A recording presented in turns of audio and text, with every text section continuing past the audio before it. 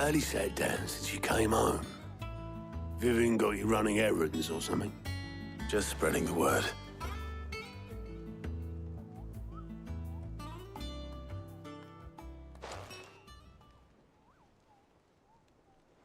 So, the Professor's got a soft side, has she? I'd never have guessed. No. She was right, though. Everyone was glad to hear the news. Ah, but you ain't told everyone. I can think of plenty of friends back at the old hideaway who'd sleep more peacefully for knowing. Not least of all Sid. You should tell him. You're right. I should. And I will. Well, when you do, be sure to take Mid with you. She's been going at it hammer and tongs down in that workshop of hers, trying to do her father proud. I can't remember the last time she visited the old sod's grave. Very well. I'll suggest it.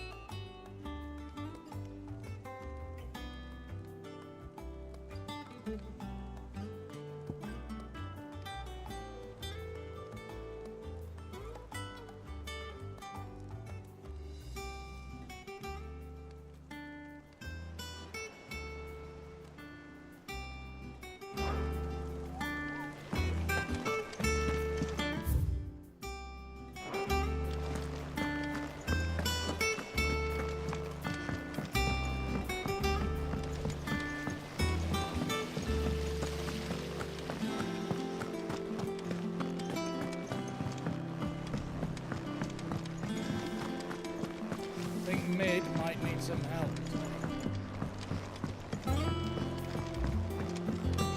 If I don't come up with something soon.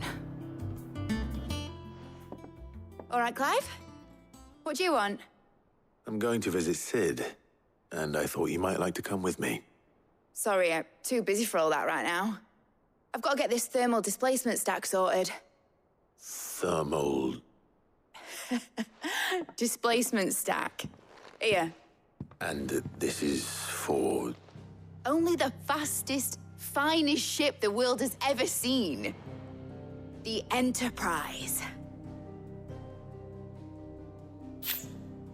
Me and my dad designed it together. Where other vessels rely on the fickle winds to drive them through the water, ours is fitted with mithril engines. And those things have got more push than a behemoth in a bad mood, and more heat than all the hells put together. Which is where the stack comes in. I may have already talked some tight-lipped shipwrights into putting the hull together for me in a little dockyard in Canva. But the stack's a bit more involved, so I'm building it here. Thing is, it's so involved that I'm running behind and it's starting to hold things up over at the shipyard.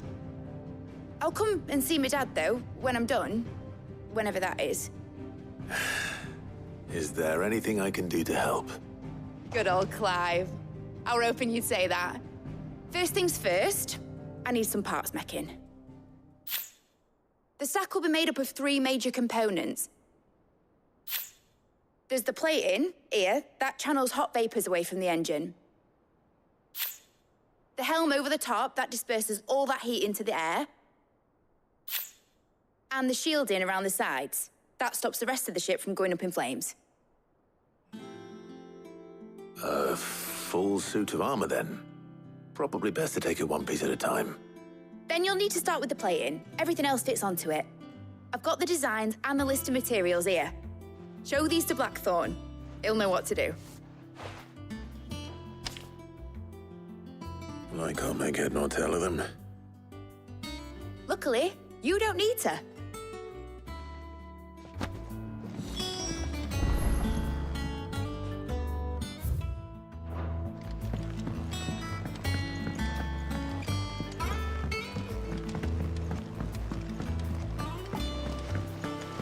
Editors started reading books that don't have any...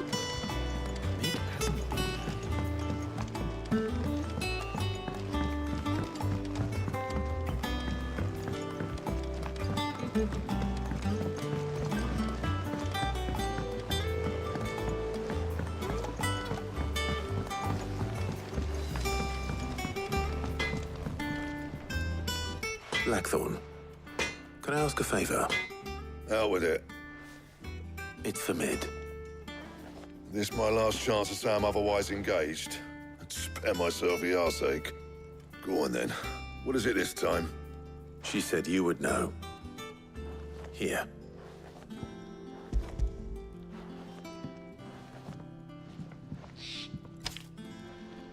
Krieger's teats. Well, I don't know what the hell you'd want this for, but I can make it. Won't be easy, though. And I'll need help. Get Gavinotto in here, will you? All right.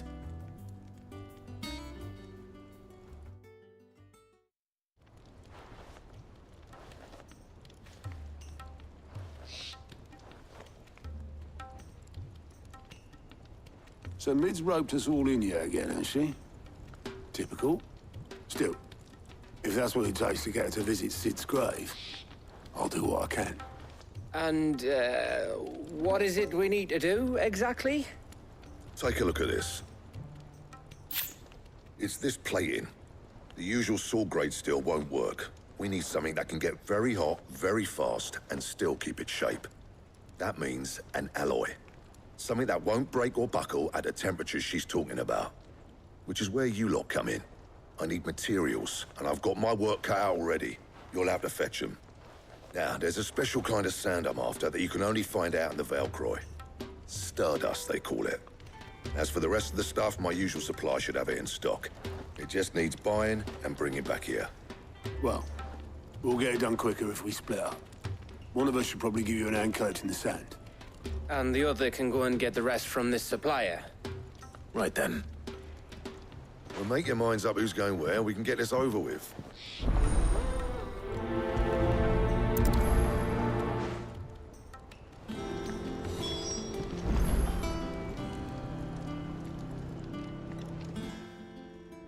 You going after the Stardust then, are you? Which one of these 2 lucky souls is going with you?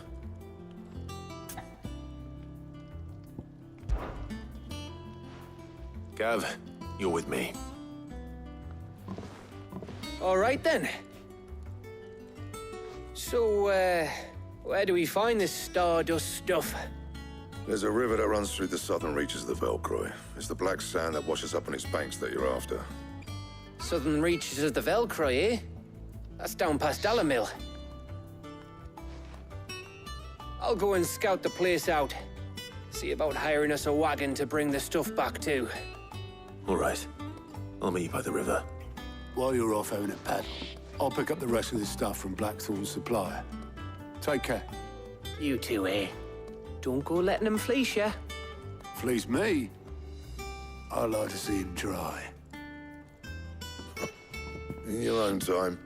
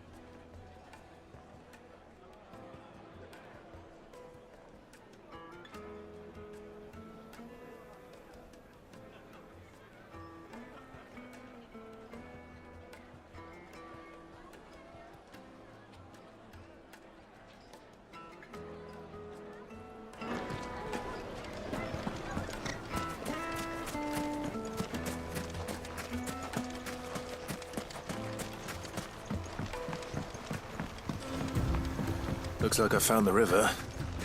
Now where's Gav?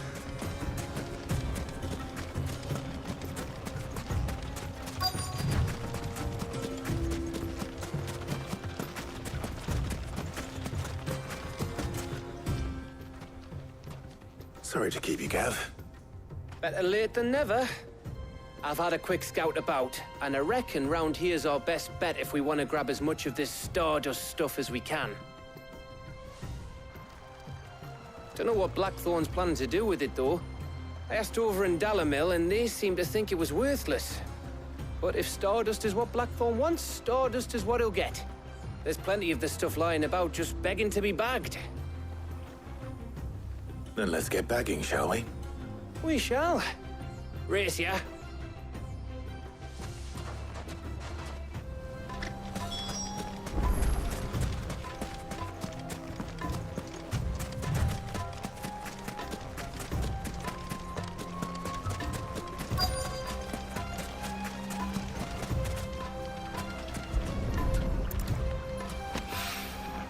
So this is Stardust. It just looks like black sand to me.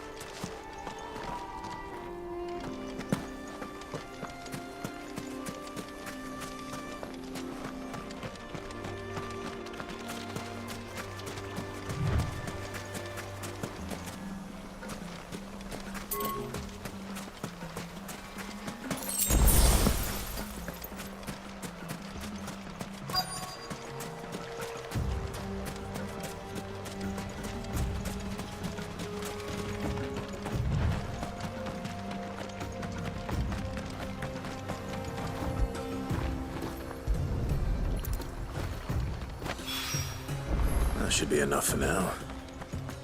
Let's see how Gav's getting on.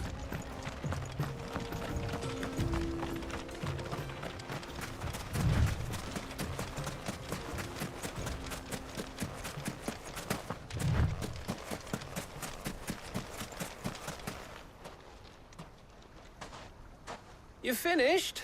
How much did you get? Enough. I hope.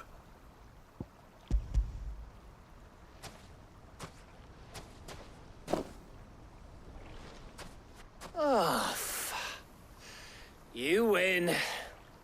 That might even be enough for old Blackthorn. Hey, before we go, do you mind if we have a chat?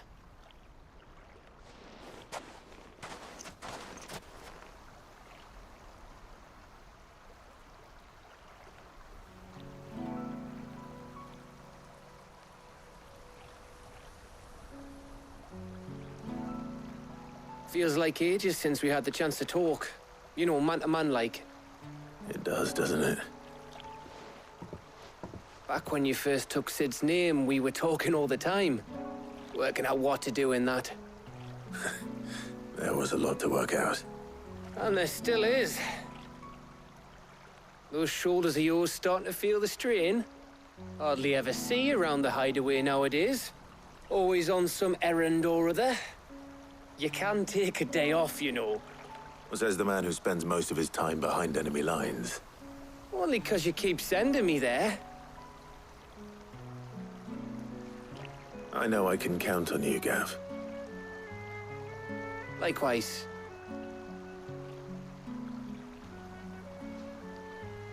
So you keep sending me wherever you need to, and I'll keep going.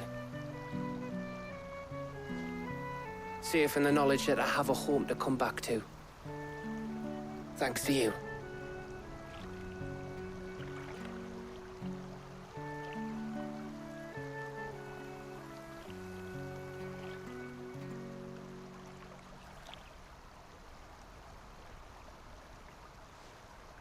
Right. That's enough soppy shite for one day. We'd better get this lot back to Blackthorn before he slings his hammer at someone. You go on ahead. And try to get some rest once you're there. Oh, I plan to. Believe you me. After Blackthorn gets what he needs, of course.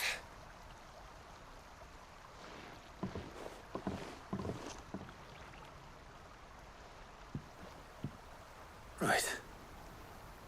Ready to go home, boy?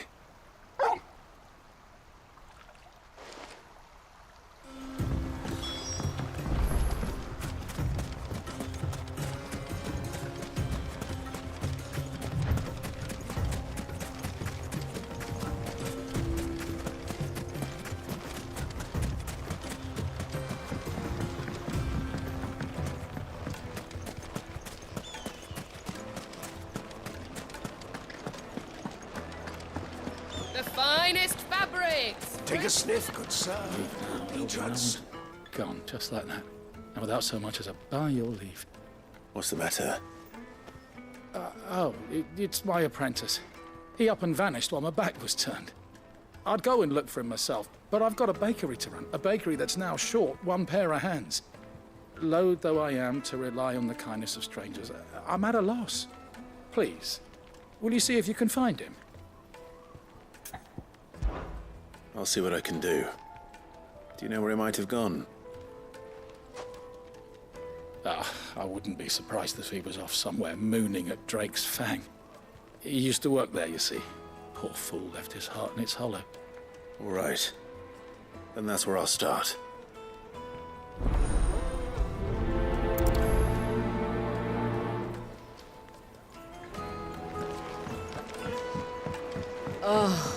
Where did all the men go? Plates and pots!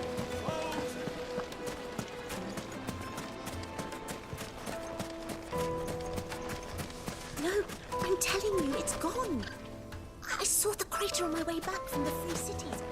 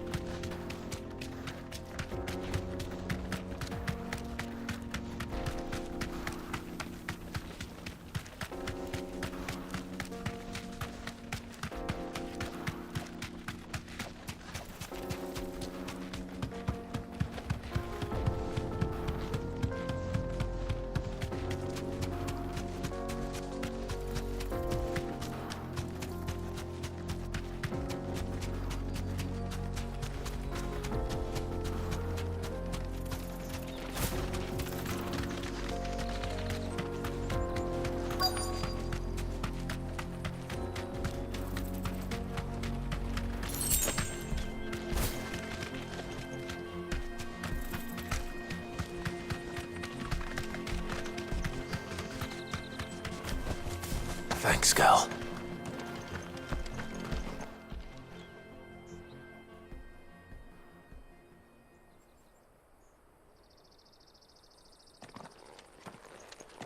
Excuse me. What do you want? The baker sent me to find you. I am a sorry, selfish sod, aren't I? Certainly not a baker. Master must have ruled the day he took me in. Time was the sight of the Fang used to calm my nerves. But now look at her. I take it you missed the Mother Crystal. I hated her, but she was all I knew. Worked her mines for years.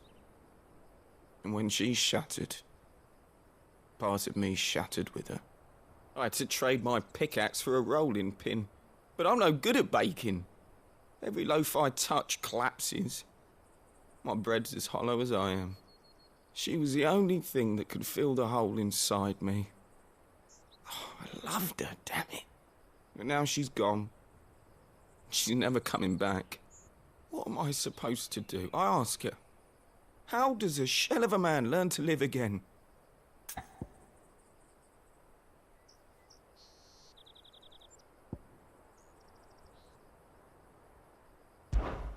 try to remember the good times. Do that, and the Mother Crystal will be with you no matter where you are.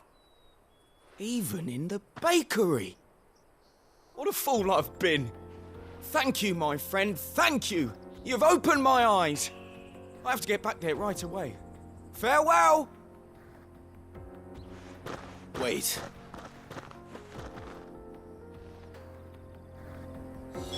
Suppose you won't be needing an escort then.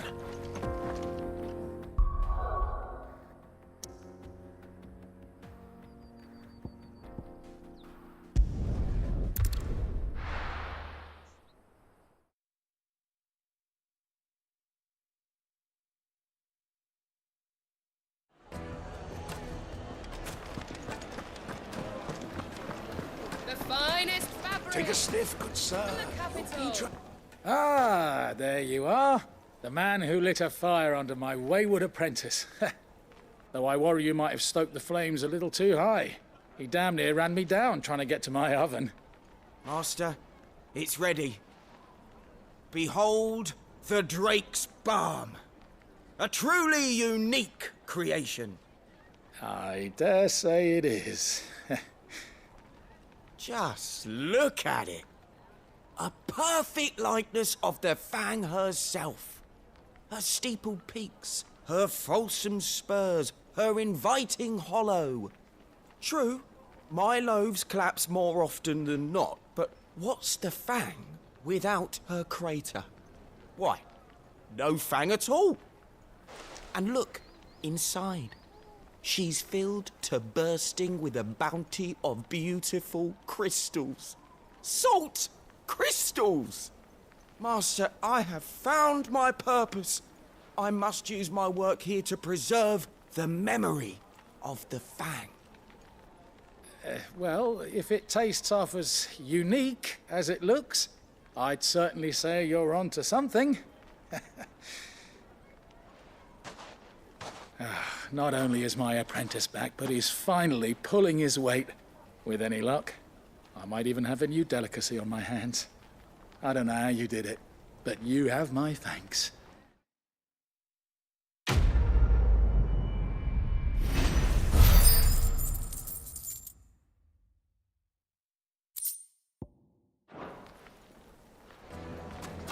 Yes, they're quite My saucy. carpets have pride of place. Master Lubor says Drake's Fang. Our hero returns. You and I...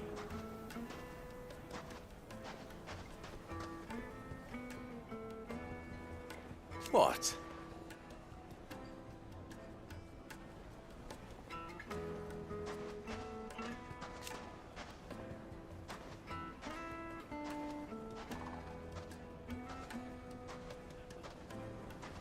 Alas.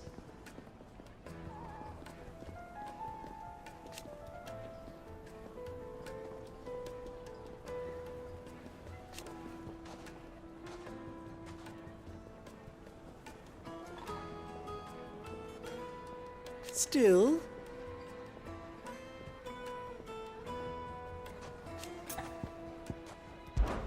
ours is a blessed corner of the Velcroy.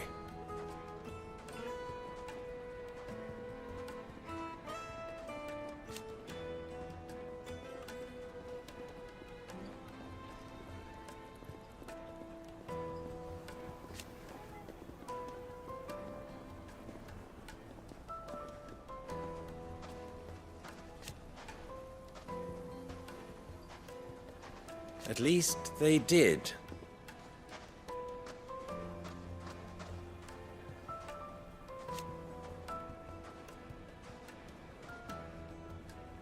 So...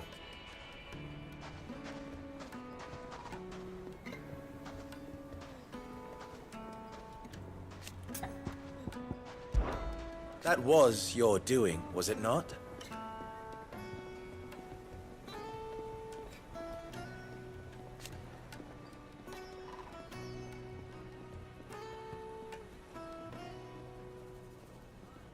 As for me...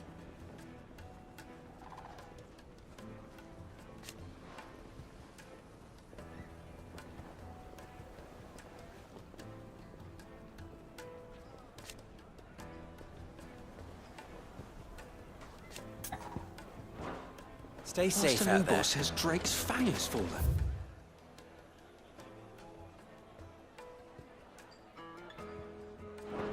Does that mean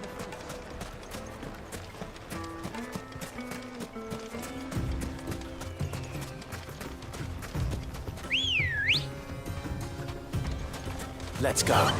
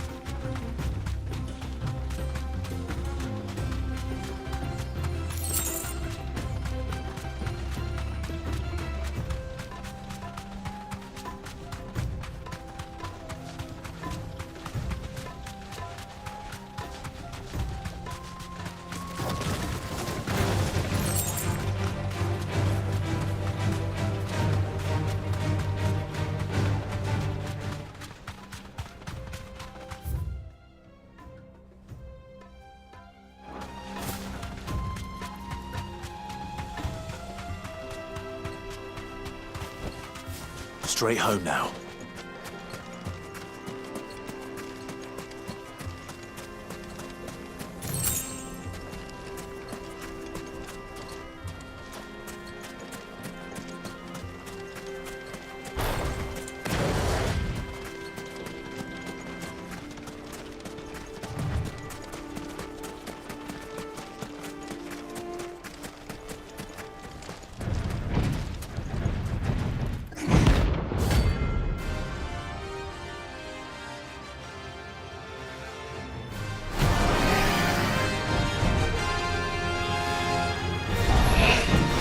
Well, Clive, looks like you're gonna need a bigger sword.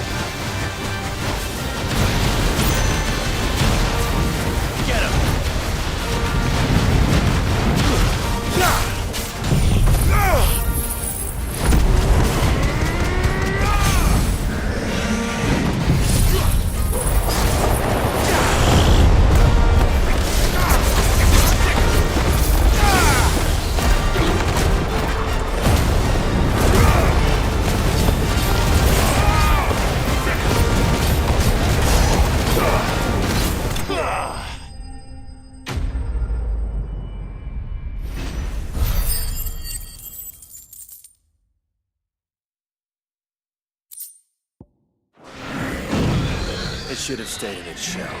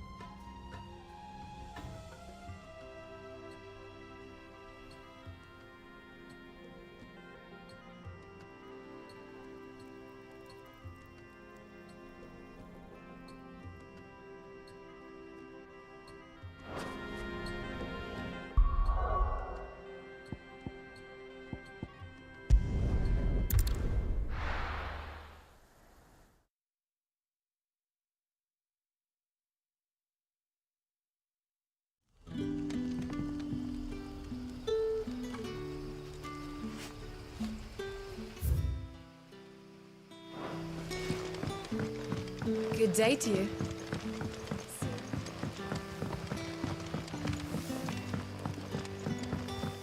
The crystals we get from it. We had to dig a new cellar. Ah, Clive. Your timing is exquisite, as always. I have a concern which you may be able to assist me with. Go on. There are whisperings afoot of shadowy figures having been sighted outside the village. Rustlings in the undergrowth, suspicious noises. My people fear that they are being watched. It may be no more than a surfeit of nerves, understandable in the current climate, or it may be the prelude to something altogether more dangerous. Given what I hope you'll forgive me calling your nose for trouble, I wondered if you might investigate. Of course. Excellent. You might begin by speaking with the good citizens of Lostwing. Listen to their tales, and make what you will of them. All right. I will.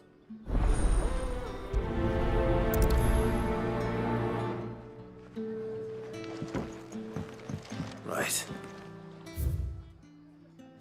Let's see what the people of the village have to say.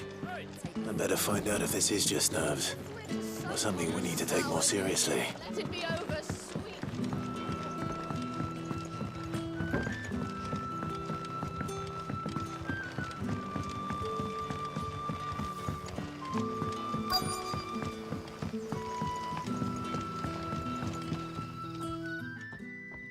You all right, Sid? Something on your mind? There is actually. Can I ask you something? Quentin tells me people have mentioned shadowy figures out in the woods. Have you noticed anything unusual? Oh, that. No, sorry, can't help you. I heard the rumours, mind, from the lads working over at the vineyard, but none of them has seen anything either. All right. Thanks anyway.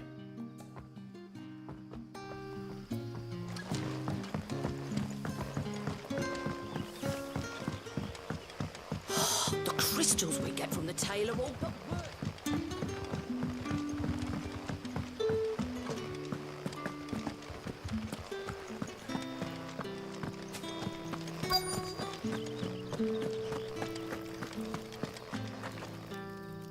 Do you have a moment? There's talk of suspicious figures in the woods. Have you seen anything out of the ordinary? No, but I've heard something. Sound of scraping metal, like someone sharpening a sword. Where was this? In Lorbert's Pass. Was out foraging for herbs when I heard it, screeching out from between the trees.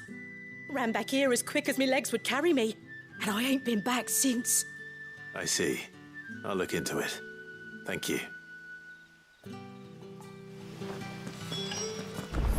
Seems Lorbert's Pass is our best bet then. What do you say, Torgal? Shall we go and investigate?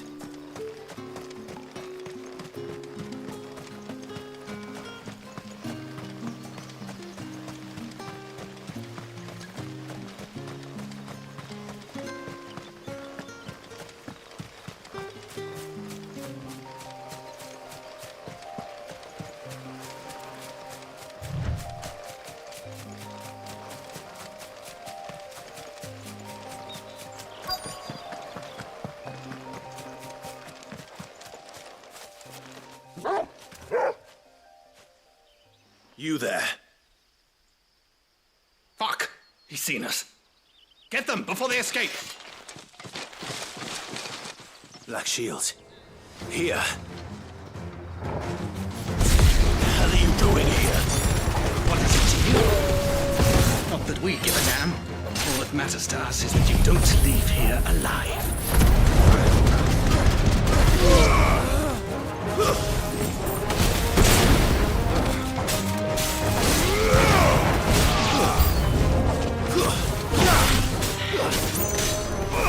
This one.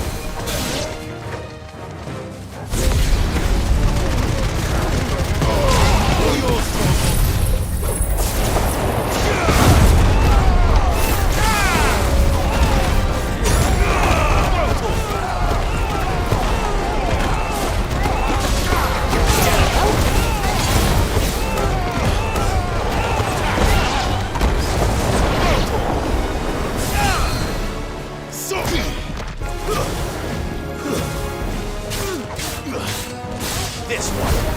Get him.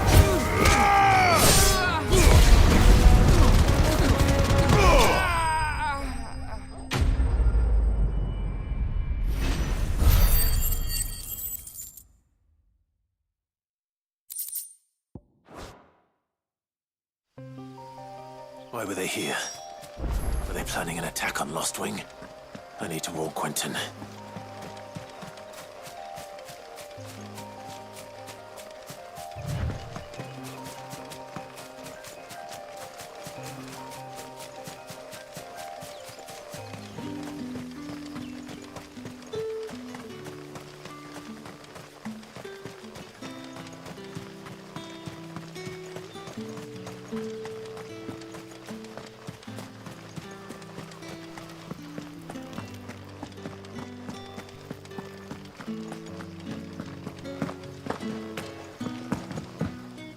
You're quite talented with that rod of yours.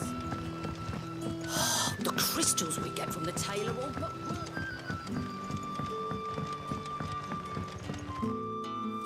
Clive, how goes the hunt for our sinister figures?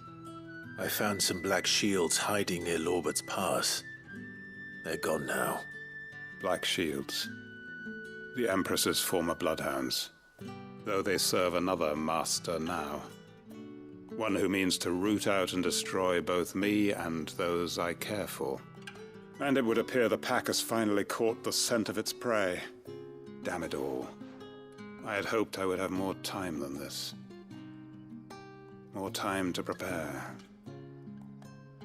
But if we are cornered, we have no choice but to bite back.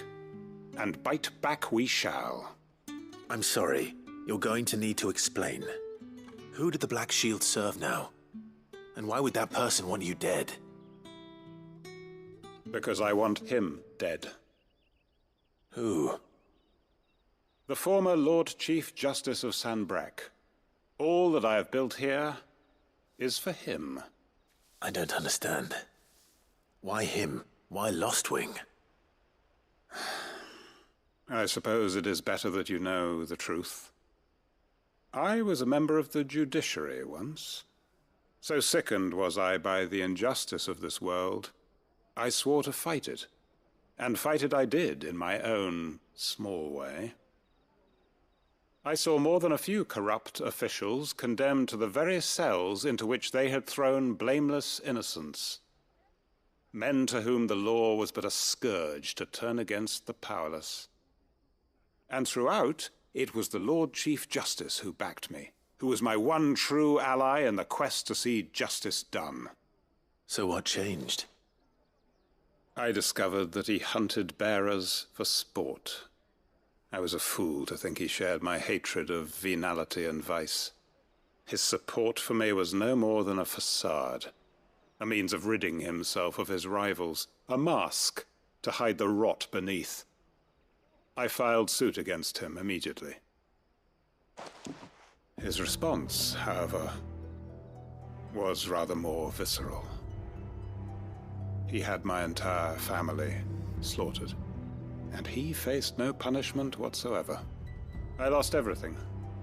My loved ones, my livelihood, my position, the faith I had once held that any modicum of justice might be achieved through the courts. So I set about enacting my own. I tracked down every soul who served him, and slit their throats myself. But the man himself proved an altogether more difficult target. With money and power come protection. And so I saw that I would need an army of my own. I came here to Lostwing and began recruiting like-minded individuals.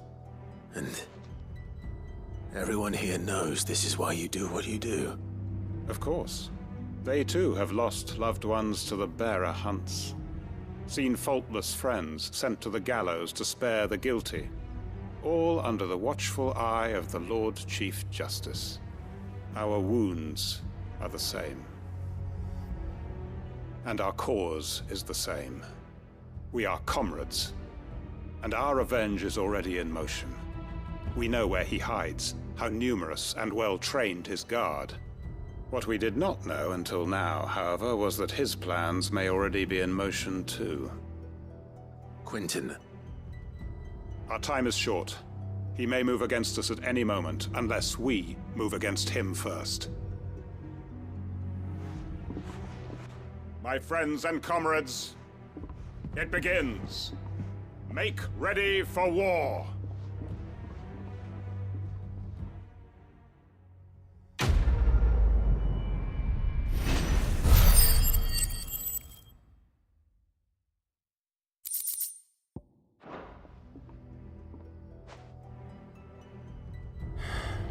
I'm not going to change his mind.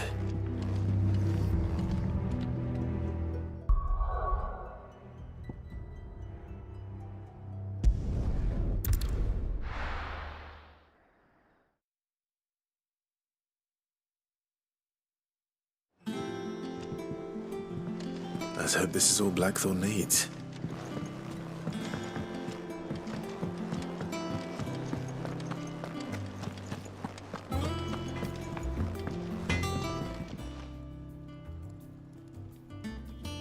Blackthorn, got everything you need? Yeah, I do. Cheers for the Stardust. Should be enough to be getting on with.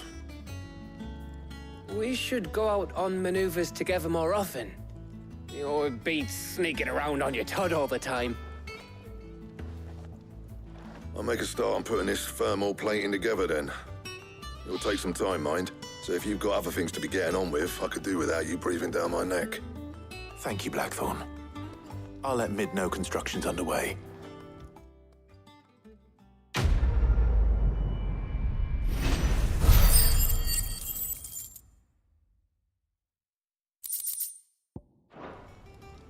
Suppose we'd better be getting back to work too. Give us a shout if you need anything.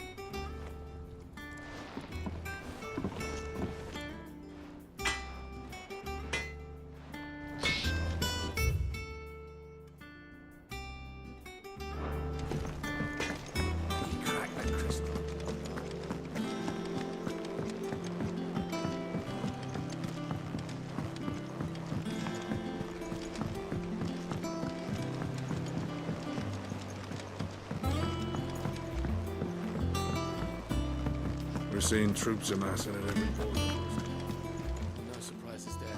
How may I help you today, Clive? Business is busy.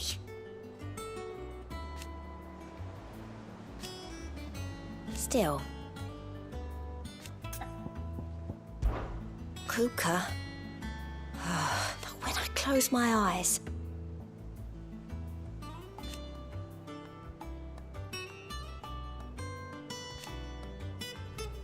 Only I don't know how. I wish you were here. Is everything we've received and everything promised? Here you are.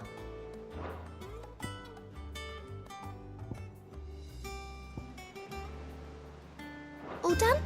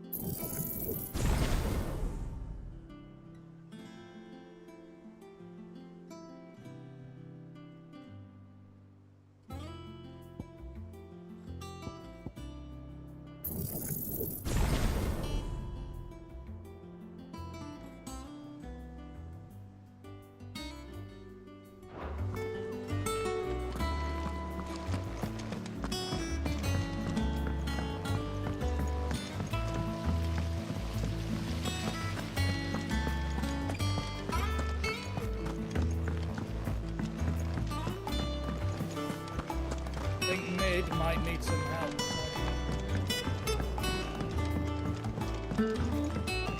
If I don't come up with something soon. You'll be pleased to hear that Blackthorn started work on the plating. Excellent. 1 down, 2 to go. So, what's next? The helm, of course.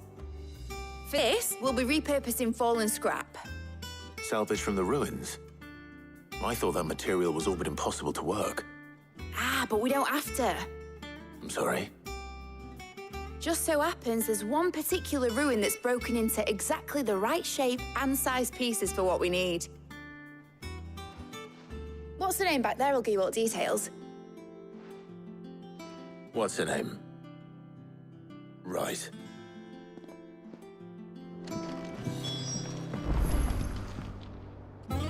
Oh, Sid, is this about the helm? Yes. Mid said I should speak with you. I'll show you the plans then. Here you see the mithril engine, in which mithril is burned to generate heat. That heat is then harnessed to produce motive force. Excess heat is dealt with by means of the thermal displacement stack, which disperses it into the surrounding air. Now, were we to rely on thermal plating alone to achieve this effect, the rate of excess heat buildup would far exceed the displacement coefficient of the plating. In other words, the reactor would overheat and eventually explode. This is where the helm comes in. It connects to the plating, you see, and serves as a sort of thermal sink to absorb all that excess energy. Our experiments have shown that fallen ceramics are remarkably thermophilic. They can withstand and absorb levels of heat far above anything we are able to make today. And not only that, they're also waterproof and immune to rust, making them the perfect material for our protective hood. Why, if sea or rainwater were to enter the reactor proper, it would vaporize instantly. The forces produced would tear the ship from stern to... You can stop there. I understand. Mid said we might be able to use parts of a fallen ruin. Where would I find it? Ah, yes. It's in Lorbert's Pass, near Lostwing. The thing is, well, I probably should have arranged to have the pieces we need brought here sooner. You see, a certain unwanted visitor has taken up residence there. It's no longer a matter of just walking in and taking them. It's, going to be considerably more dangerous than that. I see. Then I suppose I'd better deal with this unwanted visitor for you. Would that help? Oh, very much. Thank you, Sid. I'll gather my team and head there right away. We'll meet you outside the ruins.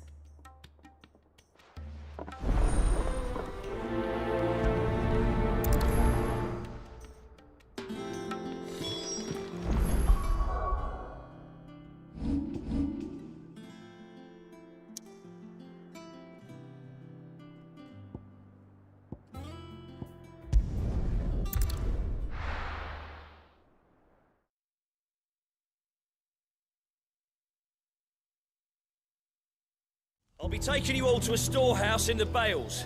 Leave anything you don't need behind.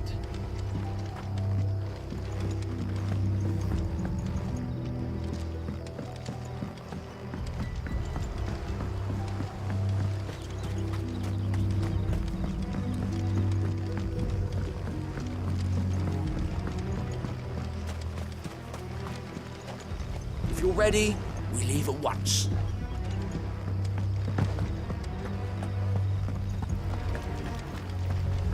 Come, my children, the reckoning is nigh.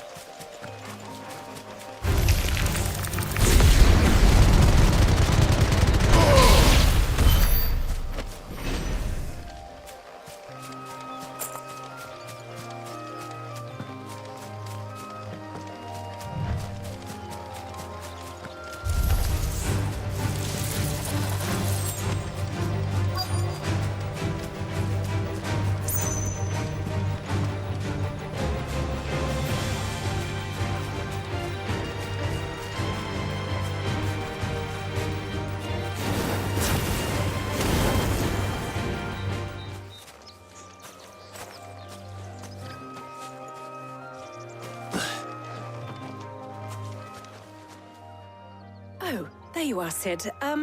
Thanks so much for coming.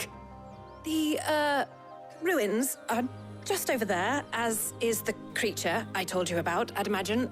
Would you mind? Of course. I'll be right back.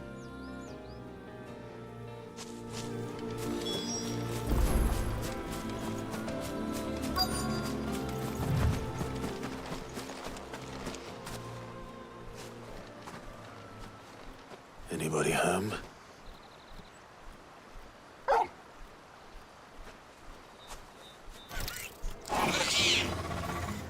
This must be our unwanted visitor.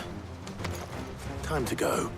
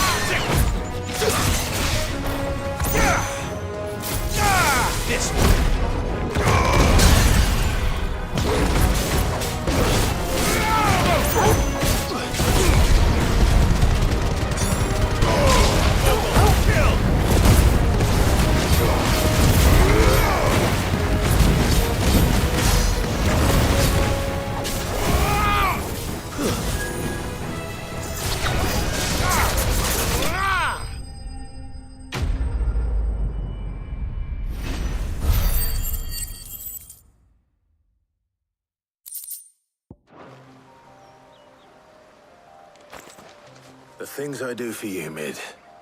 Sid! Oh, thank goodness you're safe. You shouldn't have any trouble now. Indeed. Well, don't let us keep you. We'll, see that everything is transported safely back to the hideaway. All right. I'll let Mid know you're on your way.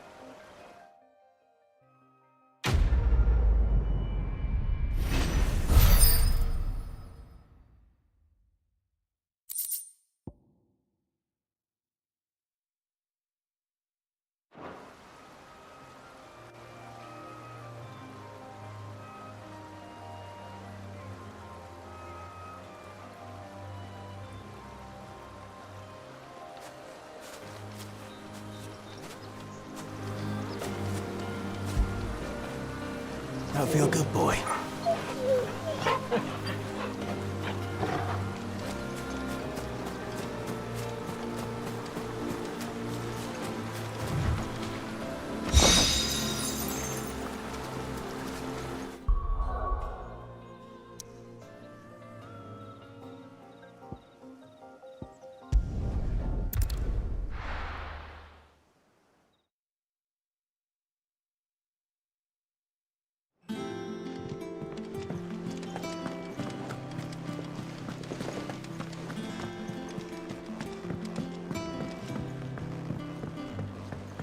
We're seeing troops amassing at every corner.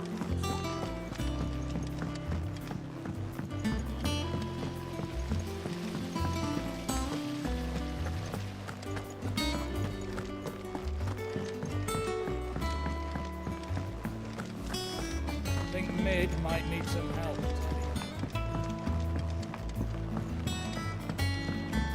If I don't come up with something soon. Mid. Helena has recovered the material for the helm.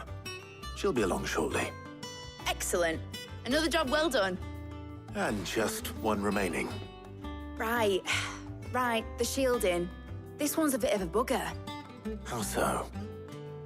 The plating's enough to stop the engines going pop, but those things will still be spitting out enough fire to set the rest of the ship ablaze. Which is why you need proper shielding. A prison for the dragon's breath that's blazing away inside. I thought a triple thick layer of tempered steel might do it. Or more of the stuff that the Fallen use, but they'd both be too heavy. The helm and the plating are bulky enough as it is. Add any more weight and the whole ship would be at the bottom of the briny before we'd even started. I need something light. But I've racked my brains and I just can't think what would do it. Well, if I were in need of obscure knowledge, I know whose counsel I would seek. Harpocrates. Tomes? Yeah, well, I'd thought of that, obviously. I've got all the details written down here. Can you take this to him, see what he makes of it?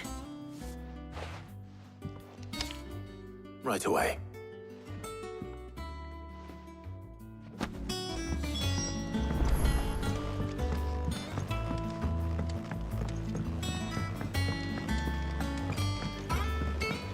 Editors started reading books that don't have any pages. Mid hasn't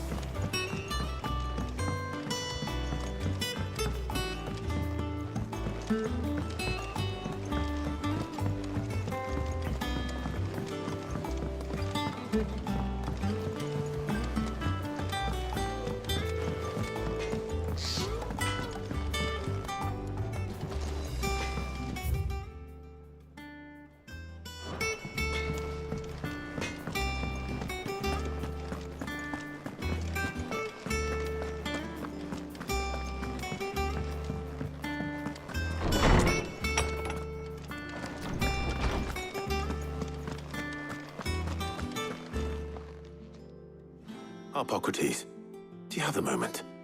For you, Clive? Always. Well, actually, it's for Mid this time. Could you take a look at this?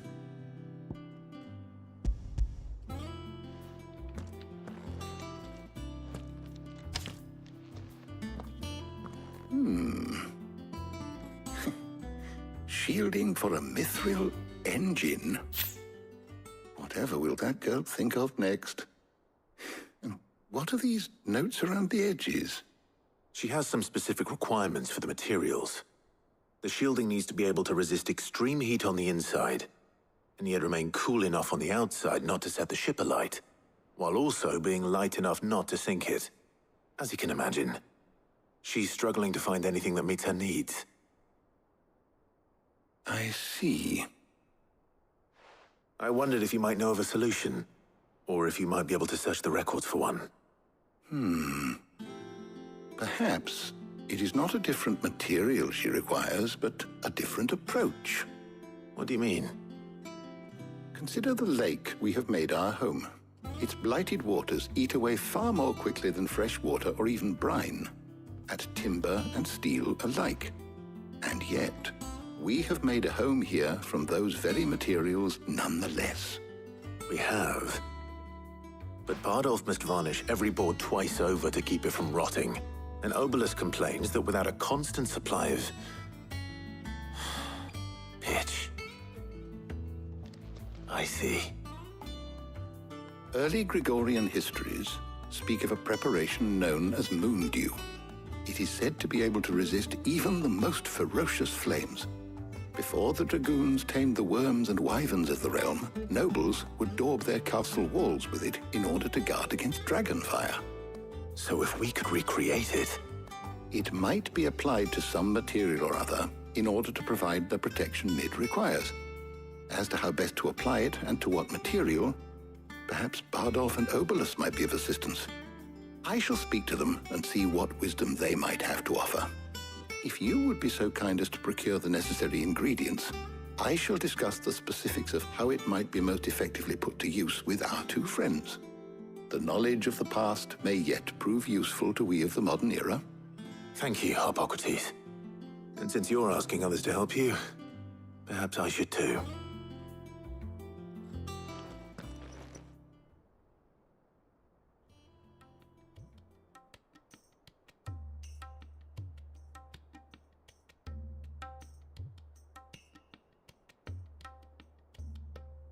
So you need a hand, do you?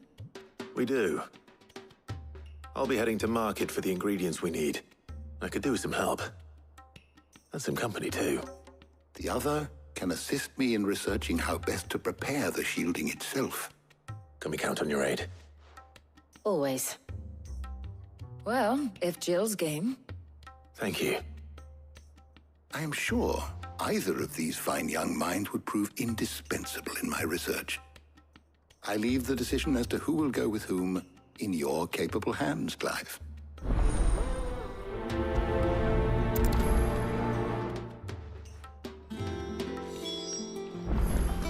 Shielding that guards against even the most ferocious flames. We could have done with some of that on Drustinus. I doubt I would have survived that place with or without it.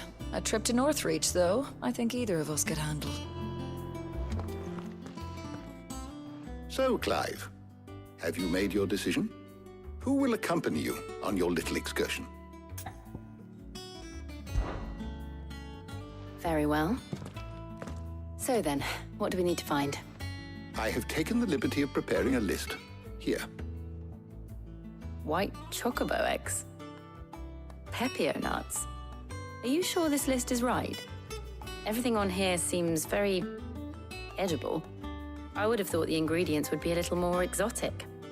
Though these items may seem mundane, they have potent effects that are rarely exploited, effects for which they were once highly prized. So much so, in fact, that they were harvested almost to extinction, hence moon dews having fallen from favor.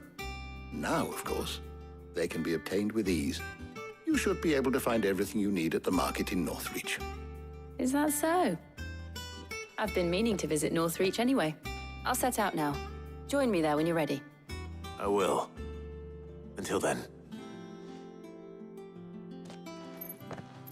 You two enjoy yourselves. You too, Talia.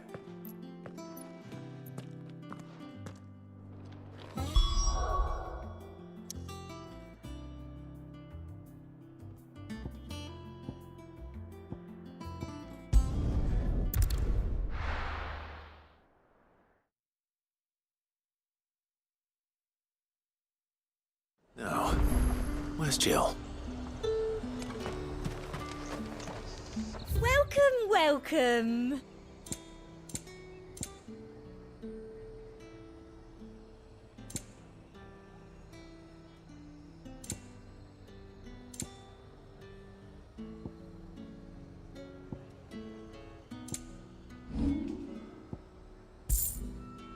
I'm back again.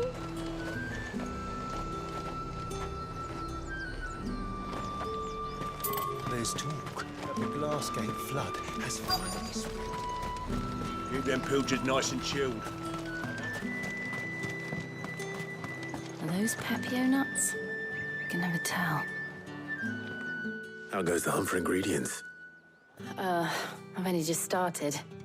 I'm sure everything we need is somewhere amongst all these stalls, though. Why don't we split up and see? We'll take a couple of ingredients each. All right. What am I looking for? How about you look for the Pepio nuts and some garlic? I'll find the other things we need. We can meet by the gate when we're finished.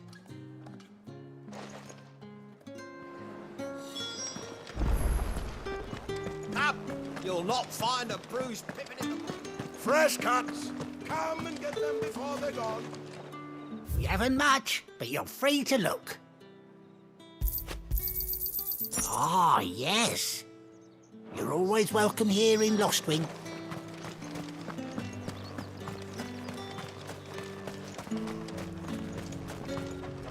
What do you want? If that's what you want. That's everything. Let's see how Jill's getting on.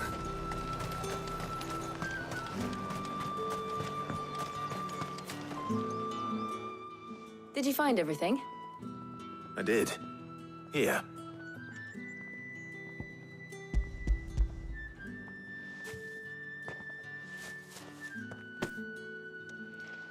Garlic and Pepio nuts. Perfect.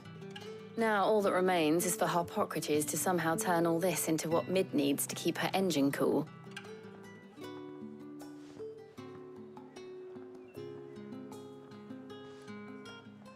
But before we head back, would you walk with me a while?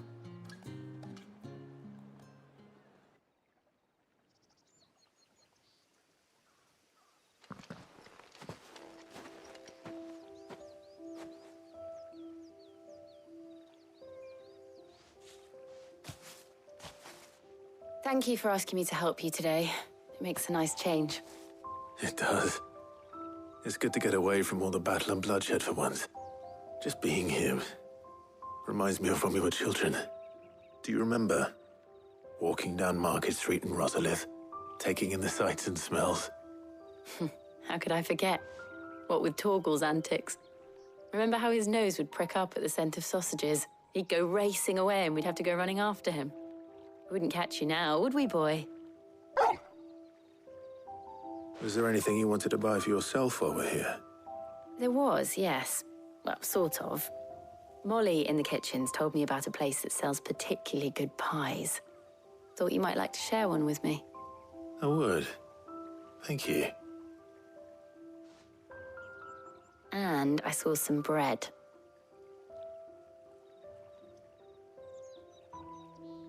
Big white cobs like the baker back in Rosalith used to make. What do you think? I thought we might get some soup to dip it in. But then I tried a slice of the butcher's dry-cured ham and it was just... oh! You all right? Sorry. It's just... you're right. I really do feel like a child again being here with you.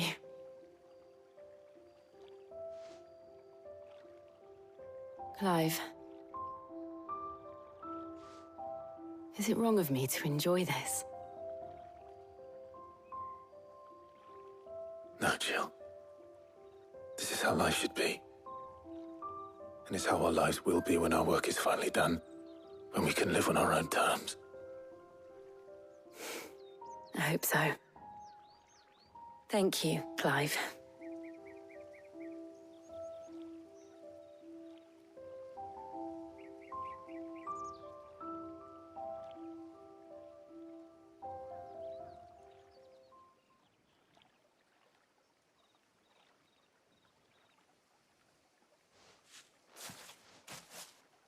Well, I suppose we better be getting back. I need to give these ingredients to Harpocrates and Talia. I'll see you at the hideaway. Take care. I will. You too.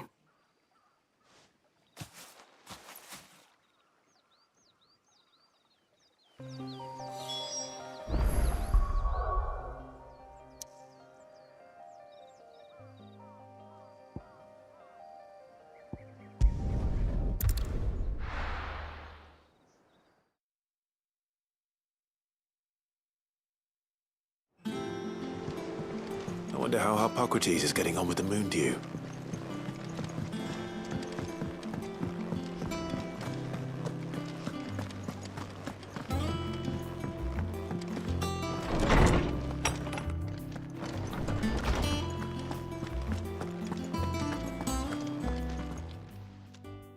How's work on the shielding progressing, Hippocrates?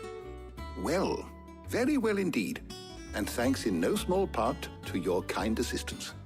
I was just explaining to Tarja how we might best go about preparing the moon dew. And now that we have all the ingredients, we may begin. You can count on me. I've mixed more than a few mysterious concoctions in my time. I'm sure you have. What about the shielding itself? Work is underway, under the watchful eyes of Bardolph and Obolus. Apparently, it'll be ready soon. Thank you. All of you. Right then. Jill, would you join me in the infirmary? Many hands make light work and all that. Of course.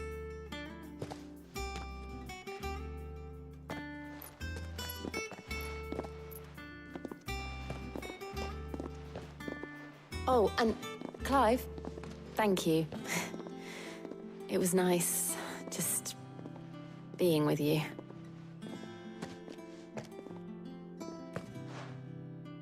It appears our work here is almost at an end. A shame. I was enjoying playing the man of action for once. When both the shielding and the moon dew are ready, it will merely be a matter of applying the one to the other. Followed by a rigorous process of testing and retesting, of course. Perhaps someone ought to warn young Mid of that. Leave it to me. Thank you, Hippocrates.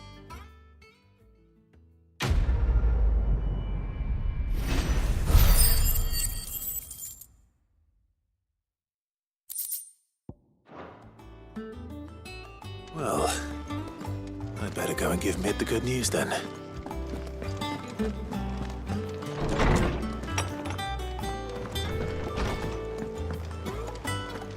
Thanks to Sid.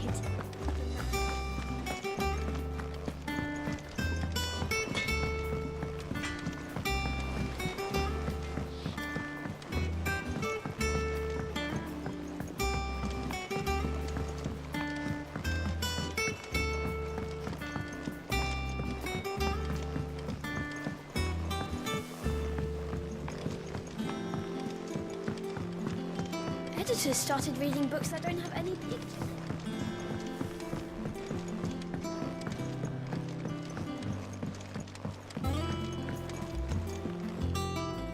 Sorry to keep you waiting, Mid. But you'll be pleased to know that work on the shielding is underway. You found something for it?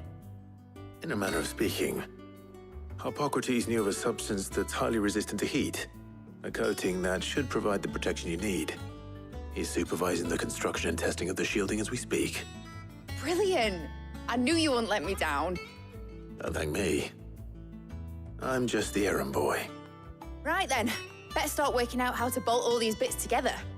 To the Black Hammer!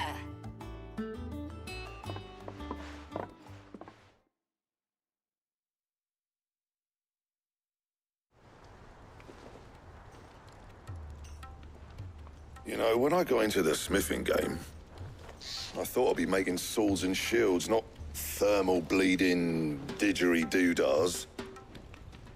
Displacement stacks. Same difference. Whatever you call it, I ain't putting it together in here. It's cramped enough as it is. Let's take this outside. Mid, you get all the parts lined up on the deck. I'll take care of the rest. On my way! Oh, and bring me the biggest hammer you can find. This is gonna require some precision walloping.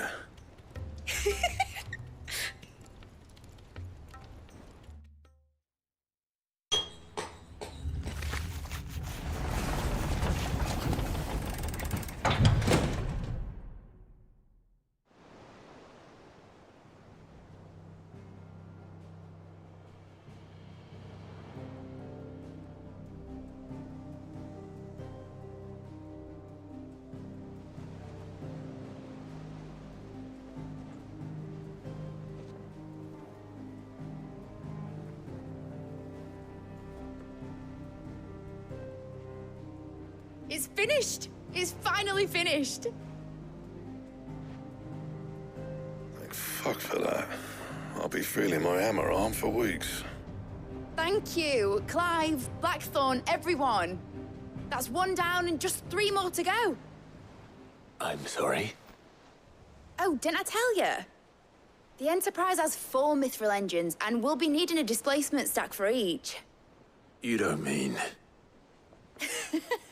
Don't worry. Now they've got a finished one to work off. My gang in Canva can build the rest. Good luck to them, I say. Right, I'm off to get a sling for this elbow. Any other work comes in, keep it to yourselves, eh?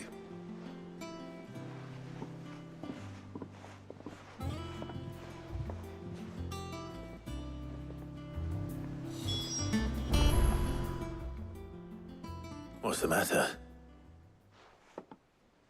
Nothing. Just daydreaming.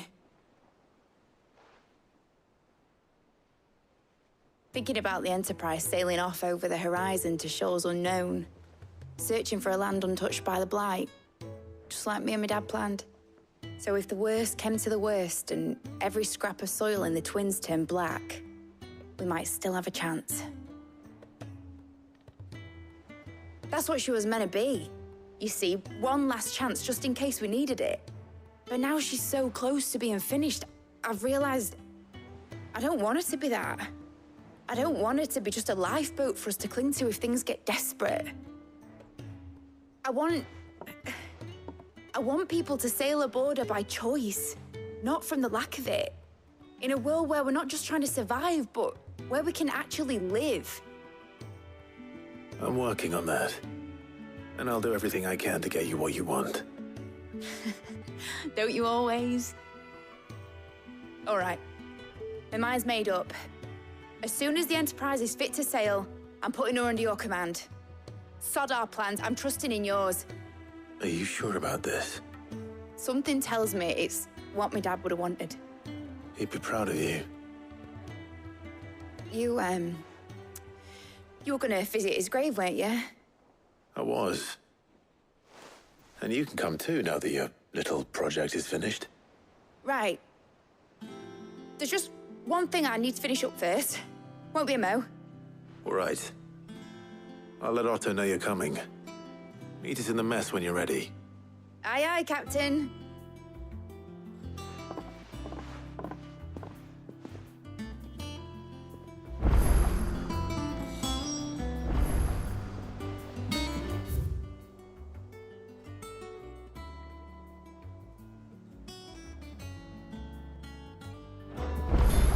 Is that the thing Tomes helped to do?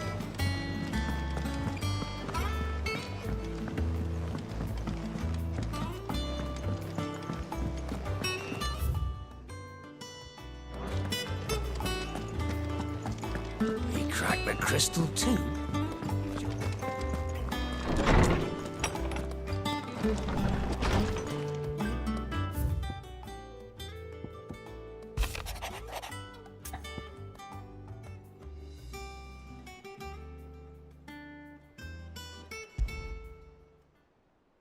Trouble with the ledgers.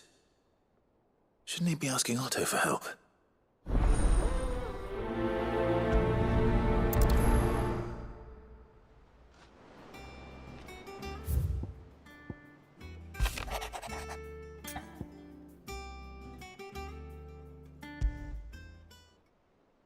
What could be wrong with Torgor? He seemed well enough when I last saw him.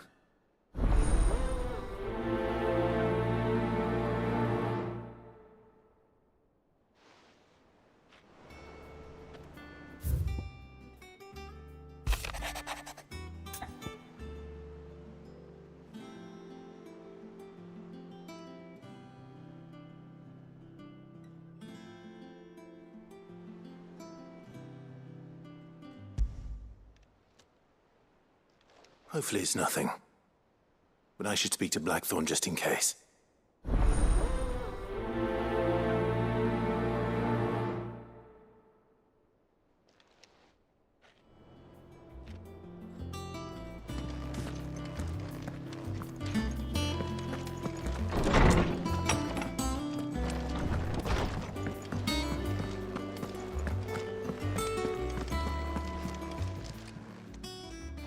got your note. You think something's wrong with Torgal? So you can read. Congratulations. But I didn't say I were wrong with him. I said something weren't right. He's not been eating me treats.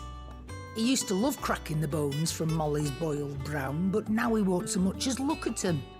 Didn't like him. Which is why I'm of a mind that his mind's on something else. You've not been working him too hard, have you? No harder than usual. Is that it, boy? Do you need a rest? What was it you said he was? A frost wolf? That's what the lawsman seems to think. Then maybe this all has something to do with whatever it is that's woken inside him. I suppose things have been different since Rosalith. Perhaps Hippocrates knows something. Instead of everything, you mean? Perhaps.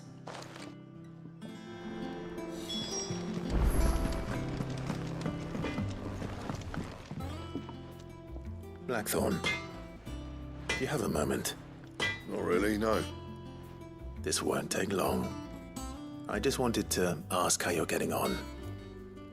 August was worried about you, that you might still be doubting your craft, even after learning the trick of that cuirass.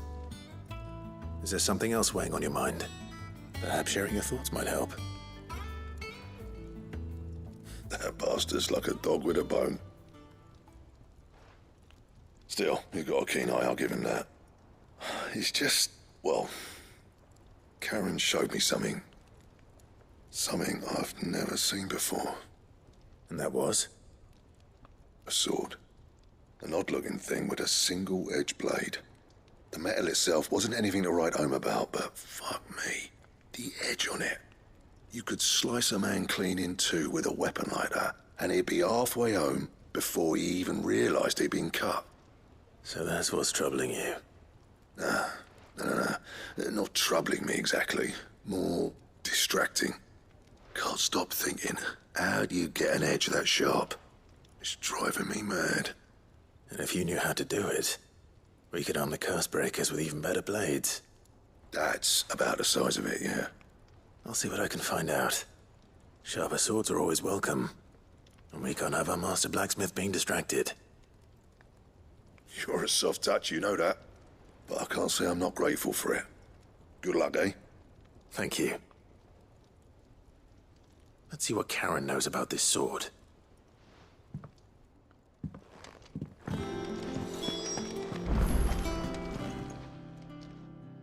You're looking well, Karen. What do you want? Out with it. I want to know about the sword you showed Blackthorn. Single-edged and extremely sharp. Running around after him again, are you? I suppose I am, yes. But I need to help him find out how to work an edge like that. It's driving him to distraction. Little wonder, I suppose. There's not many like that make it as far as the twins, and those that do go straight into private collections. Which made it nice and easy finding a buyer. Can you tell me who bought it? Where is it now? You think I tell people who my clients are? Suppose you're not likely to go nicking him off me, are you now? Fine. If you stop mooning at me like that. Lord Ignac's the man you want. Dalmekian bloke. Collects weapons and the like. And he's got more money than sense, which is why he's one of my favourite clients. Reckon he'll still be at the inn in Dalamil, where I left him. Thank you, Karen. Oh, and he's a touch eccentric, if you take my meaning. I appreciate the warning.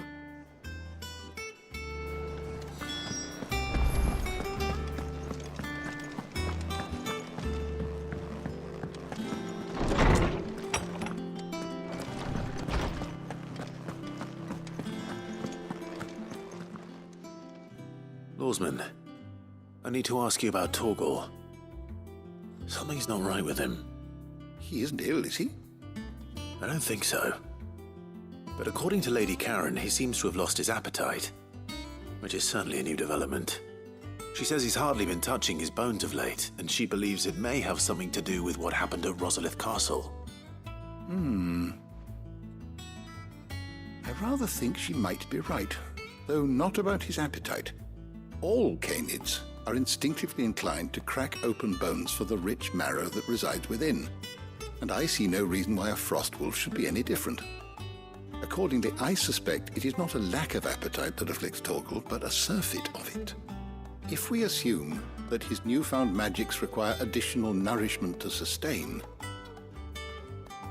it may well be that the bones Lady Karen is accustomed to providing are no longer sufficient.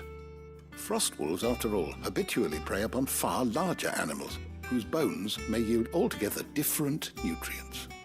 As to where one might find a suitable substitute, some antelopes that graze the meadows of eastern Rosaria have been known to grow to a size more than double that of their lesser cousins. I don't recall ever seeing any that large. And little wonder. The oldest and largest such creatures rarely leave the safety of the highlands for fear of predators. The last elder antelope sighting I recall hearing about took place near Cressida, and that was long before the village was abandoned. Even so, it seems like a good place to start. Good hunting, Clive.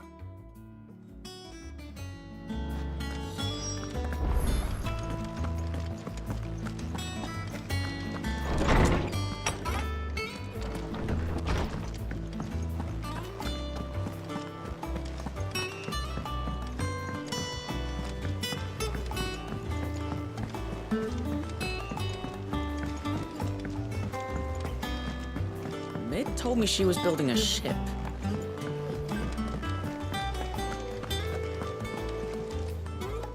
Clive, did you get my letter? That's why I'm here. Shh. Otto might be listening. Is this better? A little. Listen, I've some bad news. It turns out the hideaway may be slightly behind in its payment to certain lenders, and it's maybe my fault. But I swear to the goddess, I thought I had the numbers square. Sadly, that square turned out to be more of a circle. 0, you might say. I can straighten it out, I swear, but it's gonna take some time. And I'm gonna need help keeping it from Otto. Bit late for that, I'd say. There you are! What a surprise! So let me get this straight. You forget to pay our lenders what they're due, and instead of coming straight to me, you get Clive to come to you. And I hope he'll dig you out of the hole you've dug for yourself. Clive, the man in charge of the place you've been cheerfully trying to bankrupt. And you thought this was a cunning plan. Why?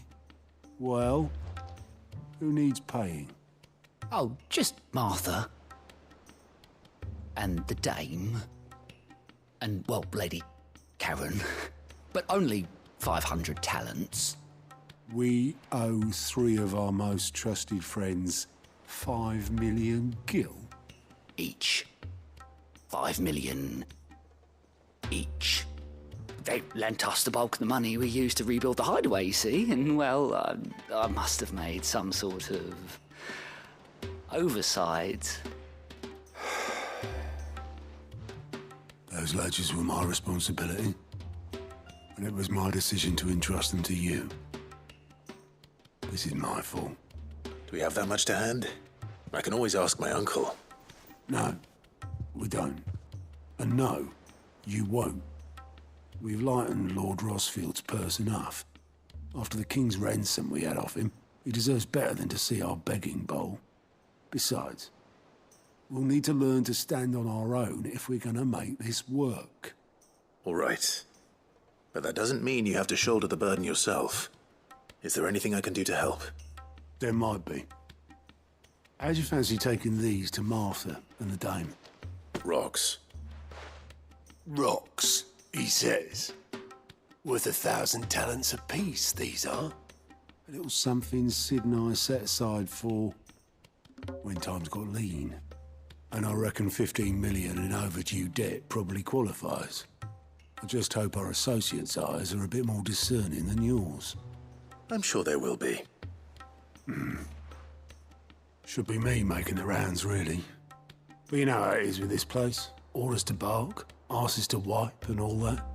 I know. Which is why I don't mind going in your place. Go.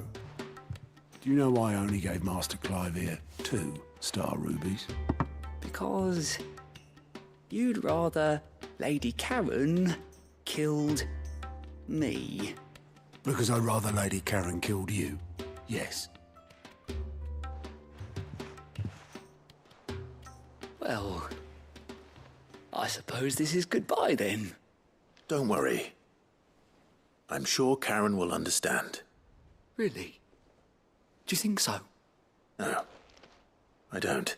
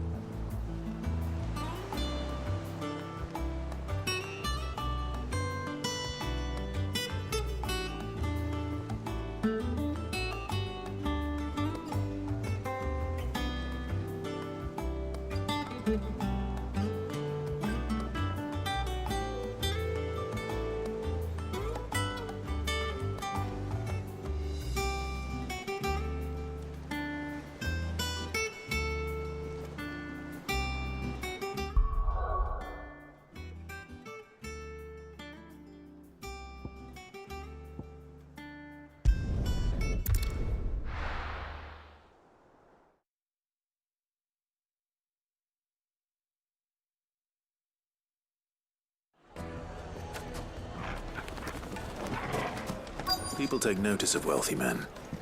Shouldn't be too hard to track down Karen's collector. Gone. The whole mother crystal gone. What are we gonna do?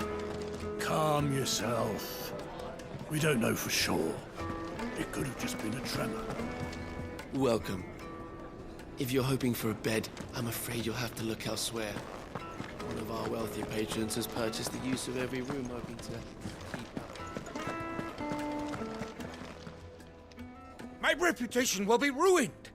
Ruined! Calm yourself, Lord Ignac, I beg of you, before you do yourself a mischief. Pardon the intrusion, but... Out! Get out! I paid for these rooms so I wouldn't be disturbed. Leave me be! Please, allow me to apologize. His lordship is going through a difficult time, and he's never been fond of guests arriving unannounced. Radim! Get rid of the filthy oaf this instant! Very good, Lord Ignac. Would you mind stepping outside for a moment?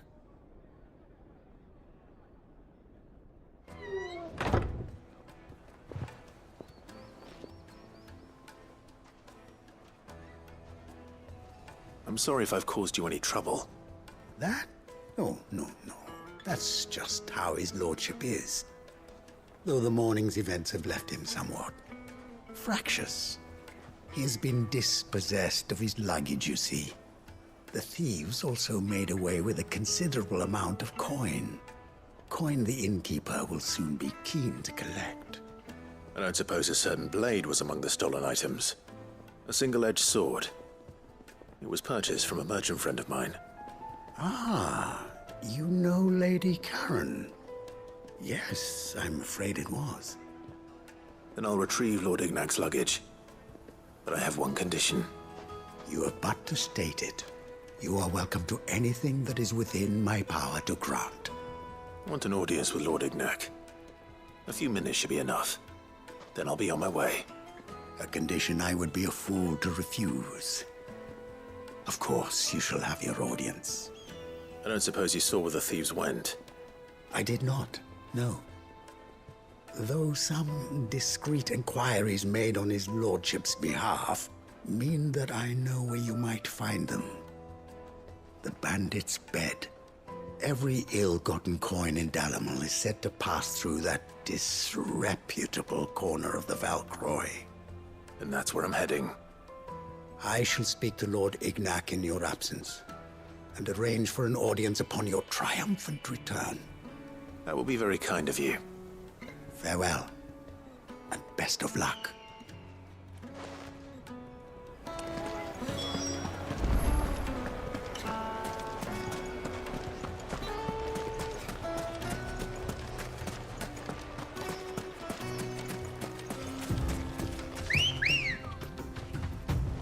Let's go. Run like the wind.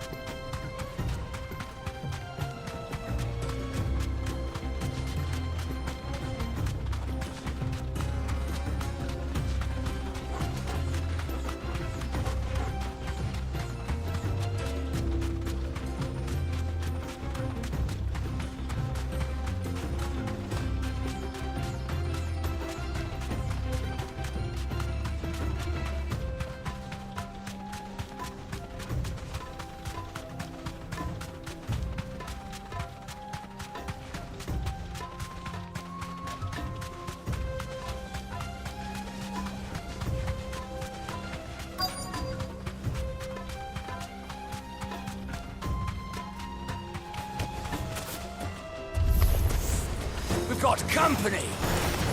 Come on, lads, let's tear the bastard's head off!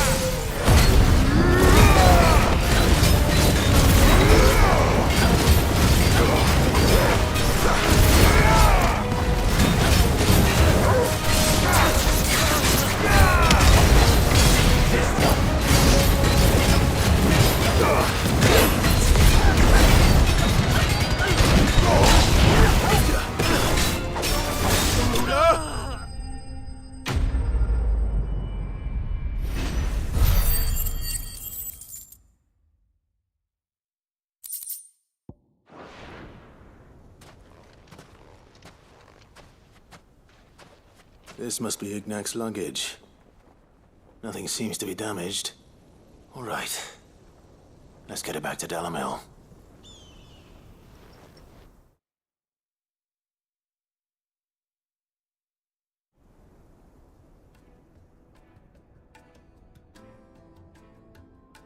I hear I have you to thank for the return of my effects. What shall I call you, my good man? Wyvern. Glad to make your acquaintance. A formidable name indeed. Well, Wyvern, I appear to be in your debt. Redeem here tells me you wished for an audience. Is that all? A few moments of your time should suffice, yes. You're a peculiar fellow, Wyvern. All right, speak. Master Wyvern was wondering if you could tell him about a certain single-edged sword you recently acquired. Oh, a true work of art, that one. Karen drove me hard on the price, but I would have sold her Radim here to get my hands on that sword. It was made in the Outer Isles, far beyond the Twins, and is used exclusively by the practitioners of a unique school of swordsmanship.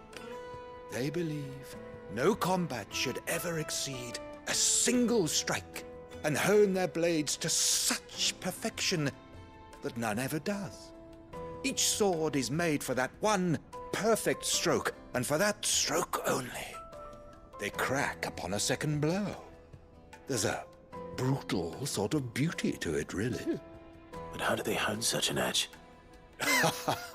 Fine question. Why, they use a whetstone, of course. Whetstones, rather. A whole array of them, ranging from the coarse to the fine. 10,000 licks with the sharpening stone, then 10,000 more. But it is the final stone which lends the blade its legendary sharpness. A mineral quite foreign to this great realm of ours. And that is the key. The secret ingredient. Wyvern, it occurs to me that my little lecture is hardly equal to services rendered. Take this, together with my regards. The very stone of which I spoke, far rarer among collectors than even the blade itself, and a far more fitting payment. Thank you. Pardon the intrusion, my lordship. However, it is long past time we prepared ourselves to depart. So it is. I am locked in bitter competition with a rival collector of curiosities. I am one step ahead of the unscrupulous scoundrel, but he is hard at my heels. Are there many other collectors out there? Too many to count, but only one do I consider my nemesis. Lord Byron Rosfield. And is a perennial thorn in my side. I can imagine. Farewell, Wyvern. May our paths cross again. Radim, we mustn't dawdle.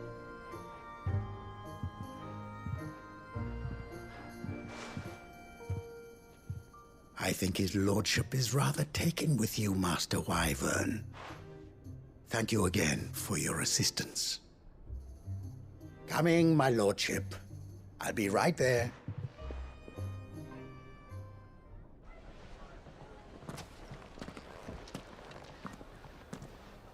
Trust Uncle Byron to find such an interesting rival. Now, let's see what Blackthorn makes of this whetstone, shall we?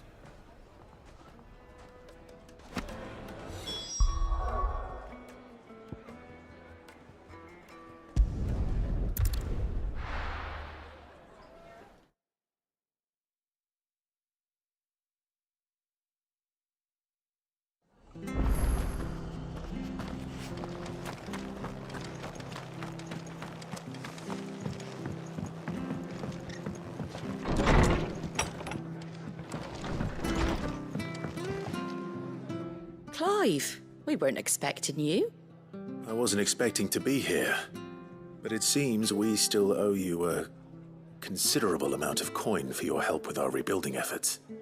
And though I doubt it's what you were expecting, we were hoping you'd take this as payment.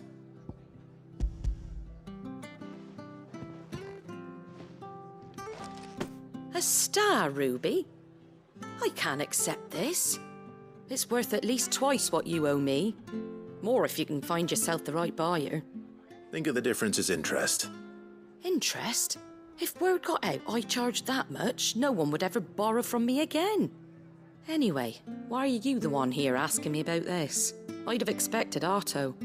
Bit much sending the Lord Marquis out to settle your debts, isn't it? The old goat working himself to death again. Something like that. Most days I think he's the only reason the hideaway's still standing. Same as always, eh? Back when the place was nothing but a twinkle in the eye of a recently retired Lord Commander, word is he was the first one Sid reached out to. Probably knew that without his strong arm and level head, the idea would never get off the ground. Sid may have been the face of the hideaway, but Otto's always been the backbone. And when Sid passed away, we were all worried that would be the end of it. That Otto would just give up. His death was hard on everyone. But it must have hit Otto hardest of all. But he didn't give up, did he? Quite the opposite, in fact. If I recall, he was the one who nominated you as Sid's replacement, and rallied the rest around you. I reckon what he saw in Sid, he saw in you too. And don't we all? Doesn't hurt that you're half as stubborn and twice as handsome, neither. That, and you keep good company. I suppose I do.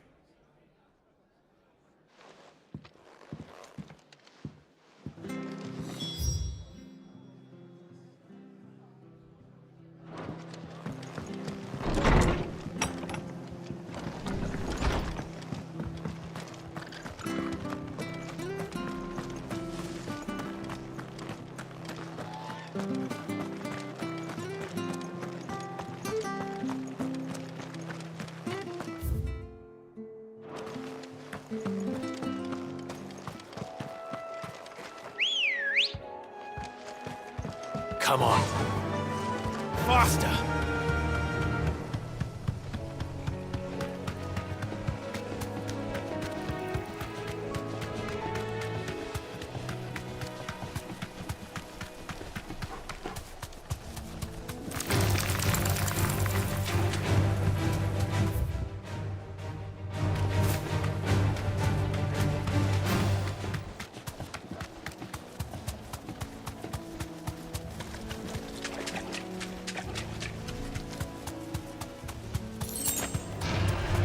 Mistakes.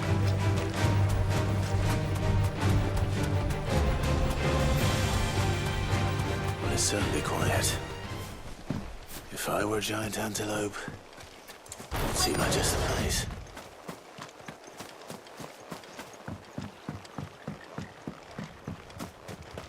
I doubt we'll find one bigger than that. You hungry, Torgal?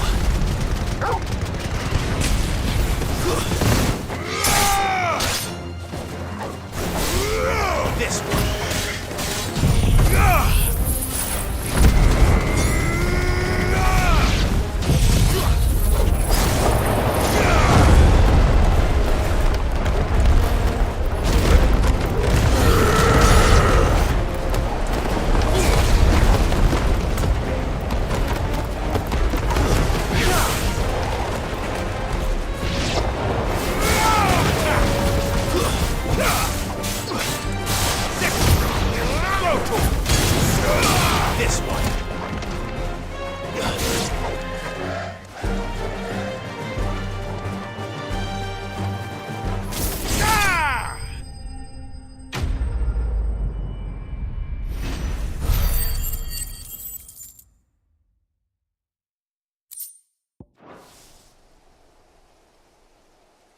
Now,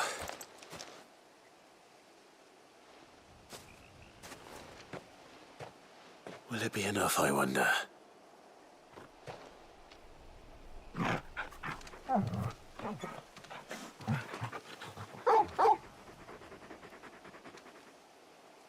I say that answers my question, which means we owe the lawsmen our thanks. You're just a big puppy, aren't you? A very big puppy.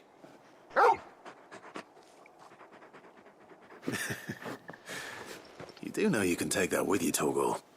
Lady Karen will be relieved to hear you've got your appetite back. Come on, boy.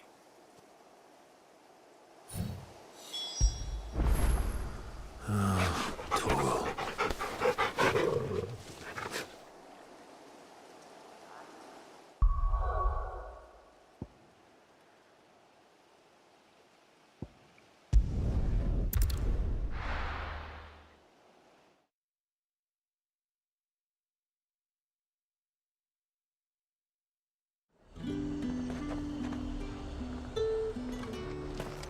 There's talk that the glass can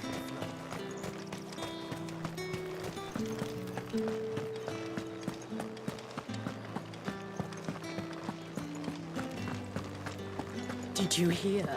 The gates to heaven. I want to see you again.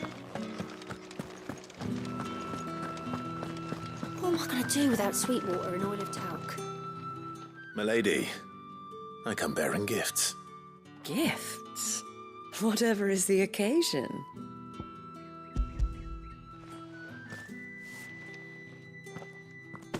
Oh my.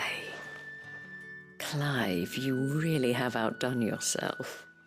Otto asked me to give it to you. To settle the Hideaway's debt with the Veil. And to compensate you for the time it took us to do so. You disappoint me, Clive. I thought you might finally be warming to me. Tell Otto he can keep his baubles.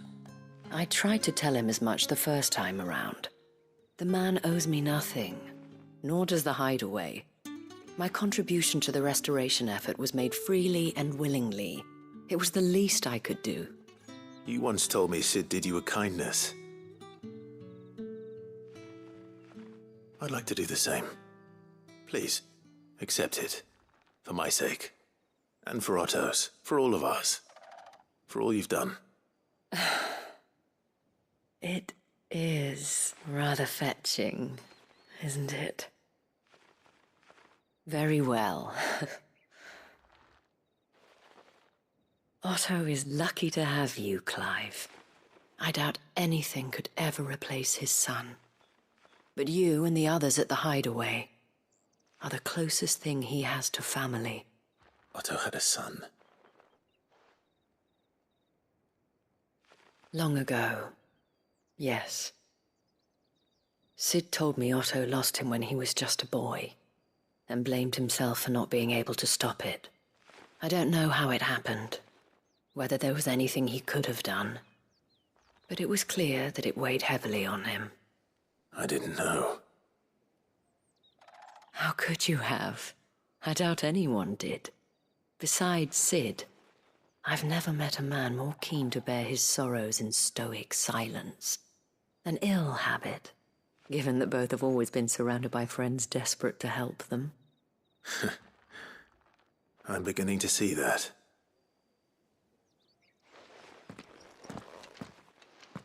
Gob will want to know the stones were delivered, if he's still with us.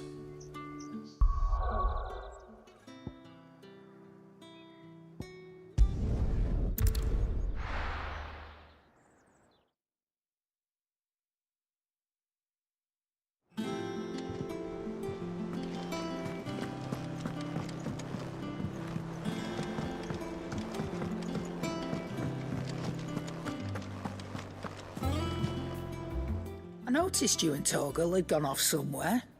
Take him for a walk, did you? You could say that.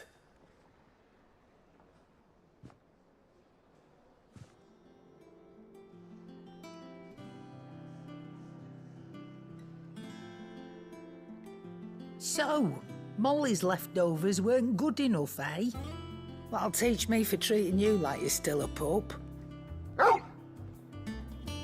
All right, no need to shout. Now we know what you're after, I can see about getting some in. Speaking of which, I brought one for later. Can I leave it with you?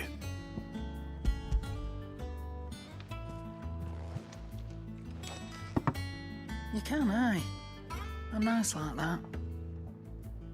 In return, you can thank Tomes for me. The bloody know-it-all. I was just on my way to see him.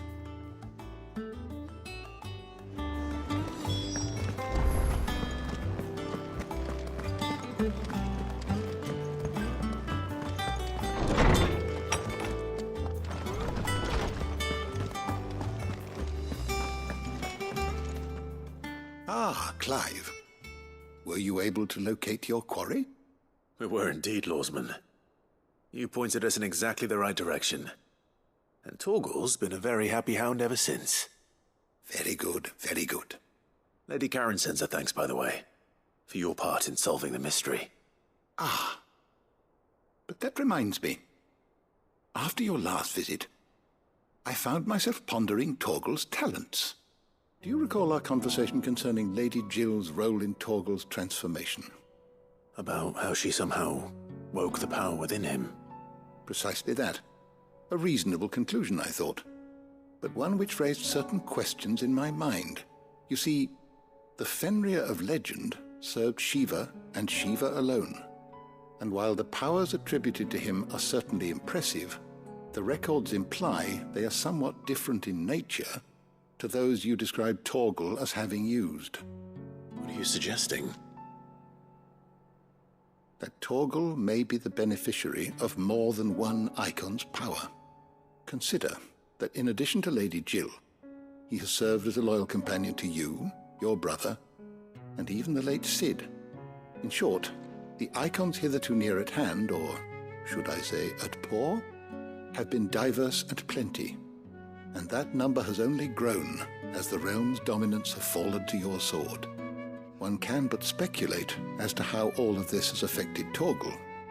He has seemed more fierce of late. And if I am not mistaken, he will grow fiercer still. We are fortunate indeed to be able to count him amongst our allies and not our adversaries. Oh, he's more than an ally. He's a friend.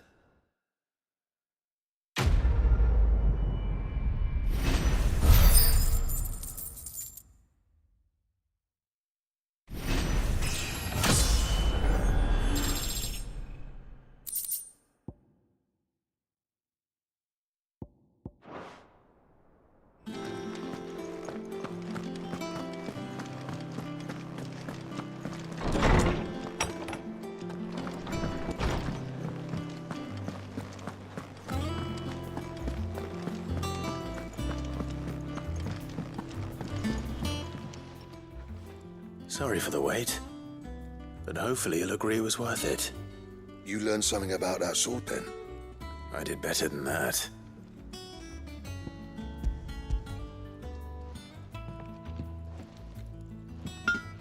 A whetstone? Yes. But not one you'll find anywhere in Valisthea.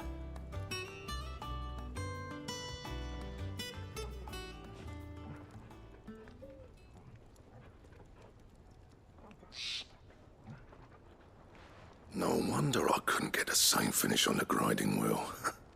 One hit and all done, eh? Might not be so bad if all you ever fought were duels. Good luck on the battlefield. Your second opponent would be your last, no matter how good you were. Even so, is there some way it could be used to give the Curse Breakers an edge? I think so, yeah. With this whetstone and the right kind of steel, I could probably even make a twin of the blade that rattled me. But there'd be no replacing this little rock once I worn it down to a sliver. I reckon we get a dozen swords from it, if that. Swords that the Curse Breakers wouldn't know how to wield properly, and that would see them through a single fire piece. Nah, no point trying to copy that thing. Be about as much use as a wax anvil. But finishing our blades with a whetstone this fine, now that's something to consider. And what's finer than fallen masonry, eh? Or more hard-wearing, for that matter. Just imagine it. Good Valisthean steel with an edge as sharp as any found in the Outer Isles. I won't make a copy, nah. I'll make something much better. I'm sure the Curse Breakers will be delighted. Just don't push yourself too hard. Don't you worry about me, Sunshine. I've been working day and night since I was half your age, and I'll still be here when you're long gone. Hey, thanks, Clive. I mean it. I owe you one, August too. It's good to know someone's looking out for me. He'll be happy to hear you said that. And I'll see that my debt to you's paid. First new blade I make's got your name on it. You come and find me when you've got the materials. All right. I will.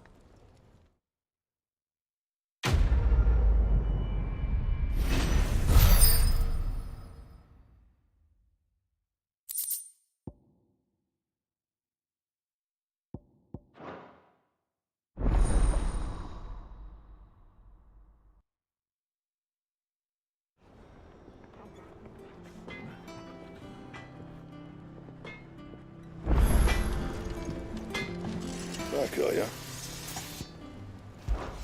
So, what'll it be?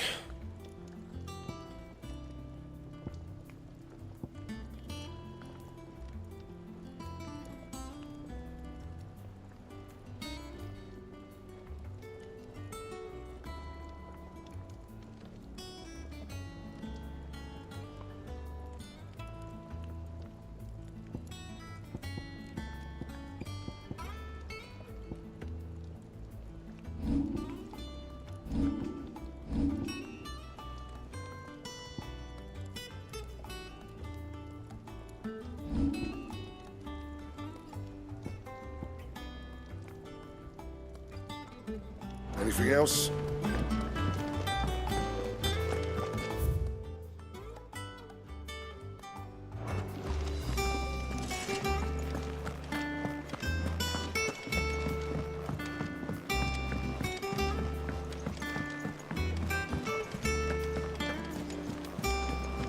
Is that the thing Tomes helped with? Nick told me she was building a ship.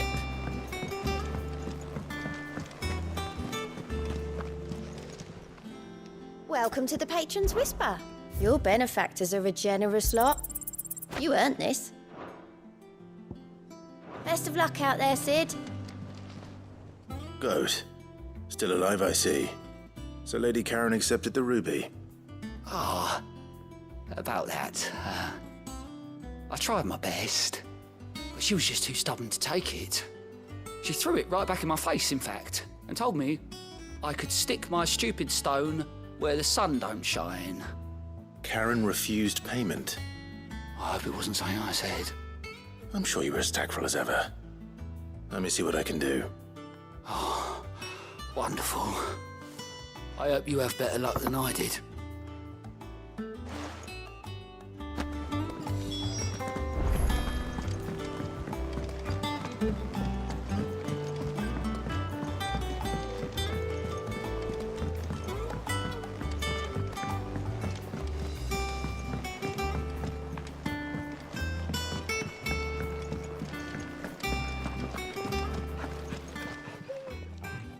Lady Karen, Goad tells me you weren't happy with our offer. Would you prefer the debt was repaid in coin? What debt? I don't recall lending any of you lot me hard-earned gil. I may have tossed a talent or two in the Hideaway's coffers, but those were donations, and you can hardly call it charity if you go asking for it back. Of course not. But one good turn deserves another. And our circumstances have changed. Surely you wouldn't shun the gratitude of a pauper who happened to have become a prince. Oh, so you're a prince now, are you? Fine. But I'm selling it and taking what I'm owed, then you're getting the rest whether you like it or not.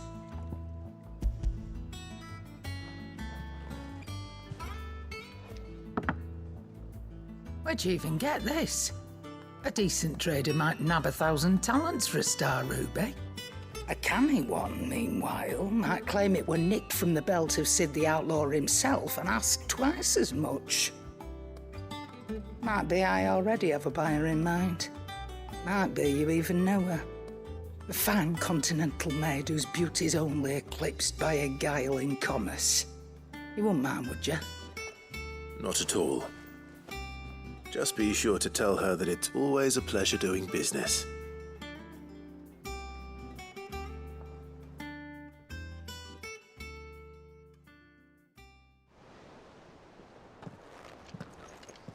I hear you ended up delivering all 3 stones. Thanks to this lump. I sometimes wonder what I pay you for. Speaking of which, I still haven't been paid last month's wages. Oh, so you remember what's owed to you then?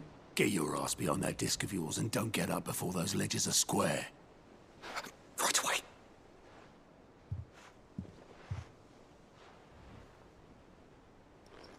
I've seen that before. You have, yeah. Plenty of times. It was the only goblet Sid ever used. Either out of habit, or because the filthy sod couldn't be bothered to find a clean one. I knew so little about him. Like most people. Martha and the Dame both seem to have fond memories of him. Huh. I bet they do. How long did you know Sid before he... Before he died. 20 summers, give or take. Back in the day, I was a purser on a trade ship, which is where I met him. He bought passage to... I forget where. But having nothing better to do on the long nights, we sat up drinking island rum till the morning bell dragged me back to my duties. Quit my post not long after that. On account of making a fine maiden's belly fat. But me and Sid stayed close, promising we'd one day sail the seas again. That was before fate stepped in and said she was having none of it. The magic woke inside my son soon after his first name day, and there was no hiding his knack. Couldn't you and your family have... My family were the ones who summoned the constable, wanted the monster taken away. I couldn't turn my back on him, forget what I felt, and I couldn't for the life of me understand how they could. Luckily, Sid was of the same mind as me. It was him who stood beside me when all I wanted was to tear the whole world down. Him who cried for me when I had no tears left of my own. Him who swore he'd do everything he could to stop it from happening again. And he was true to his word, too. Left the Royal Army once and for all. His ranks, his ribbons, gone. Just like that. Threw away everything he had. All to right a wrong that no one else had the courage to face. I knew then I'd follow that man to the ends of the earth.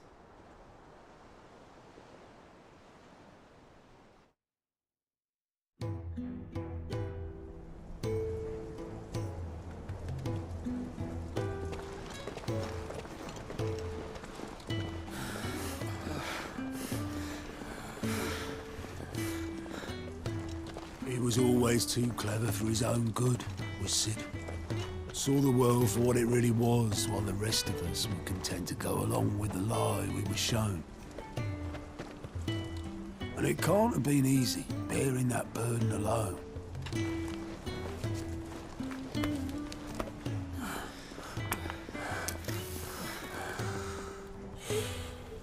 But he didn't let it stop him. He never lost faith in what he believed was right. And that gave us faith in him. Faith he'd steer us true. So I swore to myself that I'd always be right behind him, ready to catch the stubborn sod, if ever he should fall.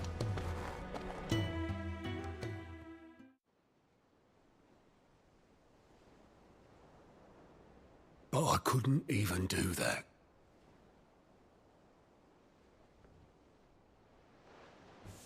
Ignore me. Just the ramblings of a tired old man.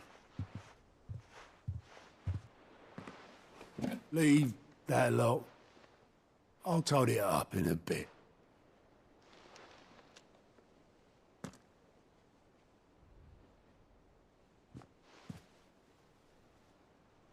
This is Sid's handwriting.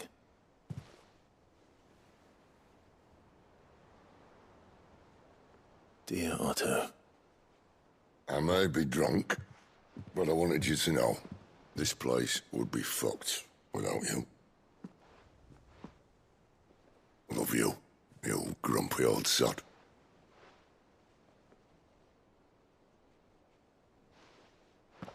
This note. Hmm? What about it? Sid was right. Without you, we'd all be lost.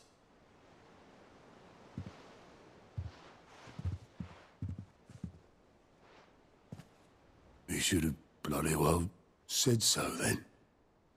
Just once. Before he went. But then, why would he? Him, or anyone?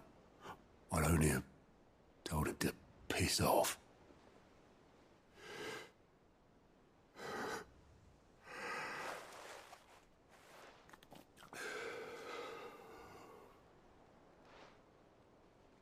You're wrong, though. Both of you. It was never just me keeping the hideaway afloat. It was all of us. I just shoved people in the right direction. I barely seem to be able to do that anymore.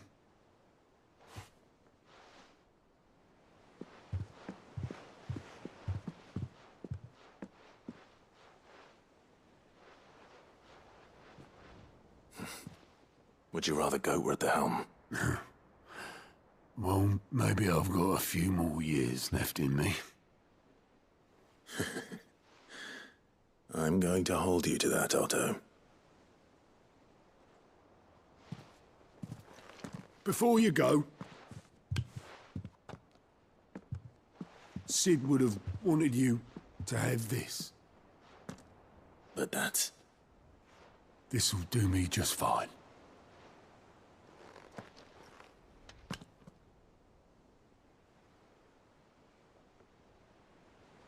Thanks for the ray of sunshine. I'll see if I can't pay you back. Already have.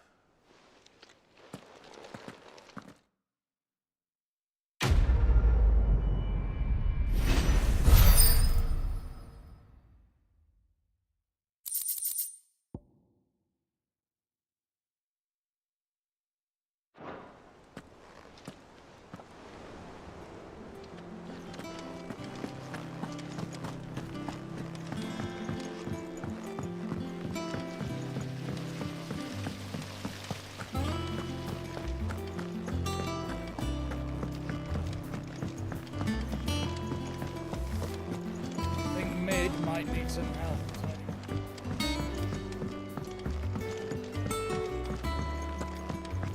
Well, that's it. Here, Sid. Reckon you might be just the man to help me out of a bit of bother. if you've a mind to. Let's hear it. Well, it's about this alembic the chief's got me making. Lovely bit of kit it is. Bung in a solution you want splitting, and it will separate it out, just like that. Problem is, it won't always get rid of all the impurities. And with some of the stuff we need it for, that ain't good enough. Which is why I've been looking for something to filter the liquid we'll be cooking off. And that's where I was hoping you could help me out. I imagine Ty could get some use out of this alembic too. Distilling medicines and the like. All right. Why not? Proper job! So what exactly do you need for this filter? Nothing but bomb ash'll do, says the chief. Gave me a sample she'd obtained from the university stores. Couldn't believe my eyes. You pour the blackest blight water through it, and it comes out clear as a mountain stream. So, I did a bit of reading about where I might be able to get hold of some. And do you know what I found out? It's only the blimmin' bones of a bomb king. They leave them behind when they die, see? I take it that's where I come in. If you wouldn't mind. I saw a billet on the hunt board for one just the other day. Would have gone myself, but, well, fighting dirty great balls of flame isn't exactly my forte. You, on the other hand... All right. I'll see what I can do. Thank you kindly. And good hunting, eh?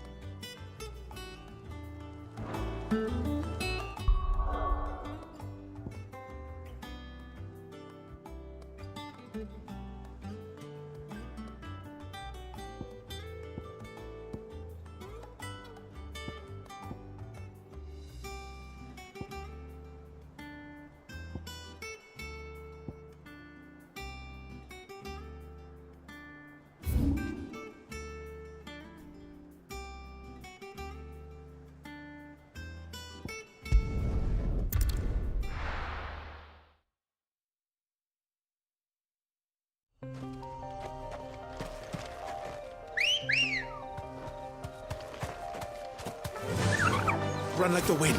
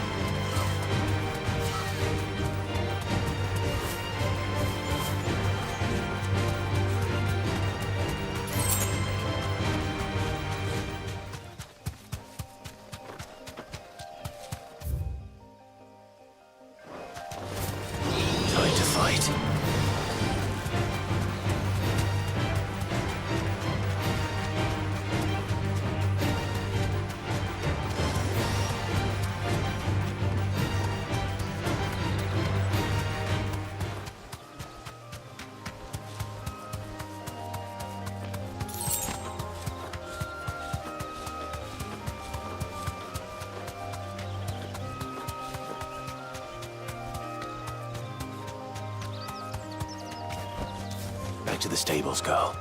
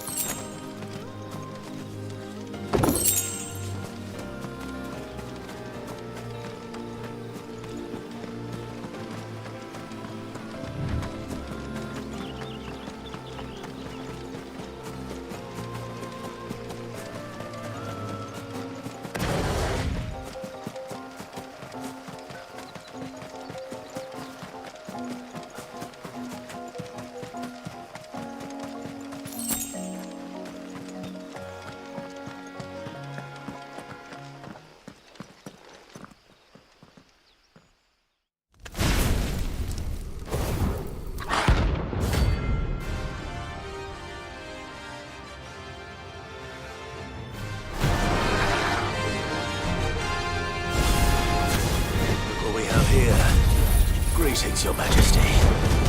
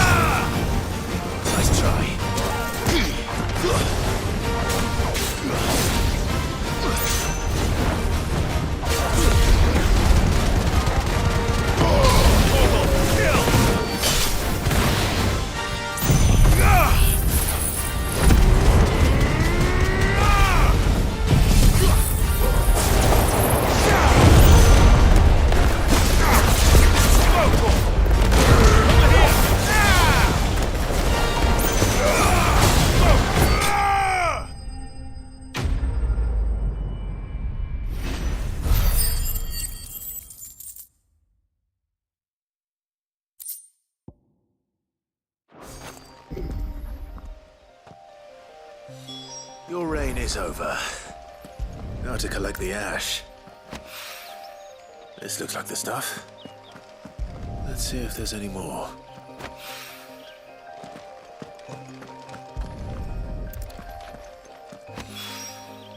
That should do it. If Hawaii needs more than this, he can fetch it himself.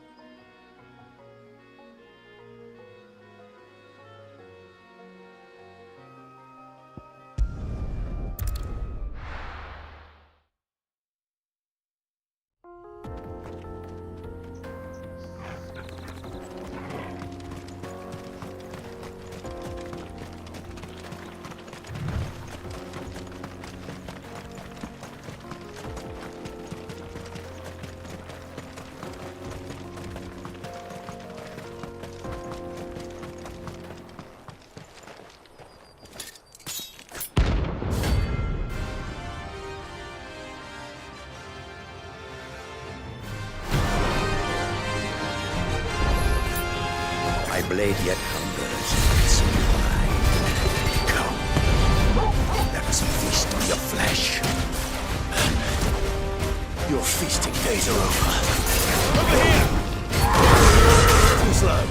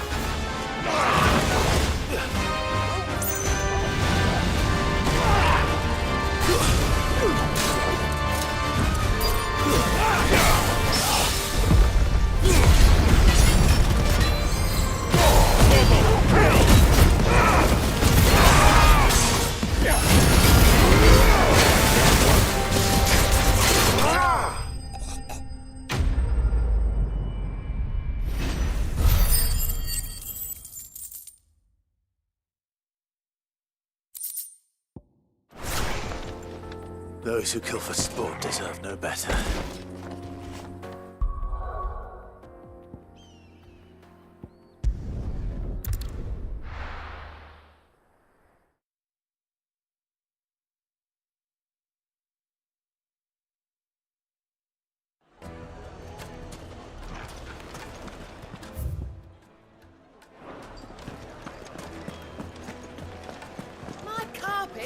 The most Now, Dusan, I know you're keen, but... Oh, where did all the men of Rock go? Plates and pots!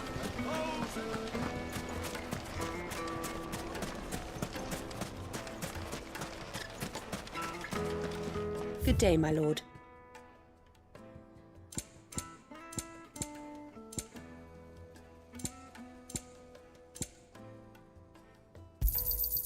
Here you are. An excellent choice. My thanks. Go with Gilbert.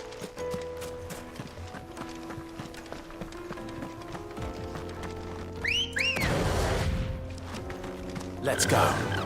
Yeah!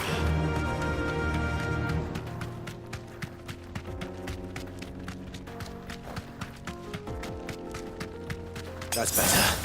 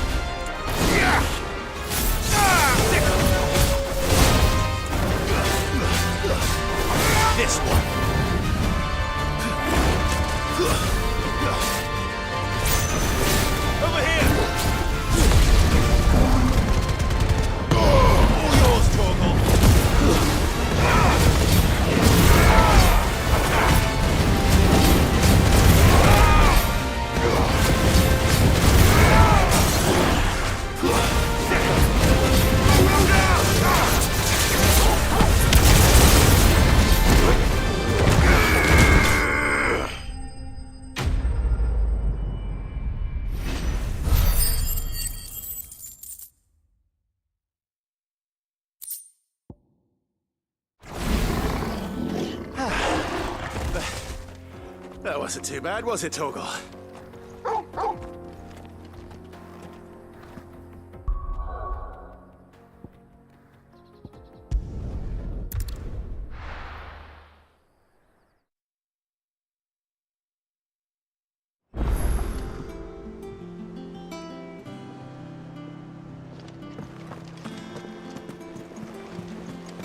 Is that the thing Tomes helped to build? Mid told me she was building a ship.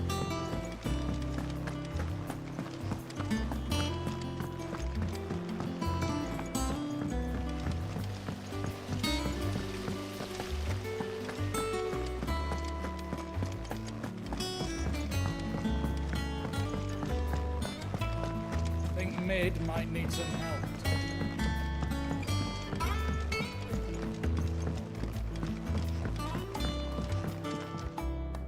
All right there, Sid? How's that hunt for the bomb ash going? I have it here.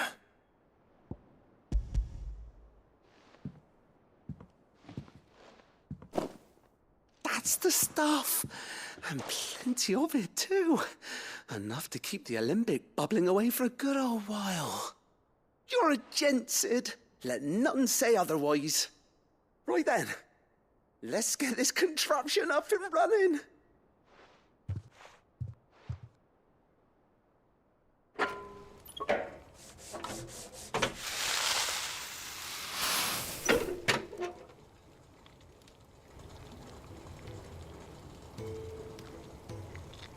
There we have it. The Telemon Alembic. And it works just like the chief said it would. Very impressive. Says the man who cut down a burning boulder. Speaking of which, I still haven't returned the favor. There's no need. The good it will do for the hideaway is reward enough. Don't be silly. Why don't you let me take a look at that bag of yours? The one you keep your potions in. Reckon I could work some magic on that. What kind of magic? Well, we happen to have isolated a substance in our test run of the Alembic that I reckon will make even the toughest lever supple as anything. Thought we might use it to breathe new life into old boots and the like. Save the hideaway a few gil. Ah, I reckon if we slap a bit on your bag, it'll loosen it up enough for you to squeeze in a bottle or two more. Well, it can't hurt to try, I suppose. That's the spirit. Leave it with me. I'll only be a mo.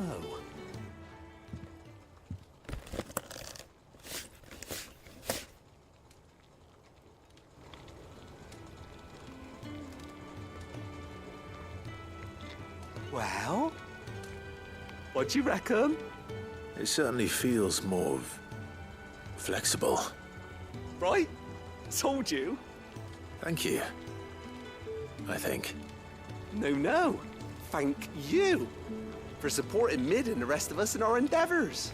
Without you, we'd never have been able to discover wonders like that stuff I rubbed on your bag. And I'm telling you, there's plenty more where that came from.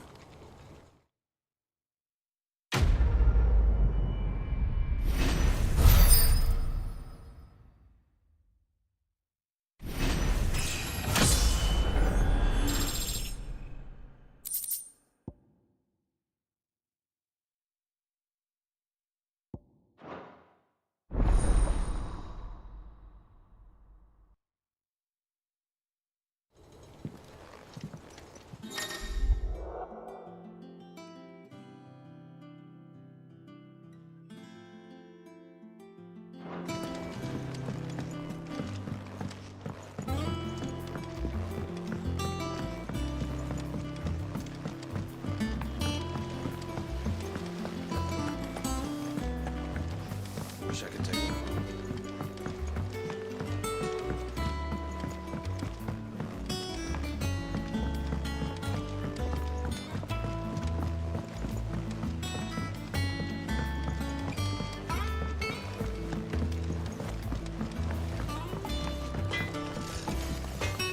Back, are ya? So, will it be? Should last you a good while. And?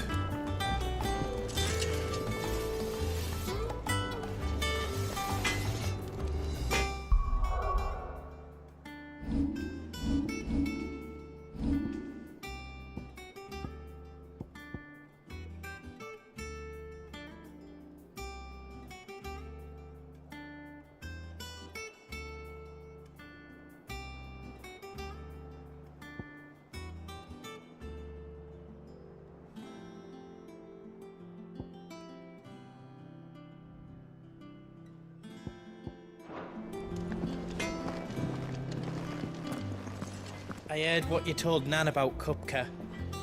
Hopefully all our old friends can rest easy now.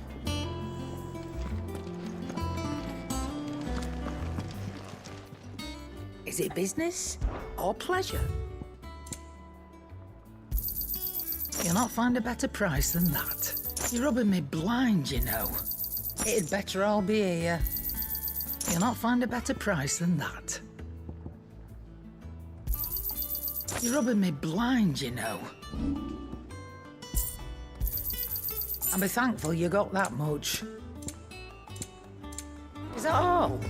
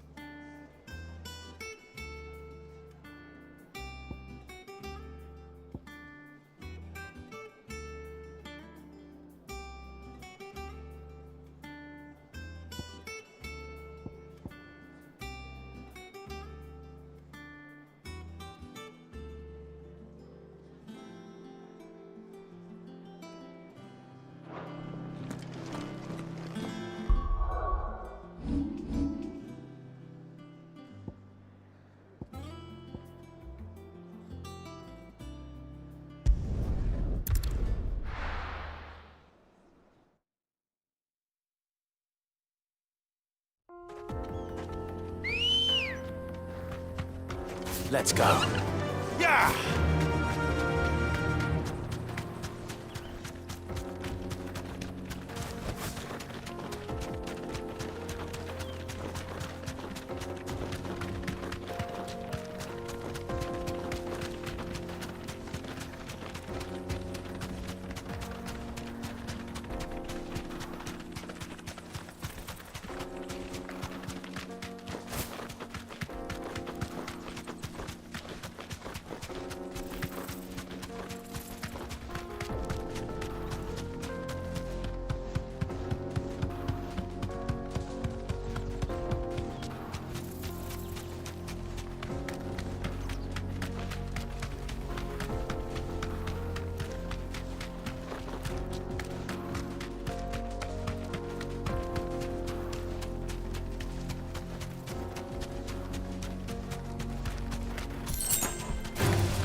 Don't get surrounded.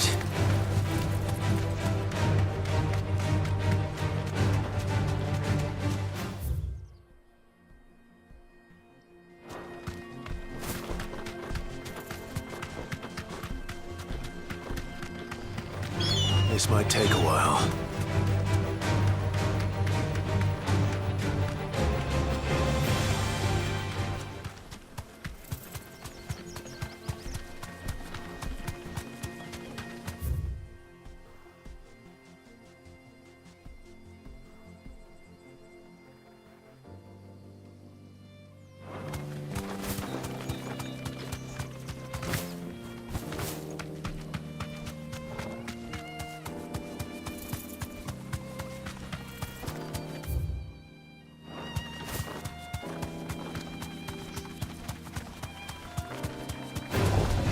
No mistakes.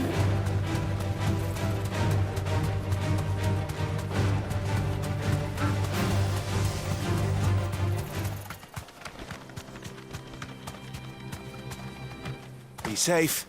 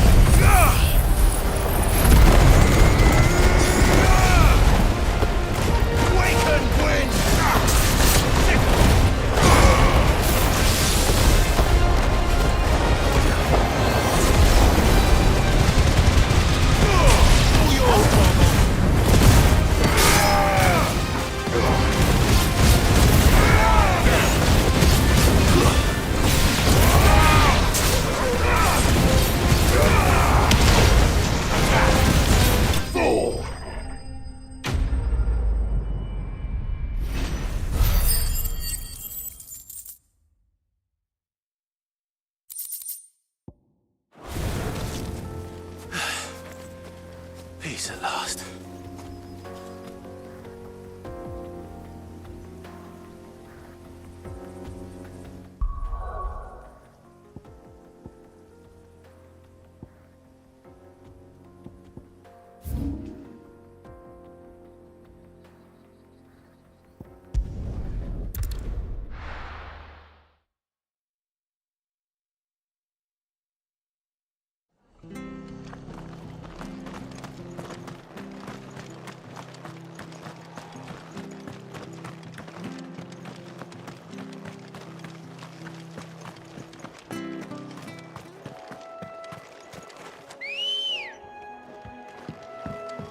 Ready, go? Yeah!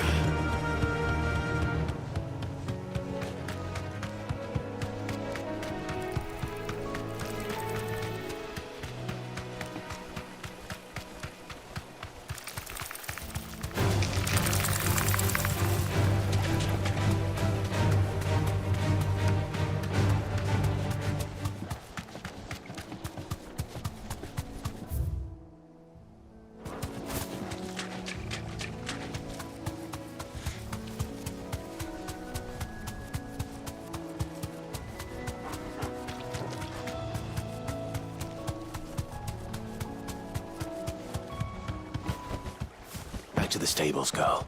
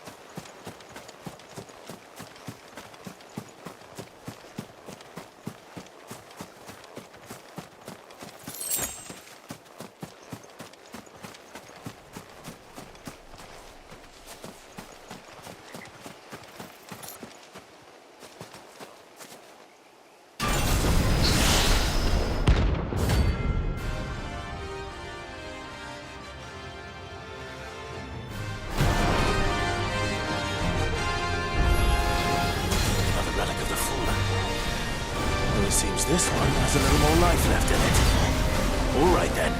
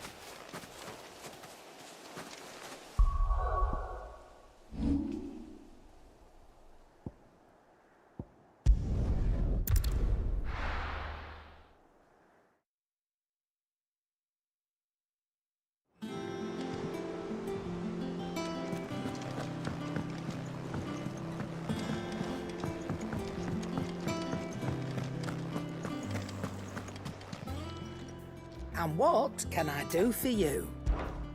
If you're gonna buy something, be quick about it. You'll not find a better price than that. You're rubbing me blind, you know. It'd better all be here. Finished, are you?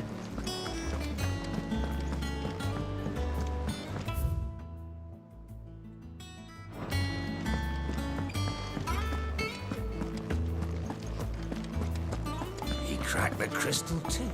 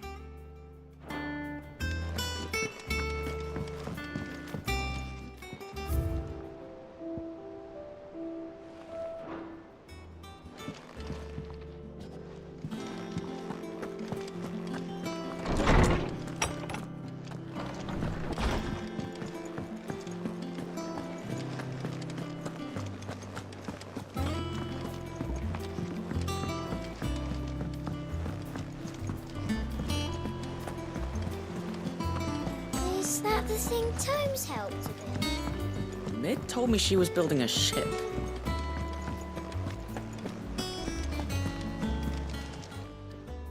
Oh, I wasn't expecting you back so...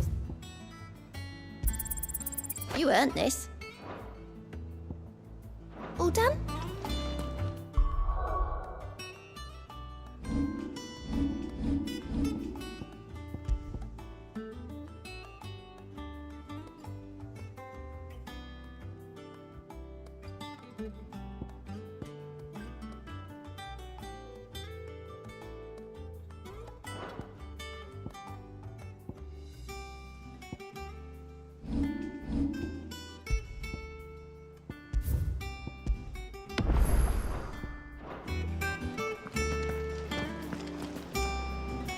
All right, Clive.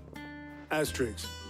We'd finished sending half the hideaway traipsing across the twins, has she? I swear, that girl'd do anything to put off visiting her old dad's grave. No excuses now, though, eh? Not quite. She said there was one final thing she had to take care of. I'm sure she'll be finished soon enough. She said that? In those words? She did, yes. Clive? Were you born yesterday or something? There is no thing. She'll probably be halfway to Canva by now. Mid. I might still be able to catch her.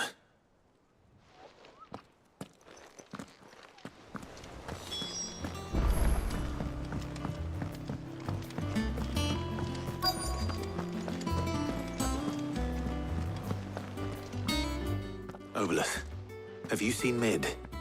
Yep. In a boat, going that way. Then I'm too late. You in a hurry and all, are you? Oh, I offered to take her across, but she wouldn't wait. Just paid for a dinghy and rowed off. Oars going like the clappers. Got some life in her, ain't she? But anyway, I was on my way up to see you, as it happens. Got a letter for you. Urgent, by the sound of it. One of your uncle's men said I was to hand it to you in person, post-bleeding haste. And you're here now. Thank you, Obolus. Don't mention it. What tidings, Uncle?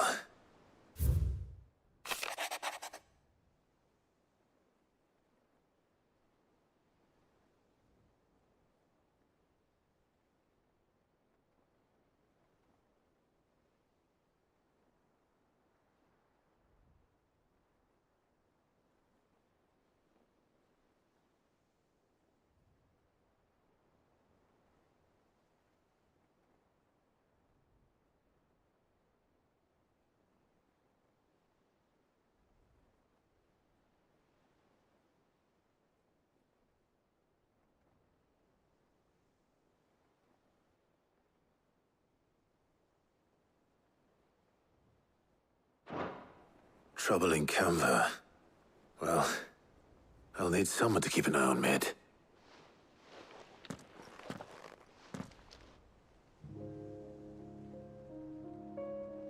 So what? Mid got us to do all the dirty work and then just sailed off into the sunset? It, seems that way. Well, nothing we can do about it now. But next time you plan on visiting Sid, you might want to tie her to something before you suggest it. Ah, don't be so hard on her. Gotta admit, the dirty work was kind of fun. Everyone pitching in, all that bollocks. Just like when we built this place. You're right. Anyway, we all set to head to the old hideaway. I could do with getting to Canva pretty sharpish. Wouldn't do to keep Lord Rosfield of the Seven High Houses waiting now, would it? Not after he asked for me personally. Gav will be leaving with me. Will you mind the place while we're gone? You can count on me. Just be sure to give Sid and the others my regards. All right. Oh, by the way, Jill will be joining us too. She's got some things to take care of, but she'll meet us there. I hope she's telling the truth at least.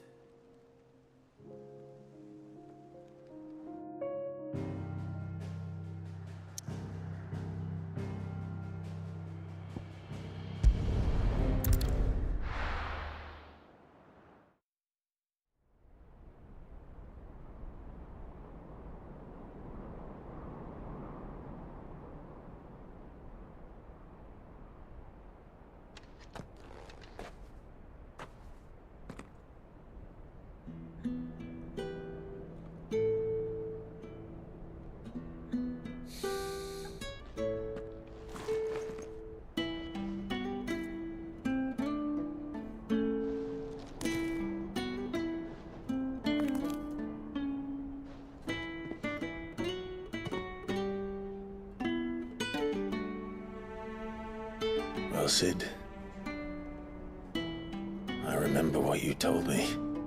But if no one is listening to what you have to say, you may as well not say it.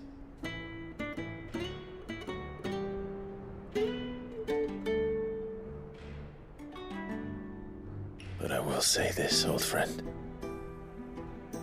Hugo Kuka is gone. His shadow looms over us no longer. It's a pity the Phoenix can't be in two places at once. If he'd have been with us, maybe he could have done something for the lost. Not even the Phoenix can bring people back from the dead. Life has a beginning and an end. So we must live while we have the chance. And not as slaves to the crystals, but as free men. May we join you?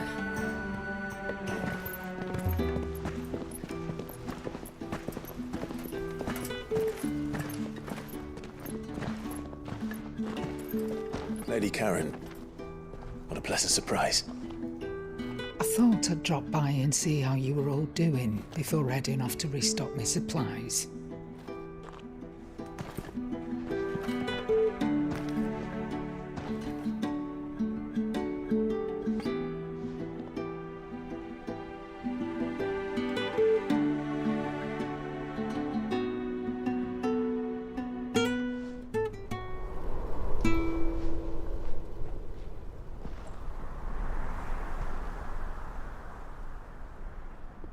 It wasn't the most scenic view back then, but it were never as bad as this.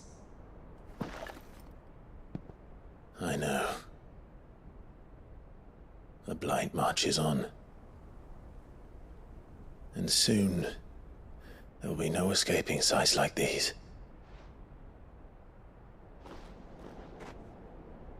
So our mission remains unchanged.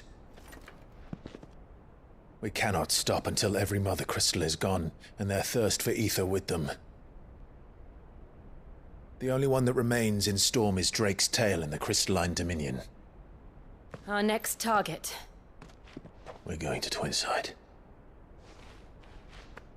It's the capital of the Empire these days. I wouldn't like to think how tightly guarded they've got the place. Not that that'll stop you, but we do well to scout it out before you go charging in. We would indeed. If you're off to the Dominion, you can take this great lump with you. Goods. Oh, I am sorry. Have you forgotten you're the most wanted man in the Twins?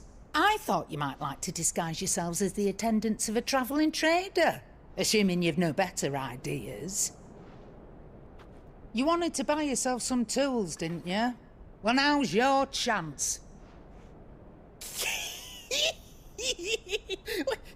You're letting me go with them? Oh, thanks, Nan. Stop that! You'll break me bones, you great galoot.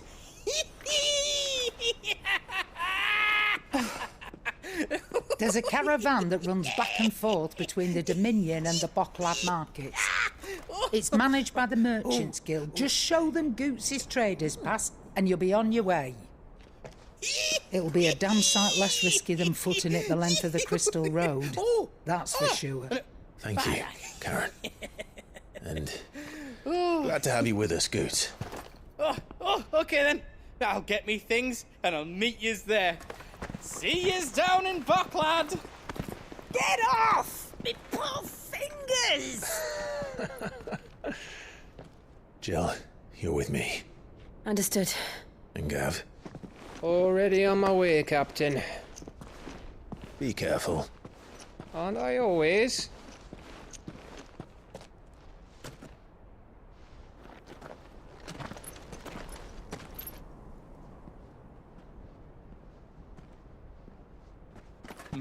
Do you see that, Sid? Your protege's making a proper little outlaw of himself.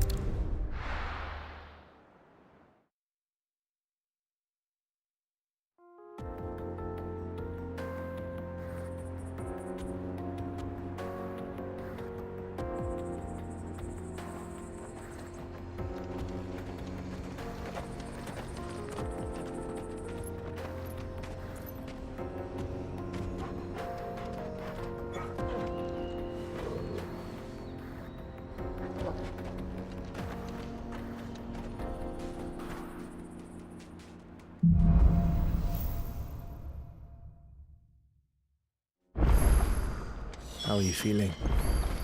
Better. Thanks to Taya. I'm glad to hear it. And Torgal helped too. Didn't you, boy?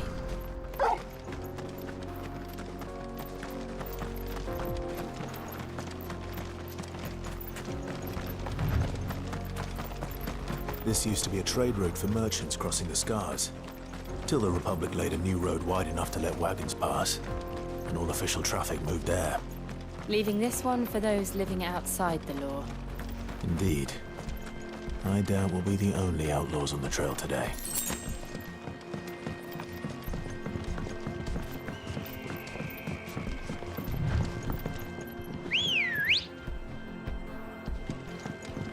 Come on.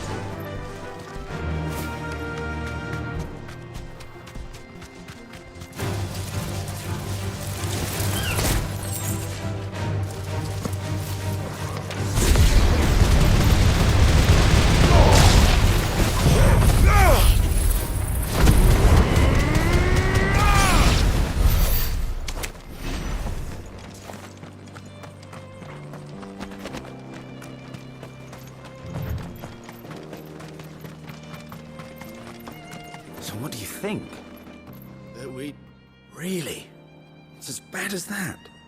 Oh, aye. There's trouble up ahead. And too much of it for us to handle. I take it there's danger on the road. Oh, what about this fearsome-looking fellow? You think he'd be equal to the task? Well, no doubt. Assuming he's willing to hear us out. Well met, friend. My brother and I have been tasked with finding a merchant's missing cart. You seen it by any chance? How does a merchant misplace his cart? Oh, the man's a coward. When he thought goblins might come a-snarling, he ran, leaving his livelihood abandoned in the pass. He sent the two of us to fetch it, but it's gone. Now, I'm not much of a thinker, but I know the work of thieves when I see it. My brother's right on all accounts. And by my estimation, the bastards are lying in wait just down the road. We may have seen our share of action, true, but we've not got the skill in arms to boldly brave an ambush. You, however, have the look of a man who needn't fear a band of backwater ruffians. What do you say? Will you help us out? Chances are they'll come for you either way. But if you promise to lend us a hand, at least you'll pocket a reward for your troubles.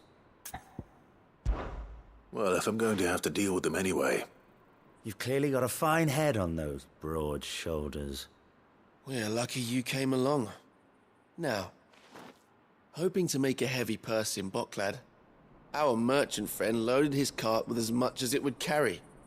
Reckon he won't be forking over the rest of our fee if we don't find those goods. So, while you're seeing to those bandits, you keep your eyes open. All right. Just don't expect me to drag the cart out of there myself. No. You can leave the cart to us. You just put an end to those bandits and point us in the right direction. You do that, we'll take care of the rest.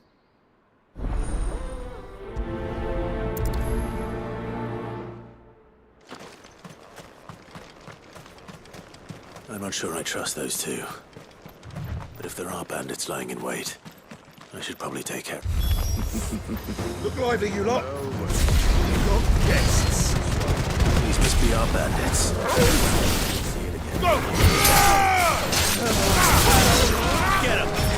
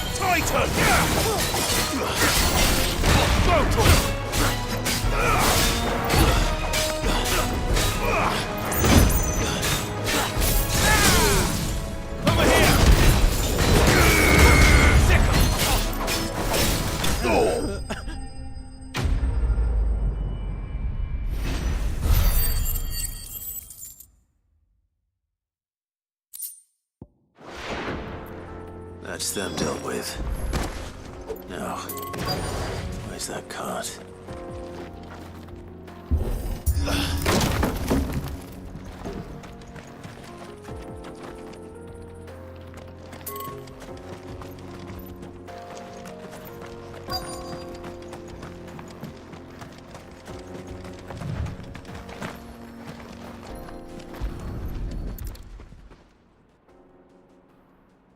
Getting all of this out of here will be a nightmare.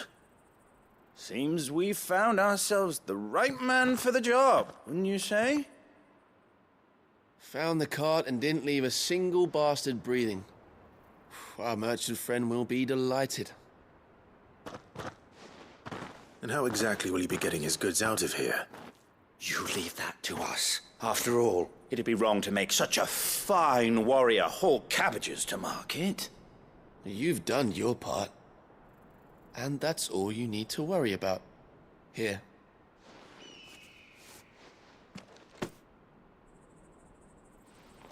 It's been a pleasure. Now piss off. There's no need to be so rude, brother. What if we want his help again next time?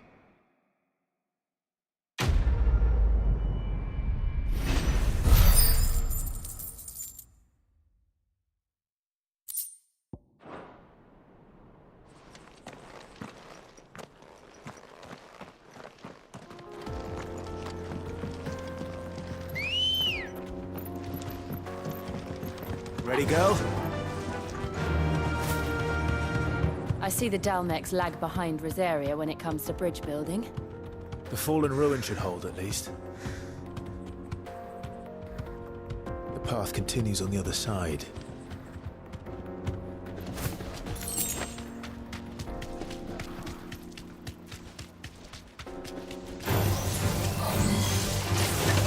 Straight home now.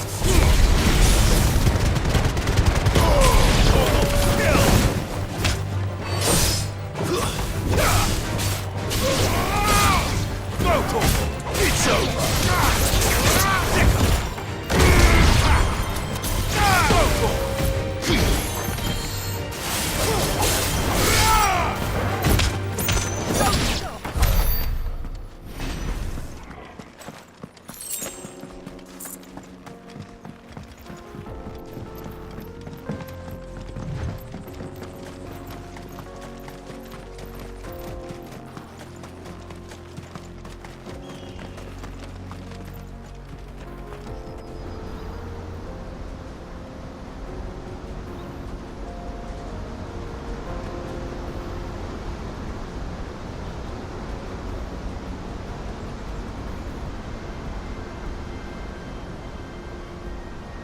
So this is Zemeckis.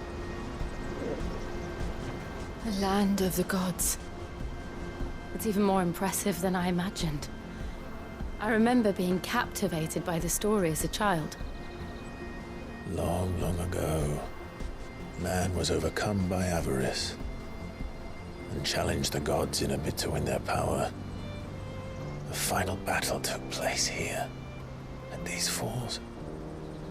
Or so the legend goes. If anyone ever manages to plumb those depths, perhaps we'll learn if there's any truth to the tale. That the gods emerged victorious and punished man for his defiance by visiting upon him 2 curses. Dominance in bearers. To tell the truth, I always thought it strange that the dominants and their icons were deemed a curse. Back home, the dominant inherited the throne. They were admired and exalted, not spurned. Whenever I got to that part of the story, I always assumed there must be something I'd misunderstood. You had a lot of storybooks, didn't you? In your room, I mean. When we were young. The old legends were always my favorites. Epic battles between gods and men. Father encouraged me to read as much as I could. He thought it good for my education. You really were a boy like any other, weren't you?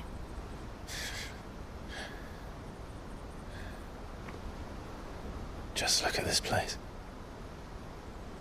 It's enough to make you believe the legends are true. I know.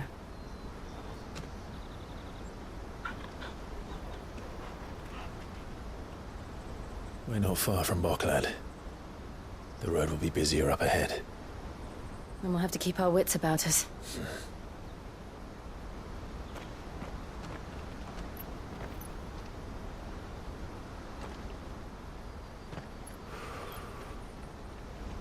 Clive? Something wrong? Nothing. It's nothing.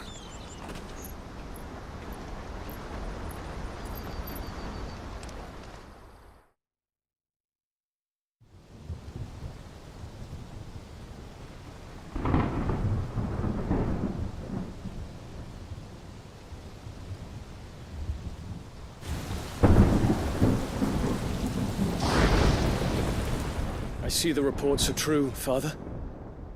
You have surrendered the throne to Olivier. I have. Emperor Olivier shall rebuild the Holy Empire of Sambrec.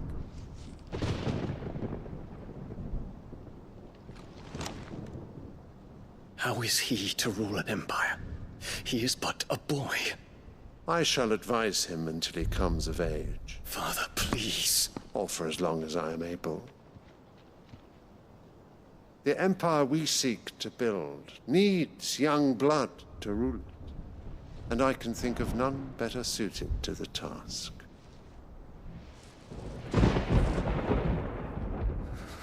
There is other news, Dion. Hugo Kupka is dead, and Drake's Fang destroyed. The pillars of the Republic have fallen.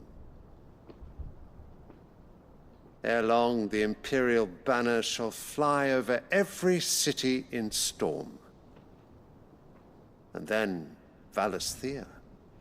All shall bow before their Emperor. Father, these are the words of a tyrant. They are the words of a god. The Emperor whom I gladly serve. Great Greeker, made flesh.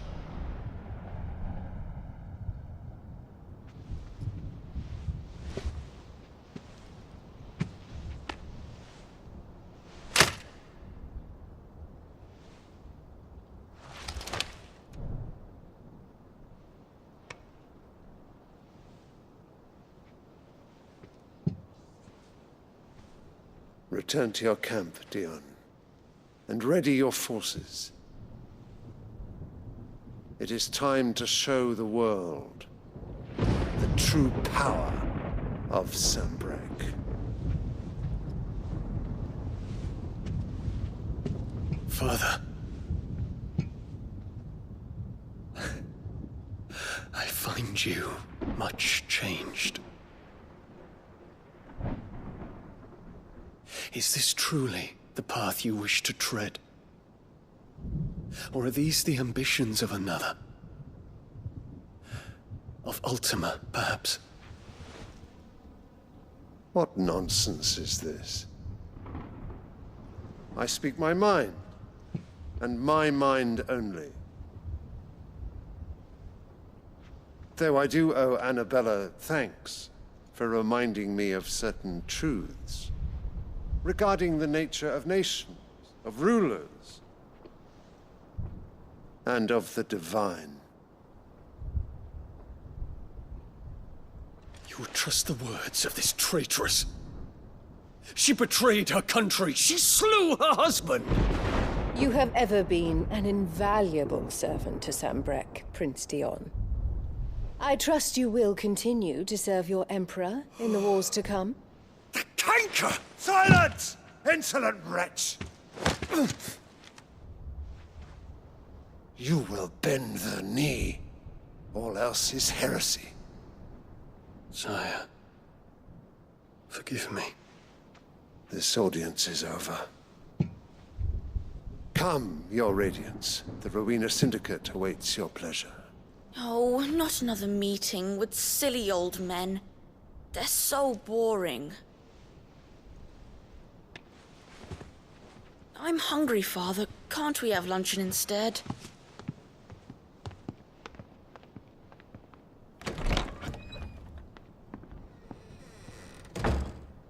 Does it pain you that you will not inherit your father's throne?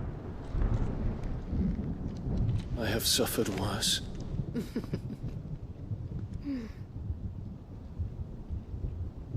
Count your blessings, Dion.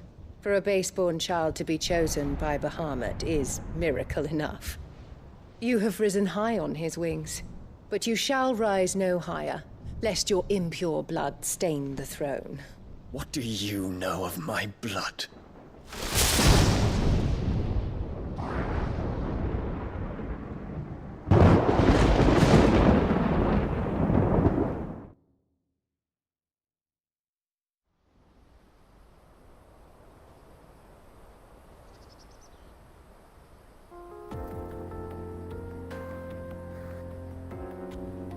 The Boklab markets are to the north.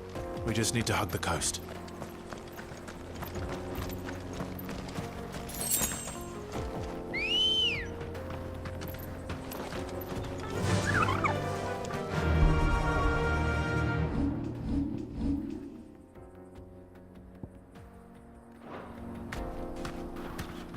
Faster!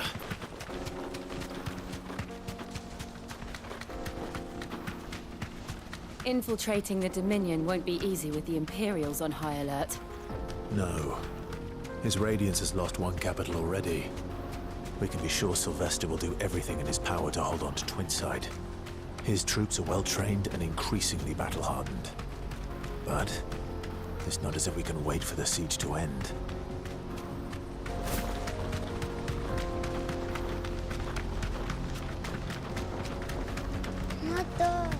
More refugees. And they're all making for the Crystalline Dominion.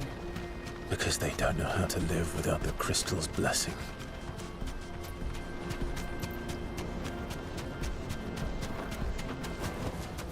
No need to ride from here. There are no crystals here. This is where we're supposed to meet Goots, isn't it? That's right. He said he'd wait for us here after replenishing his supplies. I dare say he'll have finished by now.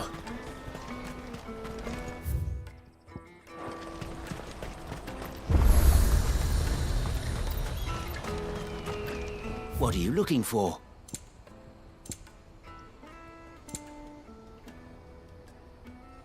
Farewell. Out of my sight, wretch.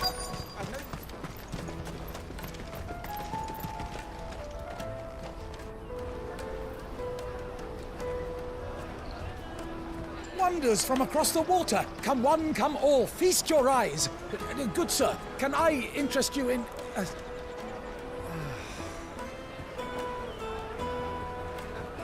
How much? For a measly crust of bread? You won't find any cheaper. Not nowadays. But you're more than welcome to look.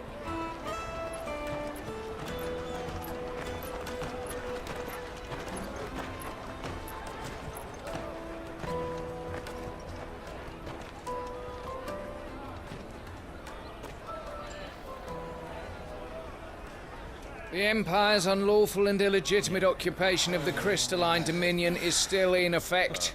Only those whose business in Twinside has been officially approved by the Republican Army will be permitted to cross the border. All who seek entry are to form a line and ready their documents for inspection. It looks like we aren't the only ones who are eager to leave. And they're checking everyone. Can't you make an Not exception? for the likes of you. We won't get through without that pass. Let's go and find Good, shall we?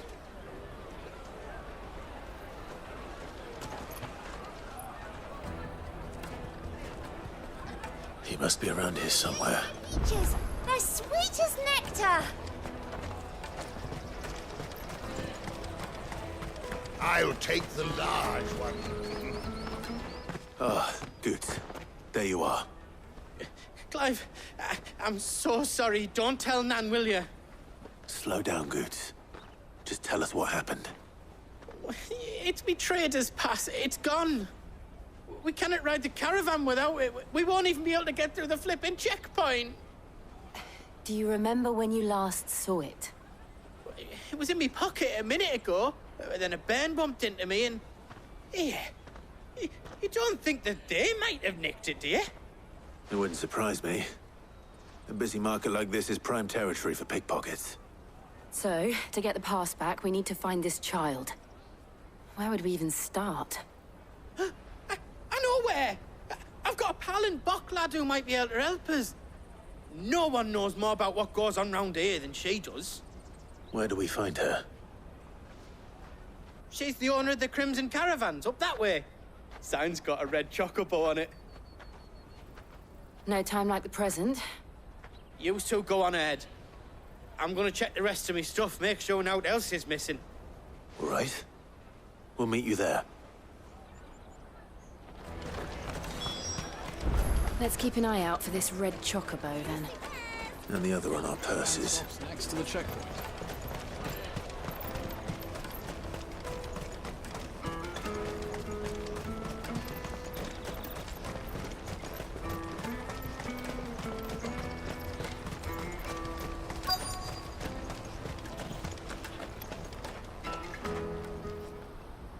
Looking to hire a coach?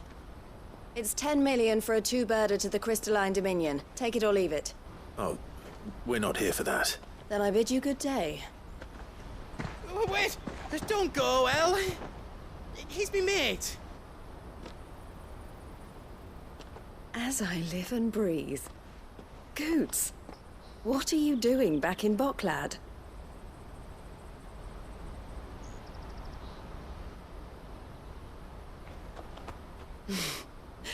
I gather Lady Karen didn't send you.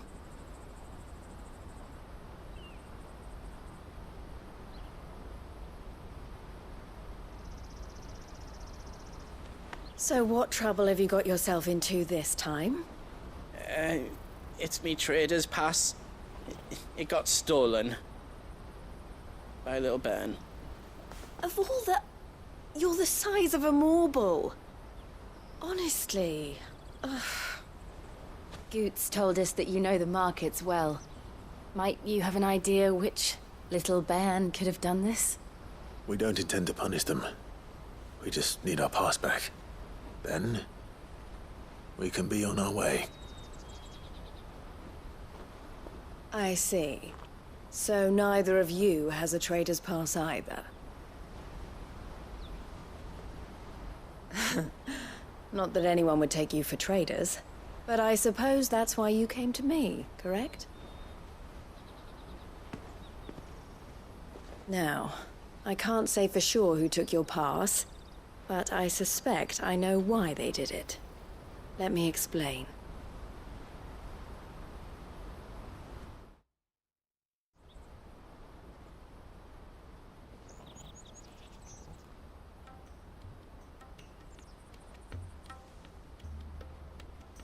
Ever since the Fist marched on the Dominion, the Republic has been clamping down on any commerce that might aid the Empire more than it does us.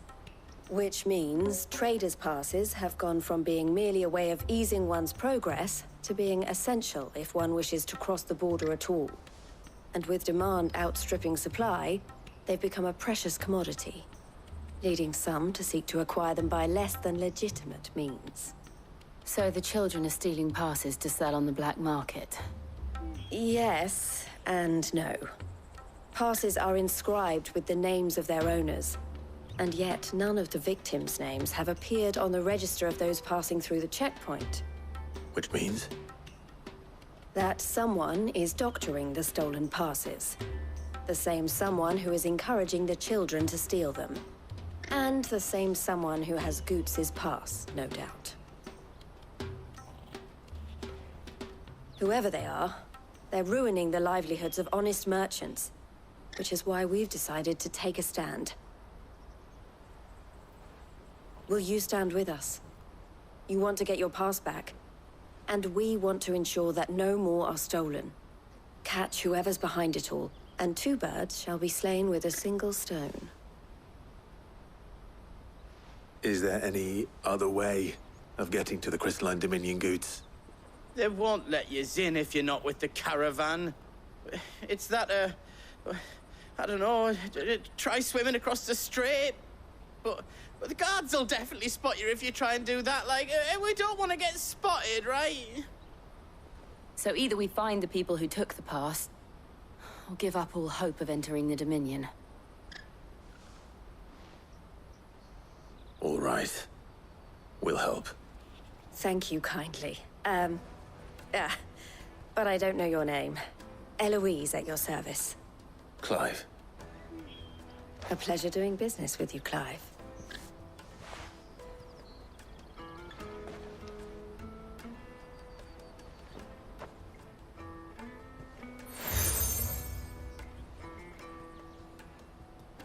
The proprietor of the furniture makers by the coach stop is spearheading the search. Wear that, and he will know you for a friend. I suggest that you speak with him first. The furniture makers. Understood.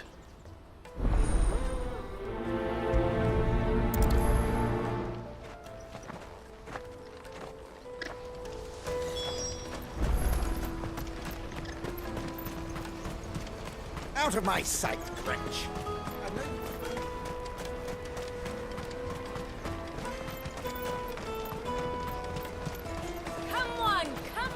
Jug of snake spit for the road? The caravan stops next to the Juicy pears! Slake your thirst! Are you the furniture maker? Looking for something in particular? Ah, Eloise collared you too, eh? Then I expect you want to know more. She told me you were leading the hunt for the pickpockets. What have you learned? For one, that they're targeting the traders carrying the biggest packs. Harder to watch your back, see? And less chance of the mark giving chase if they're spotted. Not that they'd be likely to catch them. Those imps know every inch of this warren like the backs of their hands. Their eyes must have lit up when they saw Goots. The fishmonger round by the gate's been trying to track down the children involved. You should go and have a word with her. Thank you. We will.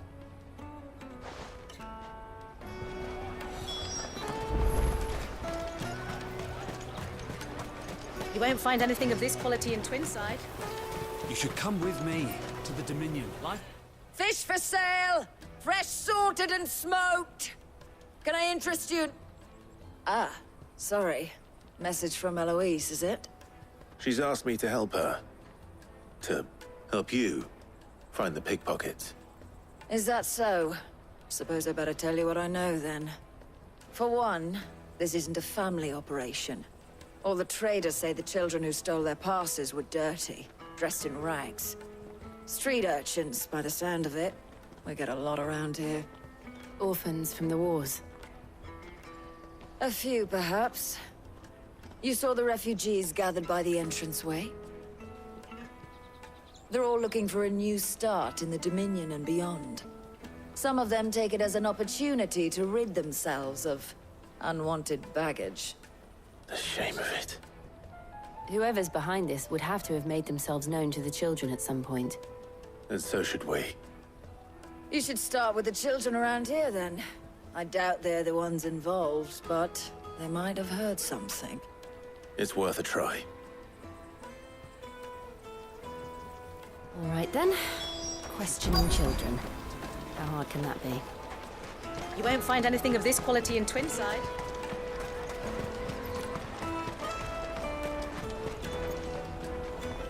Do you have a moment? What do you want? What I want is to know who's asking children like you to pick pockets. I don't know. Nobody's asked me. What's picking pockets? Do you get paid for it? No, you get in trouble for it. So if they come calling, you know what to tell them.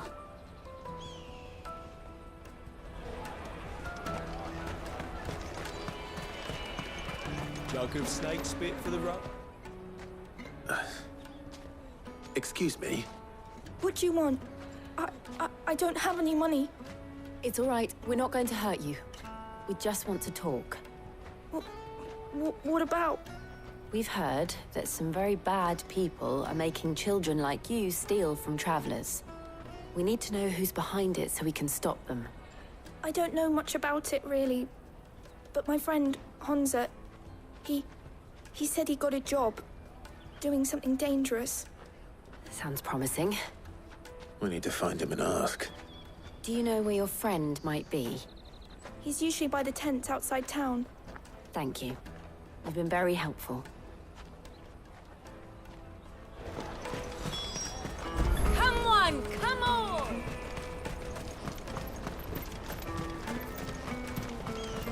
peaches and pears. Let me carry your goods. I'm cheap.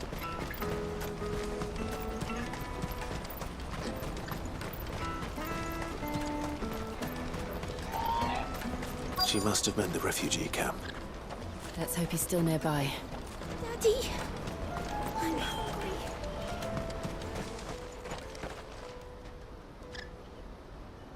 That big fat donkey was easy pickings. He wouldn't have noticed if we'd robbed his boots off him. Yeah. Wish we hadn't handed over the pass, though. Could use one of those things to get out of this dump. Chance would be a fine thing. The moment they found out, they'd string us up by our guts. Would they now? Perhaps you'd like to introduce us to these charming characters. Shit, we're in trouble now. What do we do? You two get caught if you want. I'm off. Hunter, where are you going? So that was Hunter, eh? Jill, you watch these two. I'm going after him. All right.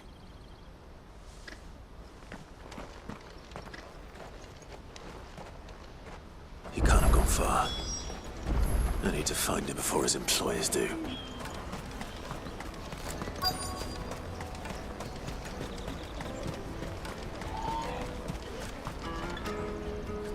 Did you see a boy run past? He stole something from a friend of mine. There was a boy ran back there towards the chocobo pen, but... Thank you.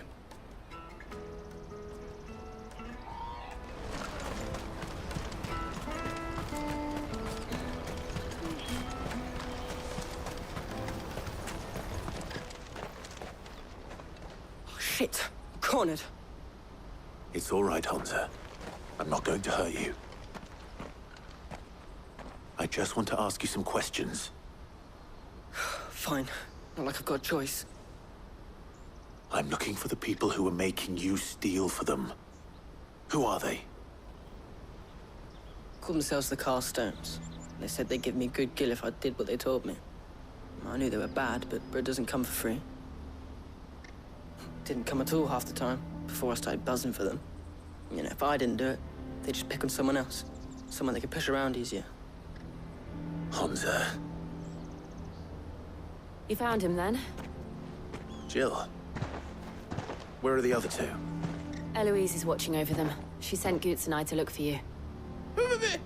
You're... him! I haven't got your pass anymore, if that's what you're after. I gave it to the Carstones. Whatever you do to me, I can't get it back. Not that I go against them anyway. If it weren't for their gill, me and my mates would have starved.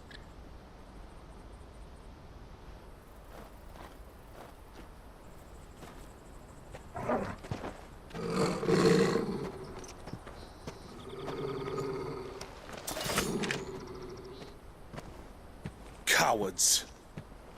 You will not force another child to do your bidding. Wait, we're not... Don't hurt him.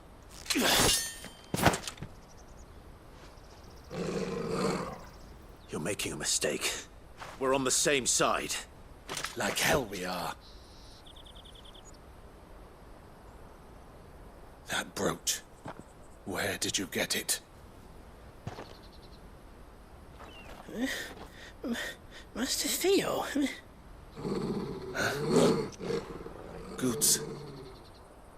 What are you doing with these people? Unless you're the ones my sister was talking about. Your sister?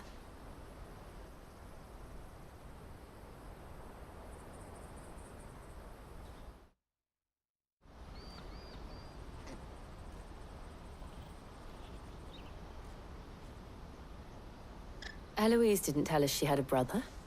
And why would she? I'm just her back and a blade. Theodore, at your service. Sorry about before. Theodore, what do you know of the Cast Stones? Vultures who have made Boklad their hunting ground. They prey on the desperate, stealing from those with gill and bullying those without it into joining their flock. I'd been looking into their activities in hope of sparing the refugees any further hardship.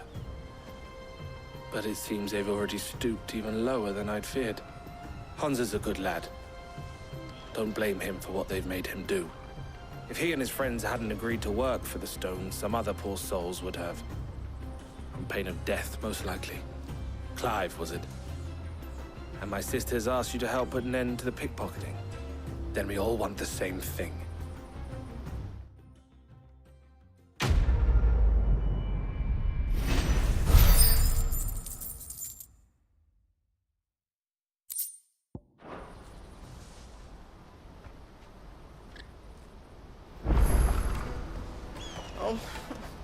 So, what's the plan? What else? We find the cast stones, and we crush them. You get your trader's pass back, and I make Boklad a safe place again. All right then. All right then. Honza, where are they camped? Don't worry. They'll never know you told us. Couldn't if I wanted to. They always come to town to collect the passes. Meet us outside the gate. I tried following them once, but they spotted me halfway down the trail. Said they'd string me up. We'll try it this time. Which way were they going? Back down the road towards Leighton's Cleft. To Leighton's Cleft, then?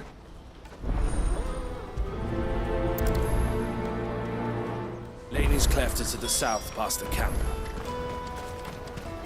No, you better not have scared any of my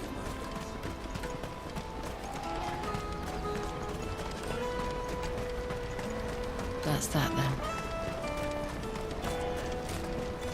Daddy!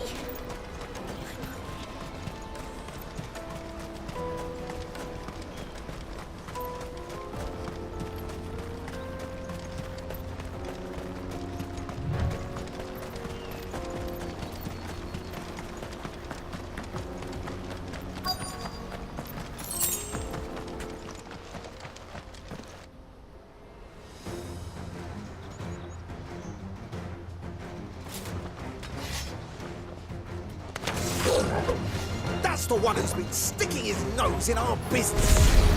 You should have minded your...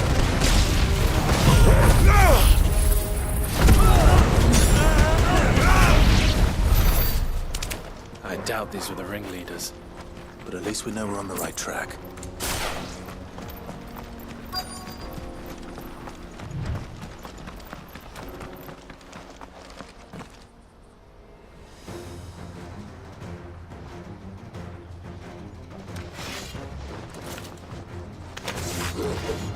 We got company! That's the lot of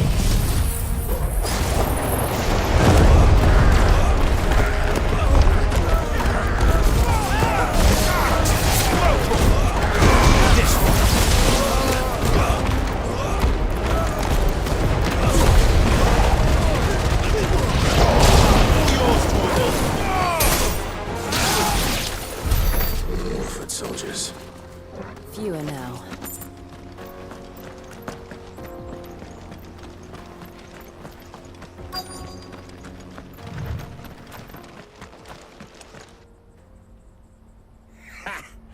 Not a bad haul today, eh? Aye. Some of our new recruits are natural-born ne'er-do-wells. Especially the little ones. That Hans has got nimble fingers, all right. It'll be a shame when they chop them off. But till then, let's make the most of it. Scum. The leaders of the cast stones, I take it. They don't deserve any mercy, Clive. I wasn't planning on showing them any. We're ready when you are, Theodore. Oh, I'm ready.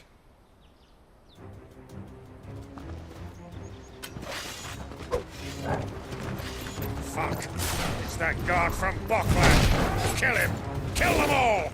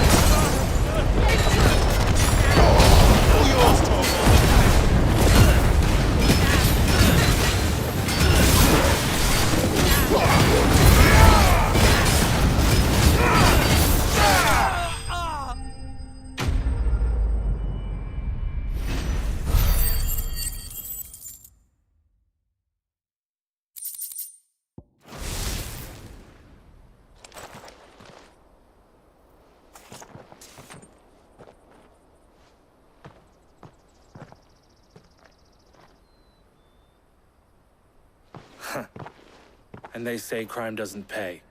Gold chains, rings, purses. And traders' passes. Dozens of them. Have the names been changed? Not yet. I recognize some of them. No doubt Goots's is somewhere among them. Now I just need to sort through it all and return everything to the people it was taken from. We should go and give Eloise the good news. Can we leave things here in your hands, Theodore? Of course. Oh, and, be sure to tell her of the part I played, won't you? We'll be glad to.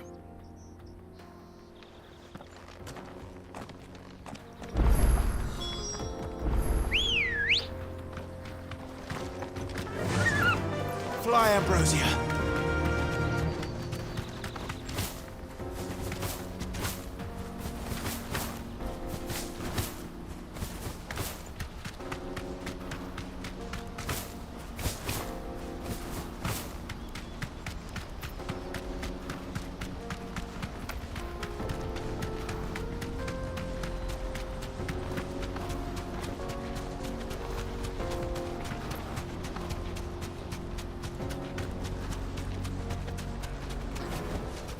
That'll do, girl.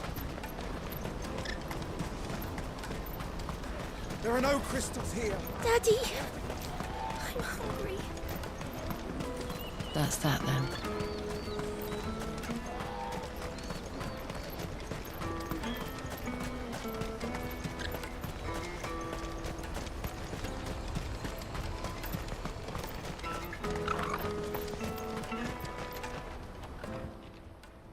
Ah, Clive.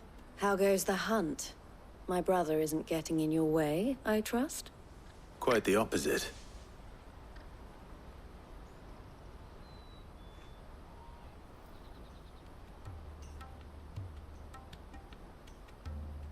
So it was the cast stones who were behind it all. Theo told me he'd been on their trail. And their demise solves 3 problems at a stroke. That of the pickpockets, the bandits pulling their strings, and the passes they were stealing. I only hope yours is among the items you recovered. Only time and Theo's return will tell.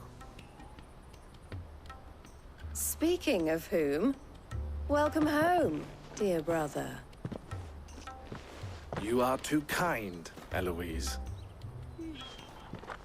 Here, Clive. Goots's pass. Ask him to keep a closer eye on it from now on, would you? I will. Thank you. El, I've asked our boys to carry the rest of the goods back. Can I count on your help in sorting through it all? Of course. I'll make some space in the storeroom. I expect you'll soon be on your way then. But it wouldn't do to leave without introducing yourself properly. Would it now? Sid. Don't look so shocked. We're on the same side. I don't understand. As you now know all too well, we at the Crimson Caravans are always happy to help those in need. For a small fee, we will move anything that needs moving. Be that goods to market, or bearers away from it. I was the first my sister helped escape. If it wasn't for her, I'd have been branded as a boy. I had no idea. It just so happens that we are seeking to expand our operation. And who better to join forces with than the leader in the field? Wouldn't you agree, Theo? I would. It seems our purpose is the same in more ways than one. So what would you say to working together again? It would be our pleasure. And our honor. The honor is ours. Here, Clive. This is for you.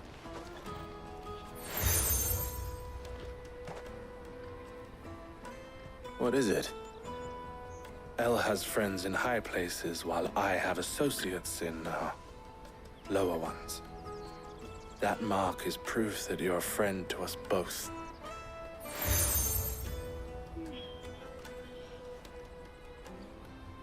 I shall bear it with pride. Well, all that remains is to wish you a safe onward journey.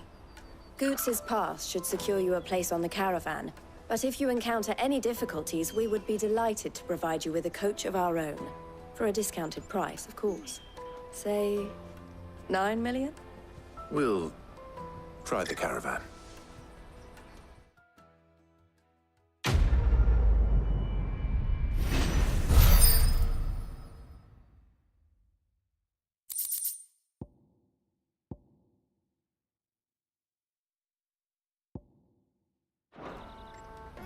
Right then. Let's get this back to Goots. And then it's on to the Dominion. Out of my sight, wretch! I've no use for a brand dude who can't even...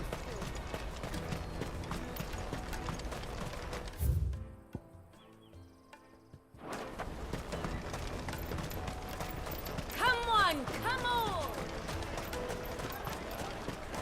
The caravan stops Juicy next. pears! Slake your thirst! What I really want to be is... Here you are, Goots.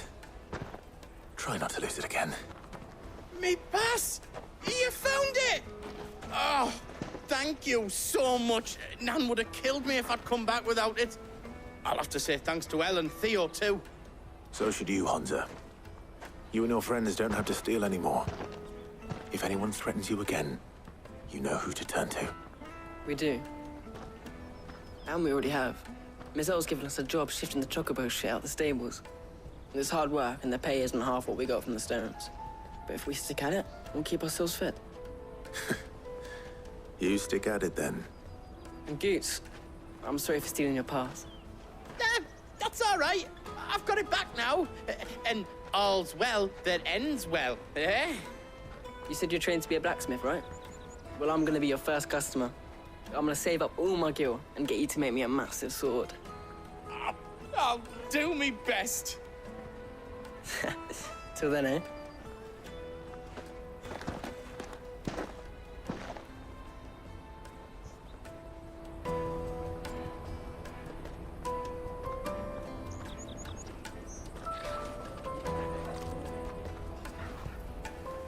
All right. We have a place on the wagon.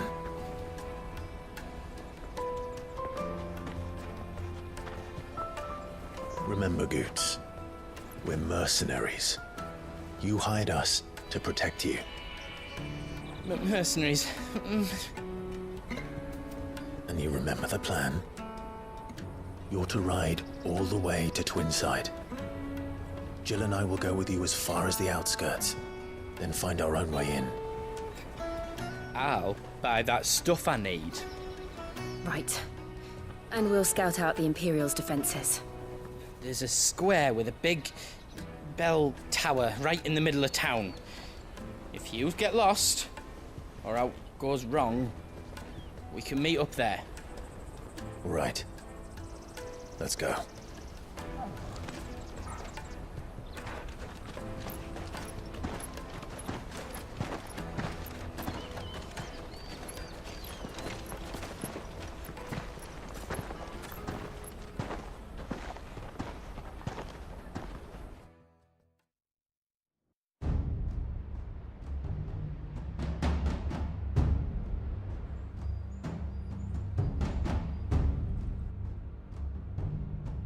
I see. And you're quite certain your father has no knowledge of Ultima? I am.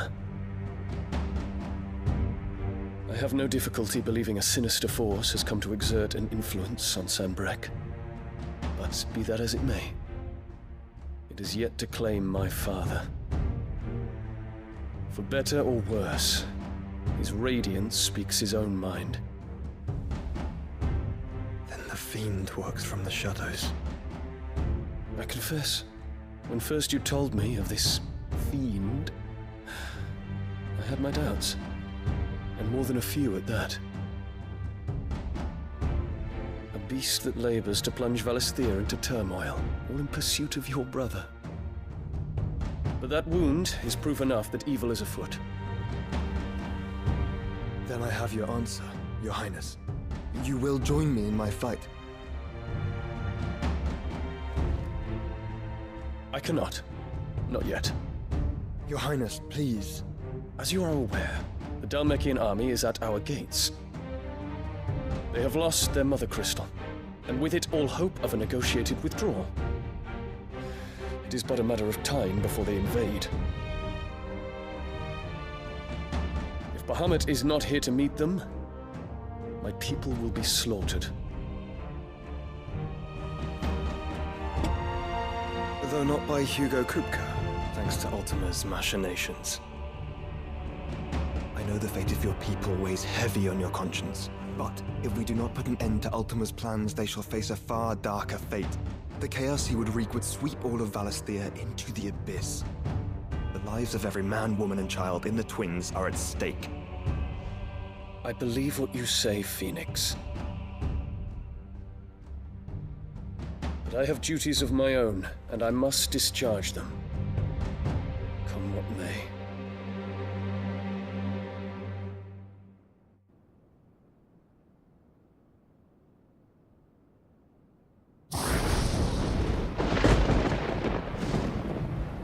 What do you know of my blood?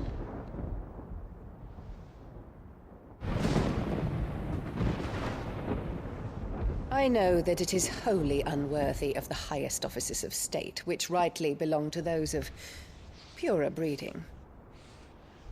Alas. Your bloodline runs through the Oriflamme gutter, from a whore who weighed her child's worth in gill. Have you threatened my father? Of course not. I merely whispered in his ear that his mongrel son is plotting a rebellion. What? Sylvester listens to the words of his astrologers. And they have ears too. You have been feeding them your lies! Should you remain loyal to Emperor Olivier, his radiance may yet crown your head with laurel, and not with tar. Fork-tongued witch!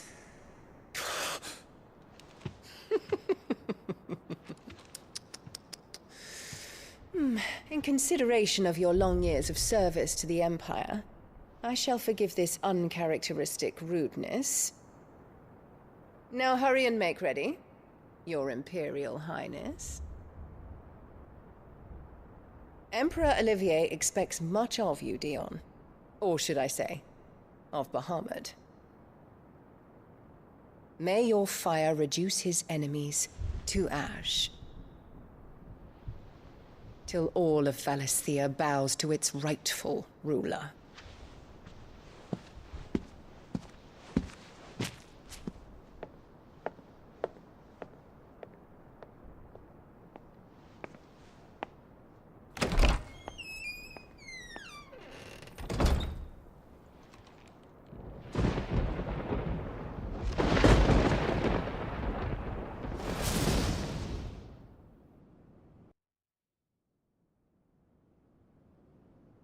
There is another darkness that has taken hold of Sanbreque. And until its grip is released, the flames of war shall spread ever wider, just as Ultima wishes. Forgive me. My family has caused you much grief. You are not her keeper, Phoenix. This is a matter for the Imperial household now, and as a member of that household, it falls to me to resolve it. At such time as that is done, what strength I have shall be yours.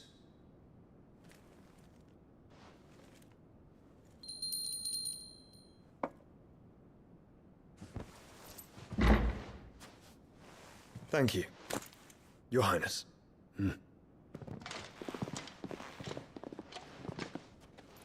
Let us take to the skies together, and bring a new dawn to Valisthea. I should like nothing more.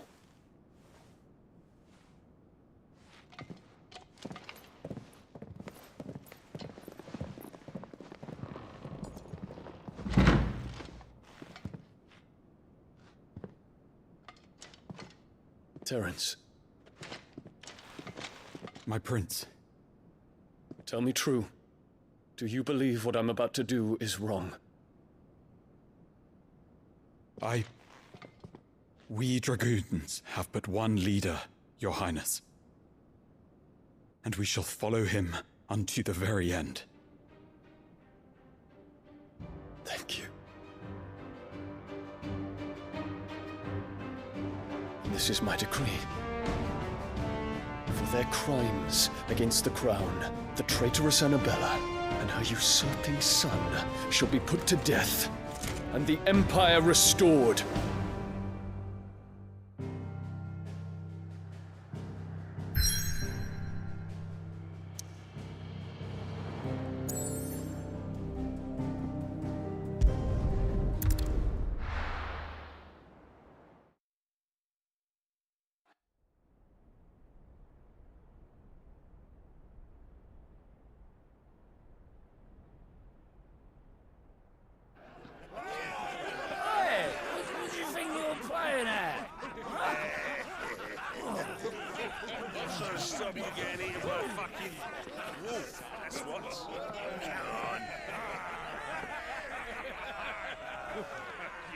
One would never guess that these people stood on the brink of war. And they're afraid. They turn to drink to forget their fears. Anything you want to forget?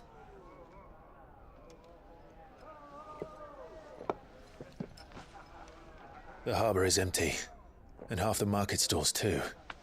The city may seem peaceful on the surface, but it's balanced on a knife edge.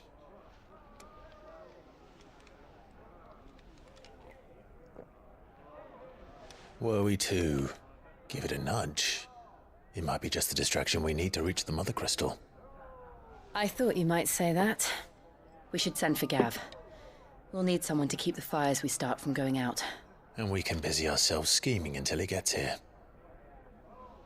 I'll send a Stolas then.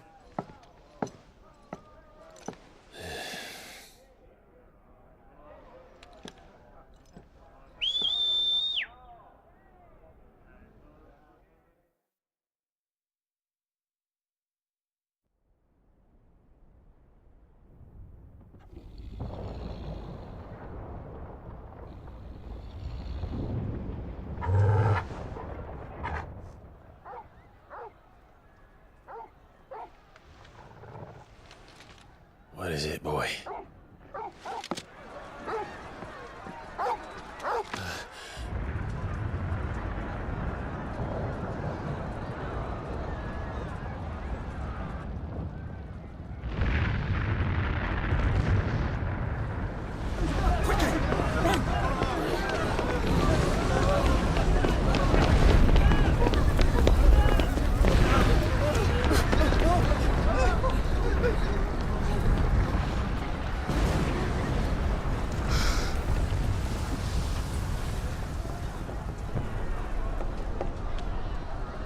What's happening? I don't know. Torgal!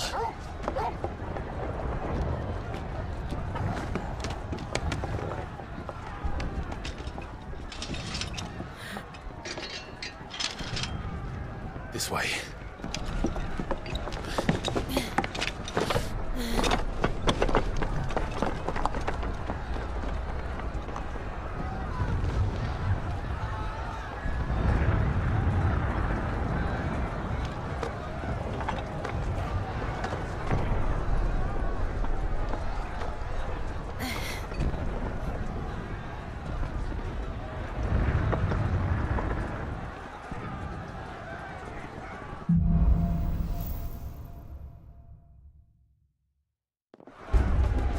The city's on fire.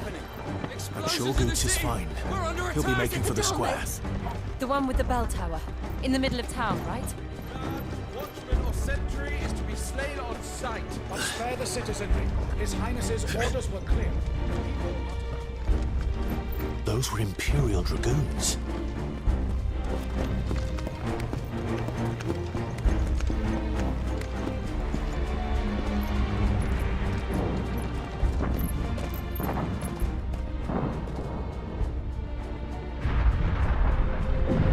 What in the hell is going on?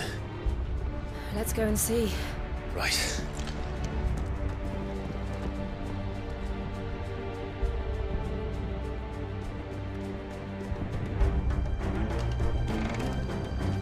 But first we find Goots.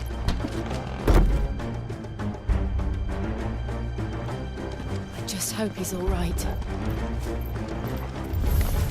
You there! Identify yourself! You have to.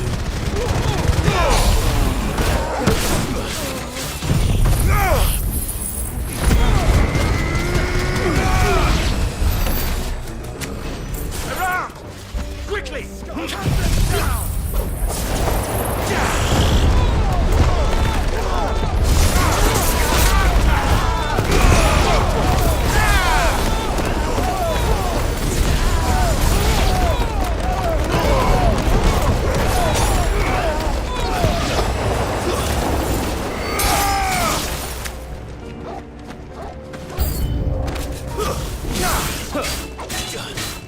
Get him!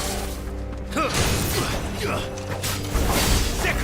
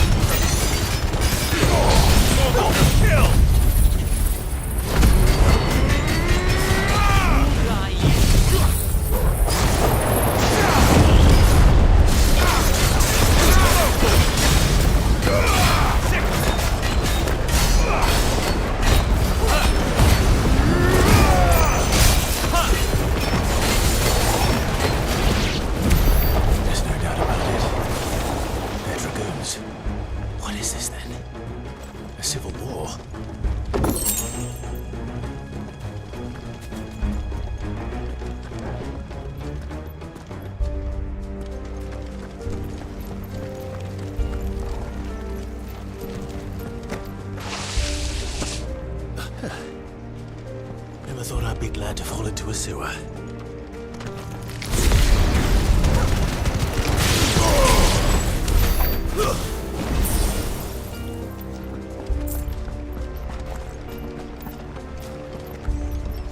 Ward secured, Captain. None of the Emperor's forces remain. It's now the remember. You press on to the council chambers. Yes, Captain. What of the men and women in the market district? The evacuation and complete custody. Good. Then all that remains is the throne of the Protector. There it is. The bell tower. Right. Let's go.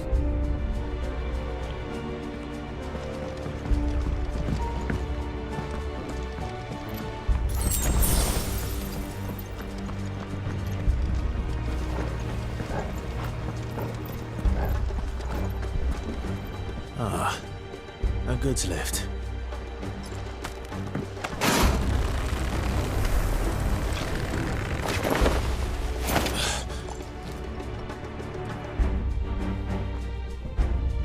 Where in Gregor's name did you come from?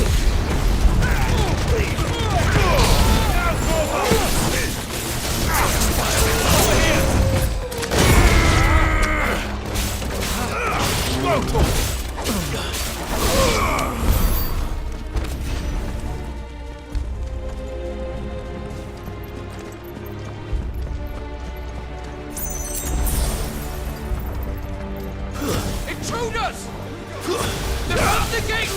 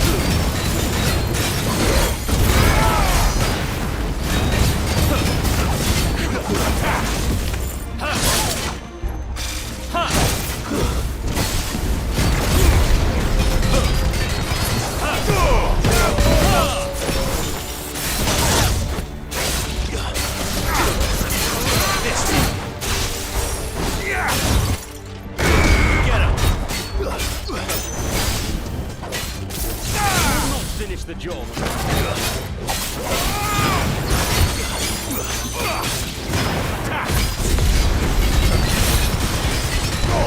All yours, Torvald! And another!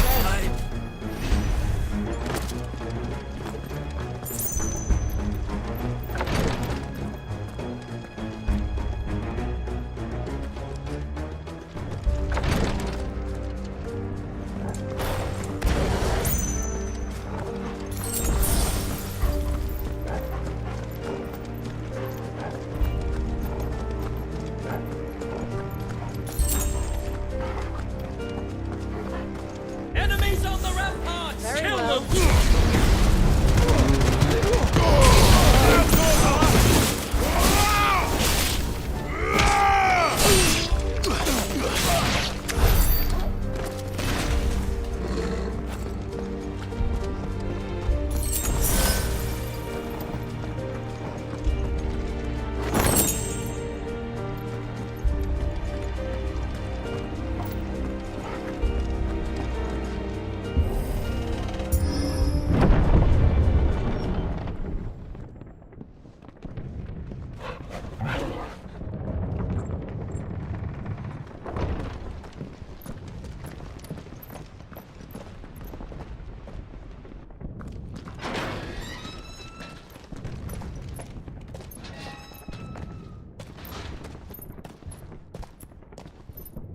Can you see him anywhere?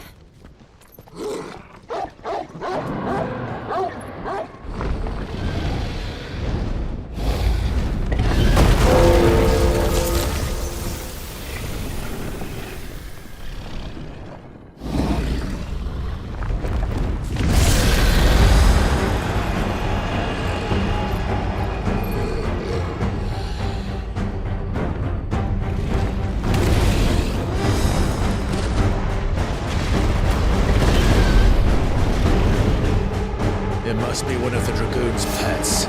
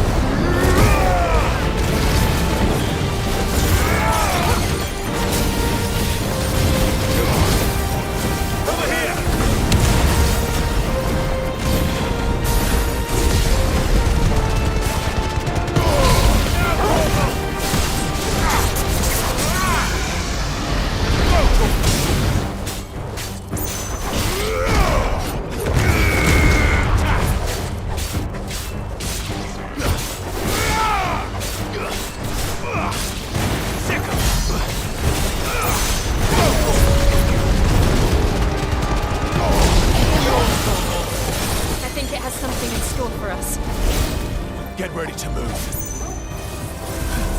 Nice try.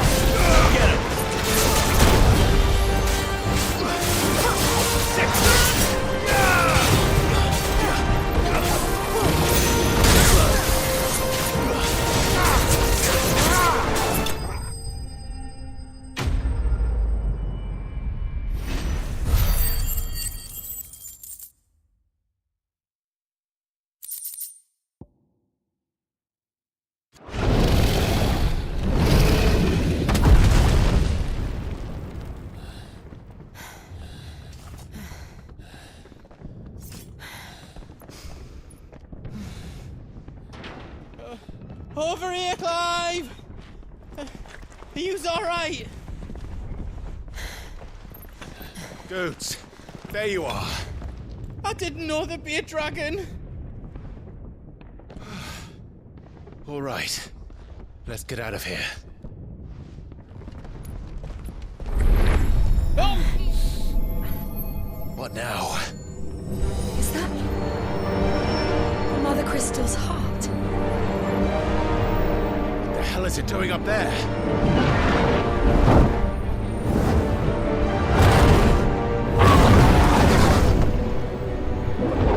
Bahamut.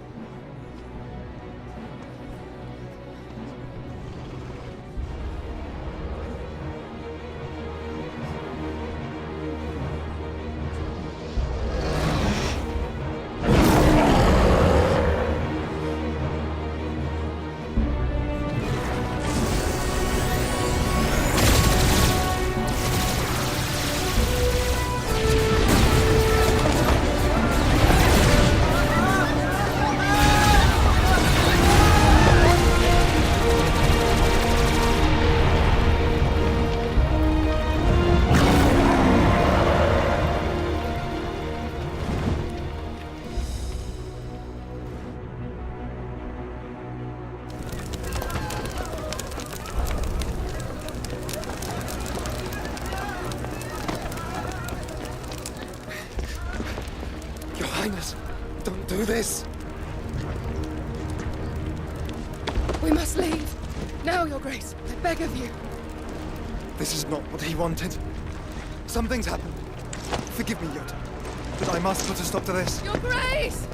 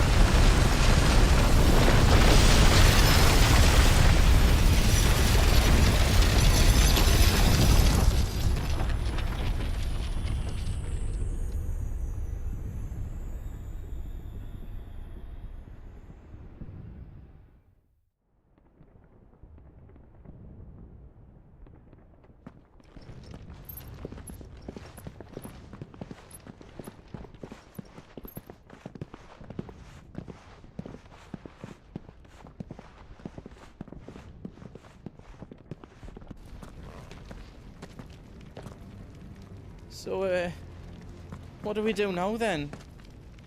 We destroy the heart. Well, you might come back! As soon as the flames die down, the Imperials and the Dalmex will move in.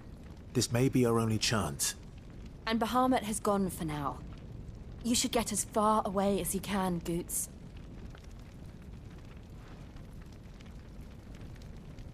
What? And leave you lot in the lurch? I can't do that. If you're staying, then so am I. I packed everything up before I made a run for it, so if there's out you need, just ask. But I won't be giving it away for free. Nana'd never forgive us if I did. Thank you, Goots.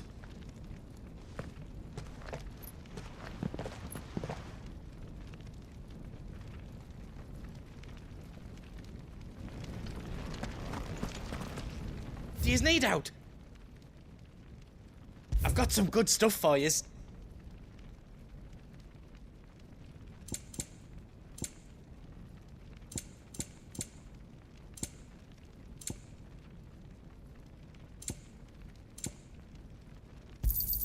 Thank you. Is there else you need? How else I can do for you?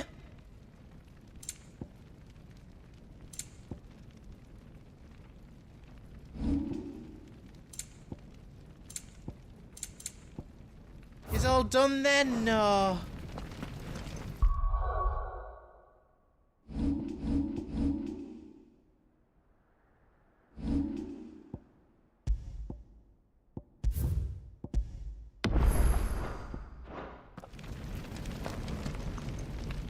You be brave now, boy.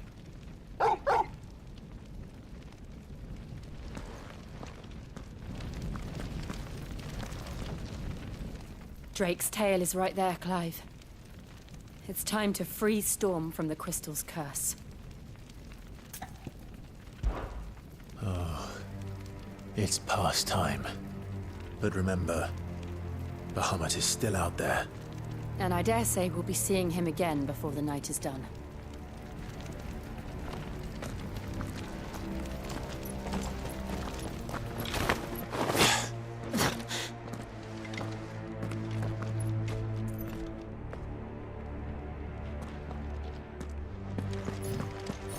No more roads. We'll have to find our own path. Do you feel that, Clive? Ether. Just what we need. Another flood. It's already turned. Then there's no reason to hold back.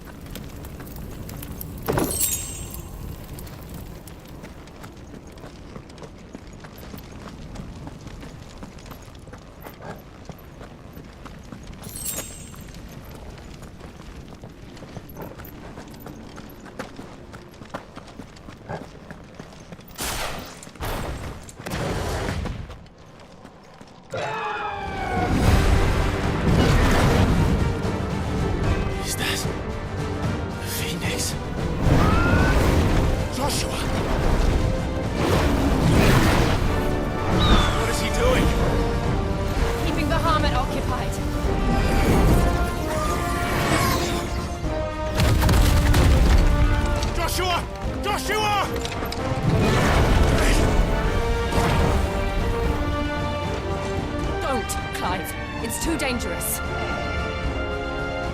Fuck. Hold on, Joshua. I'm coming!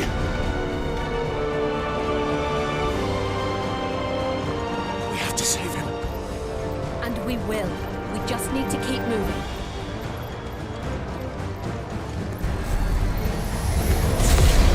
Never again. Not now.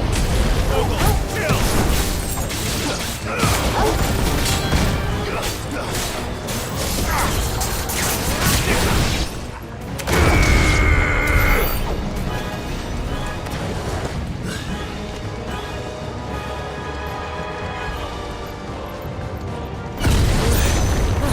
What was that? But he'll kill us all.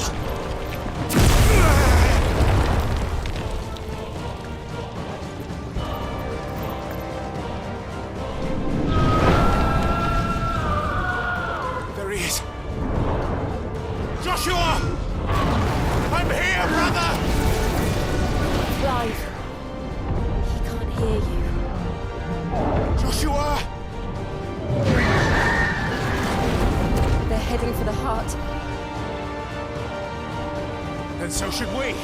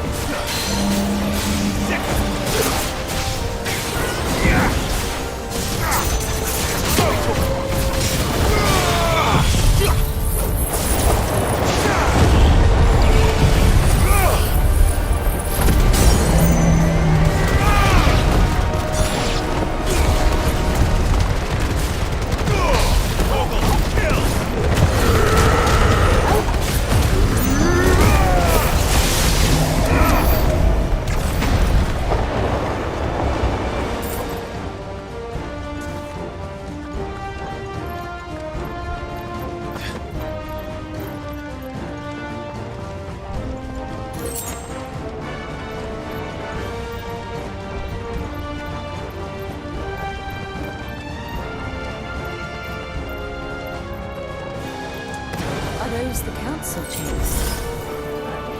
How are they still standing? I don't know.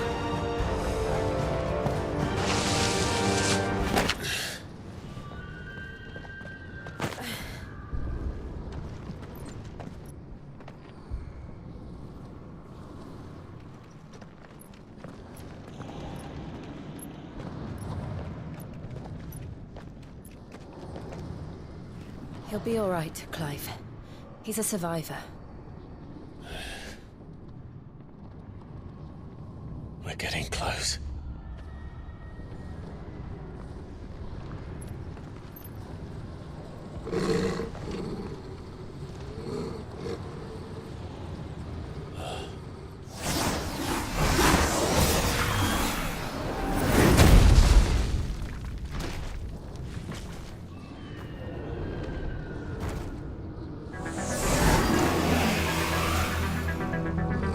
Looks like somebody doesn't want us getting any closer. I don't care what it wants.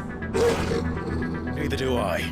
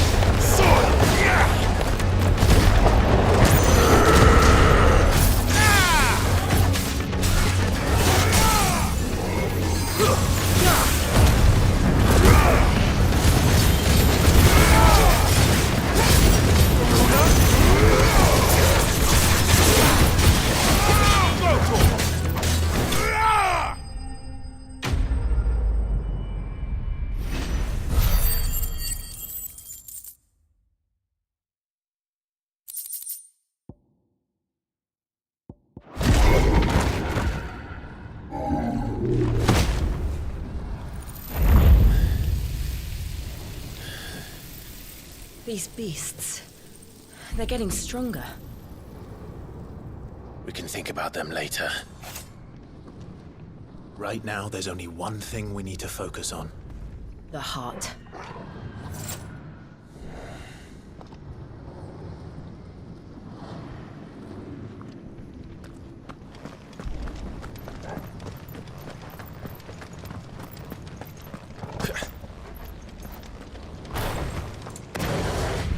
We might be able to get up through the building.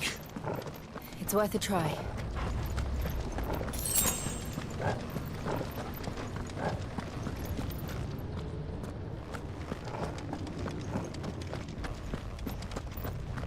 Quiet. There's someone up there. Is someone there? Mother. It's you. What happened here? He tried to take him from me. Oh, my boy. My darling boy. Is this the child you made with the Emperor? Why, Mother? Why did you betray us all? You have no right!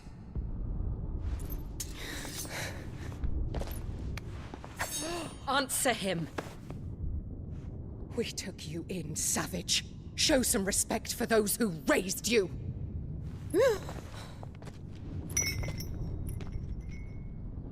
Honorable Elwyn, always thinking of his precious homeland.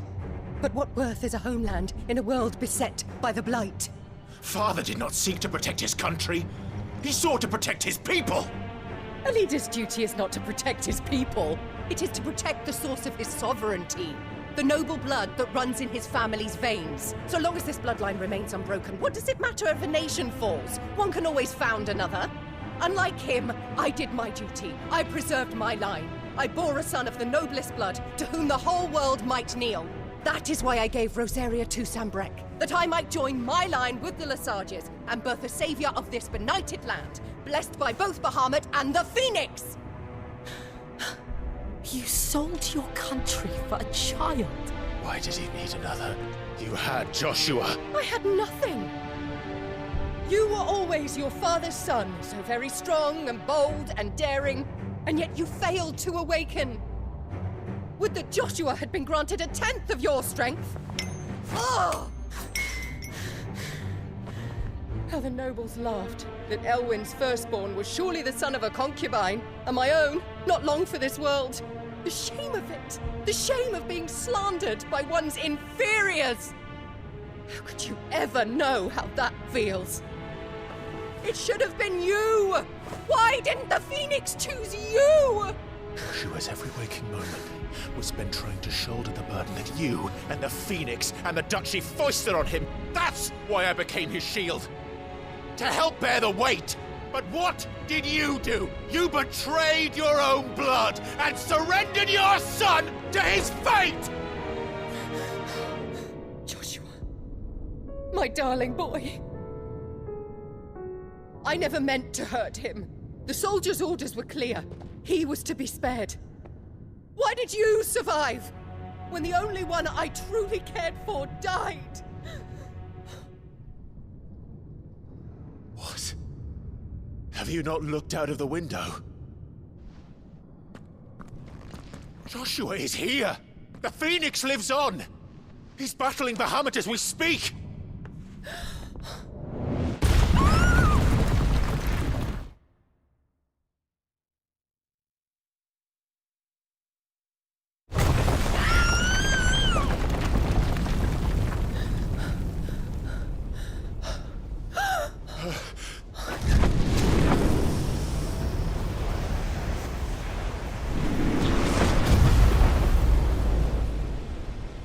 Joshua!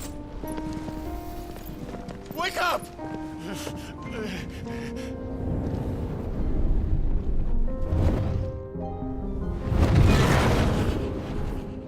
I am a shield of Rosaria.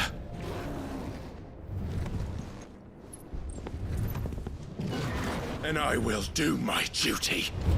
What are you...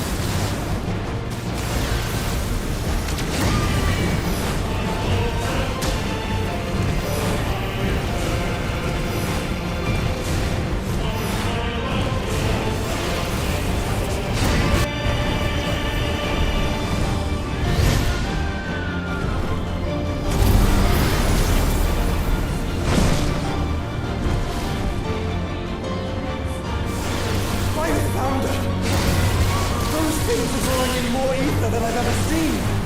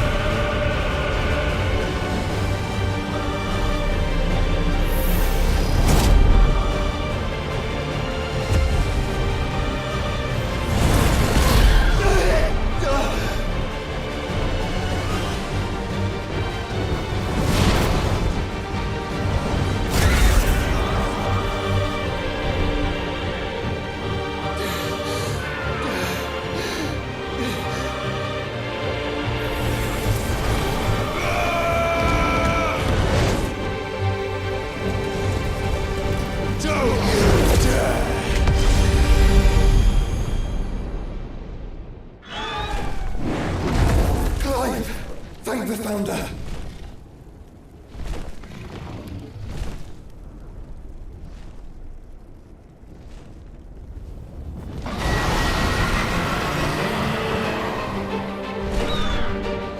It's now or never, Joshua.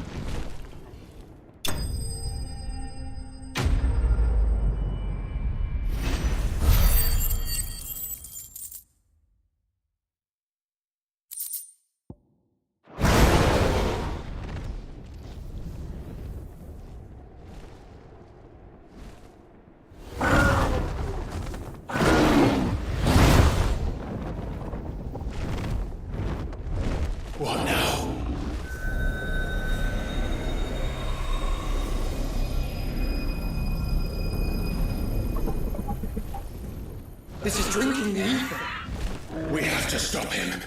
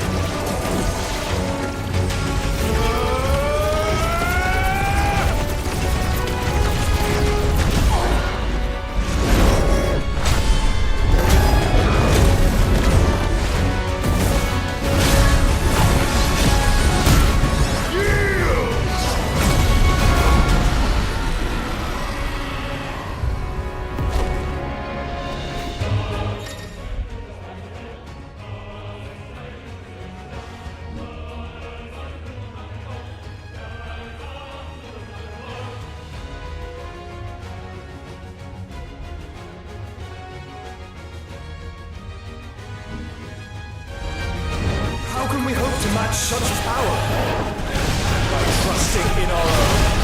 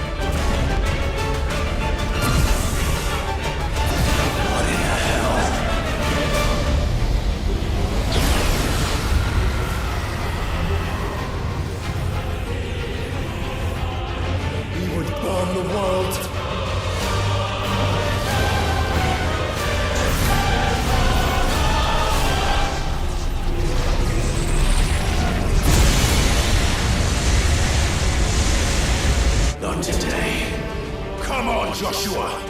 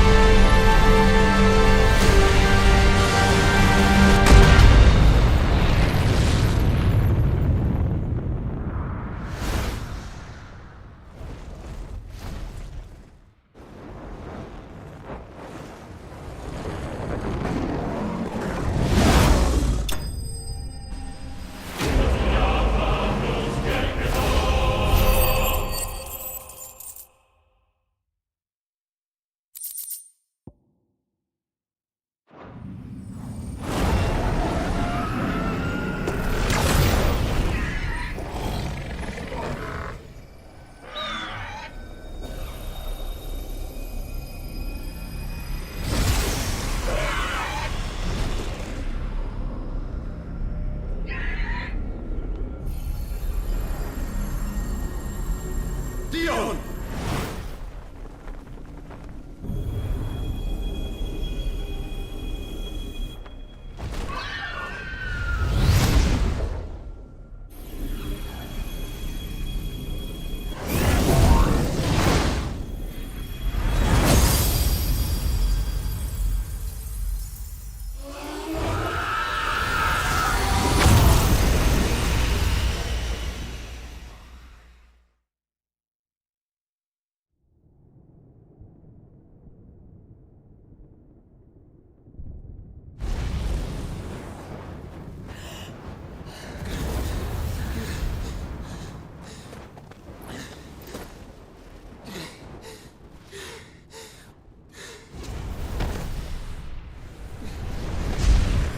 Joshua!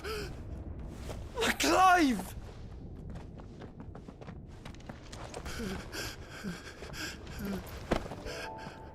My brother. I'm sorry. I'm so sorry. You're alive. We both are. Nothing else matters.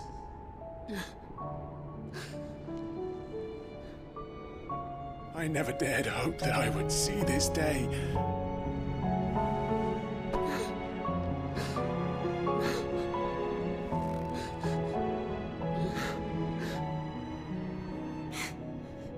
Reunited at last. Jill.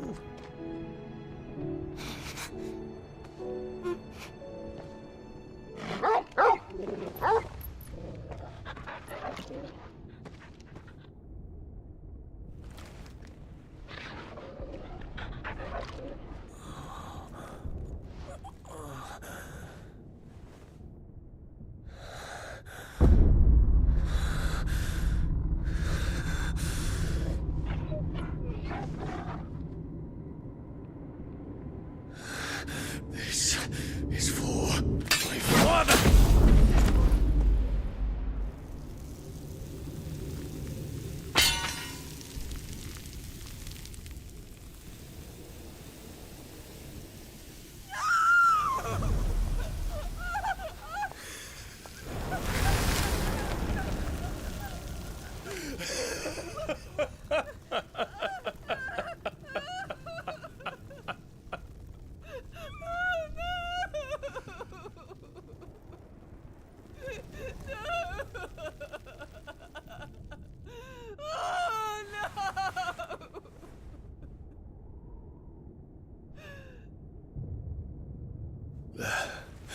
It is done. The demon that would tear our house apart is no more. Father.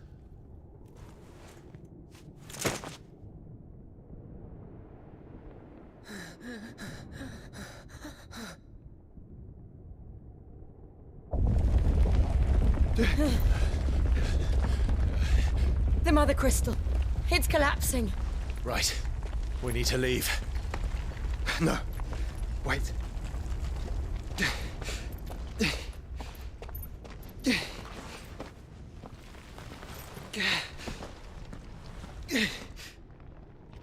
I owe him a debt.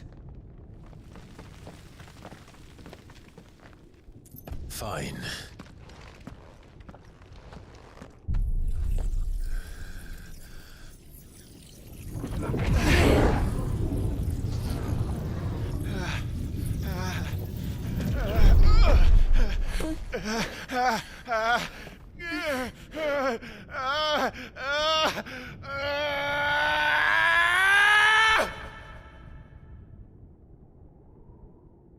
You there.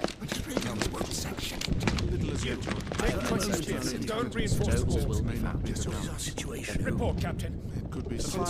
Can nothing be done to call them off? I regret not, Your Radiance. The Dragoons answer to none but His Imperial Highness. The Council is powerless to intervene. We're hearing reports of rebel Madness is this, Dion. throughout the neighboring districts. Focus all efforts on extinguishing the fires around the capital. The city can wait.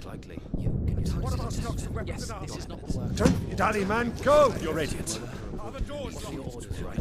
And I want you to find out Make sure the doors are our locked. next movement. By the light! Dion, have you taken leave of your senses? Call off the Dragoons at once! Fear not. The populace will come to no harm at their hands.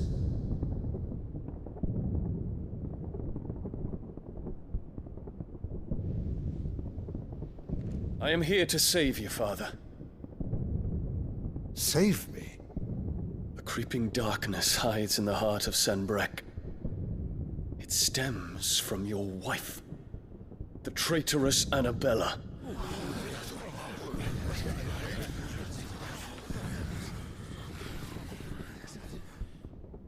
Not another word, Dion. Father, though you may not see it, the darkness has taken hold of you.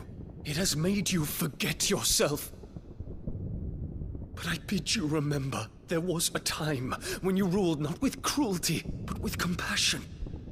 Why now do you turn your back on your people? Why now do you seek to stoke the fires of war? You too have borne witness to this change, Your Eminences. And you know, as well as I, who is responsible for it. A puppet now sits upon the throne, but cut his strings, and the master loses the power! What? Dion, you bear steel before your Emperor? Guards! Take him!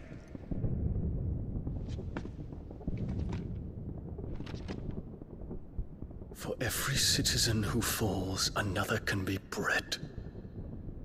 For every home that burns, another can be built. Those were your words. But when the last of your citizens has fallen, and all of their homes have been reduced to ash, what will become of your empire, of its rulers, of your god? As the mother crystals crumble one by one, and the blight sweeps in to claim all that we hold dear, our people look to their emperor for protection. Yet he labors not to secure their futures, but to seize what is left of the twins for himself. Even if it should come at the cost of everything his loyal citizens have labored to build. Dion, you must understand. A small price to pay, is it not? You've been blessed with great power, Dion. Enough to win me the world. So go, claim Valisthea for me, brother.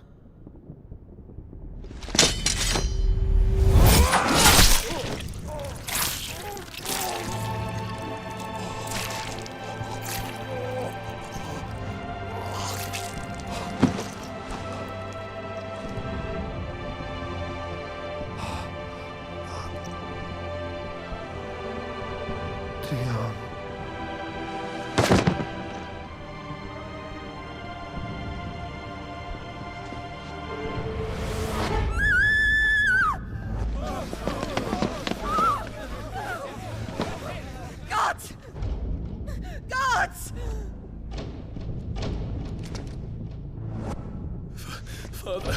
father. How he doted on his children. That he would die to protect me was plain. It was but a matter of when. You planned this? You did well to endure so long. But you broke in the end, as I knew you would. And now Muthos approaches. Put him to the proof. I would see if he breaks. Go, Bahamut. Kinslayer.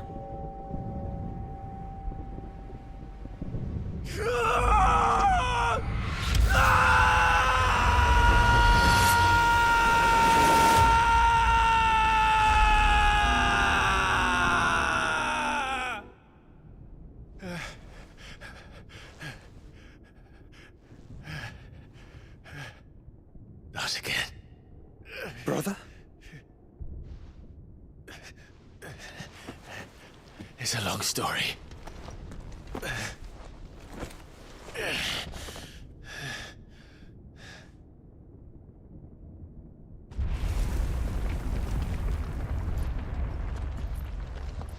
You cannot stay here, Mother. Come. Take my hand.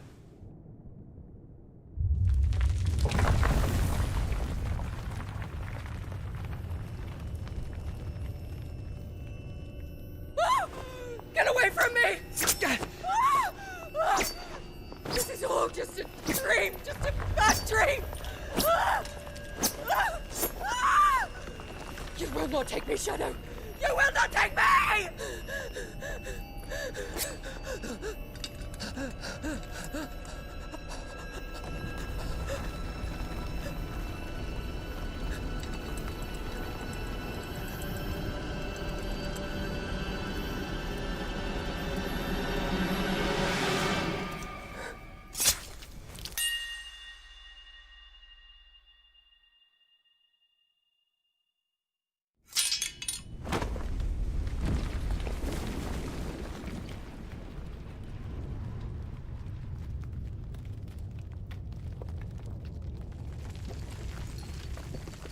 Mother.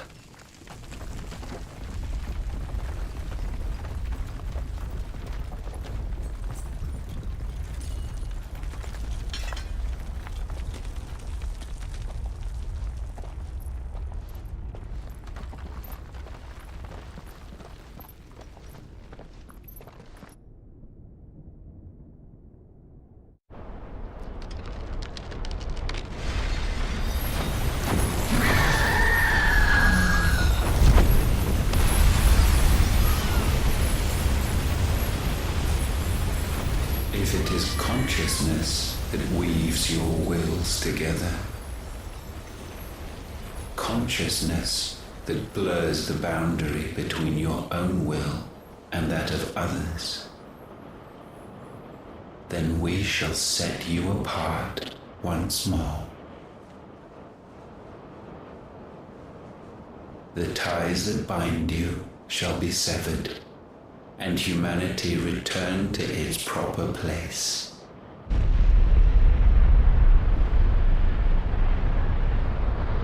By primogenesis shall a new age of reason begin.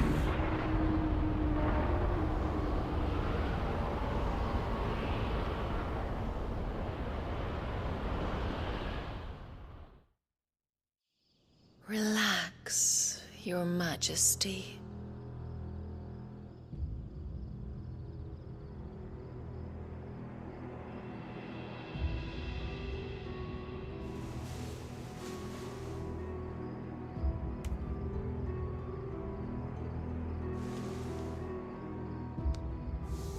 Don't you want to play? It's been a long time. If that is your wish. Men, you are as meek as all the others.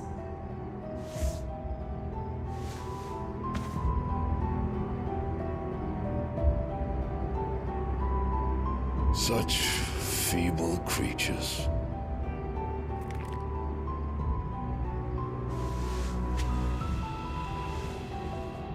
Gifted the power of icons, yet slaves to fickle emotions which usher you to your doom. And so you bind your fragile wills with strands of consciousness.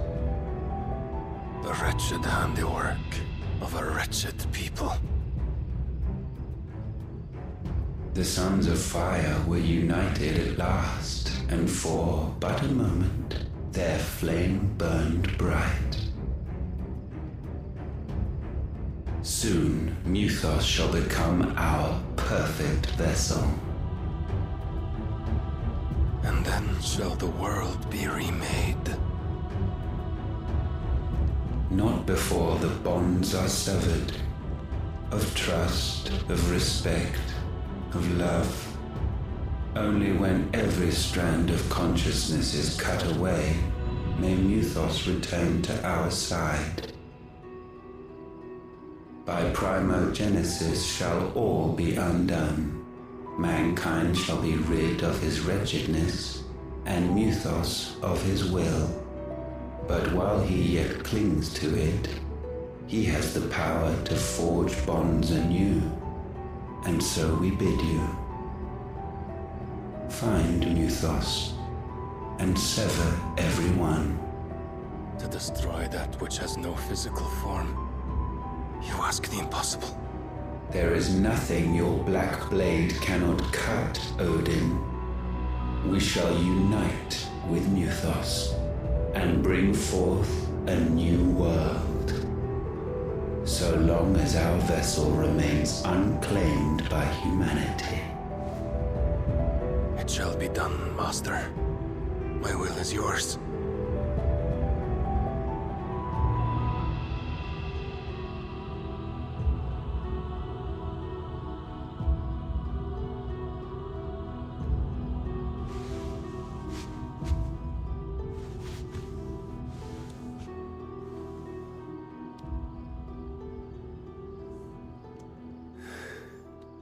Mother.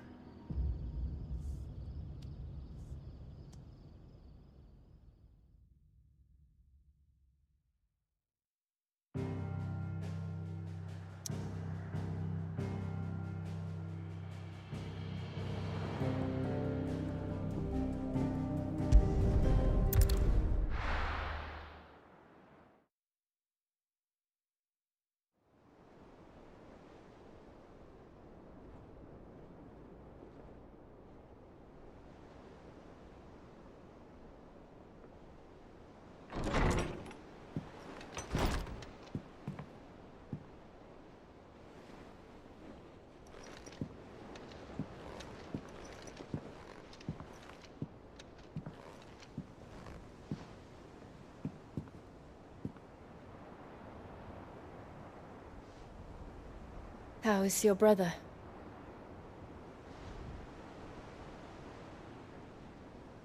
Asleep since I returned from the Dominion. Taya says he should be back on his feet soon enough. For a while, at least.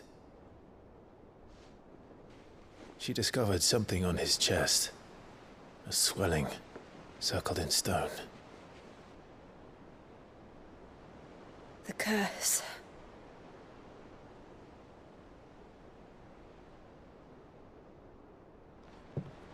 For every mountain we climb, another rises up to greet us, doesn't it? It's never ending.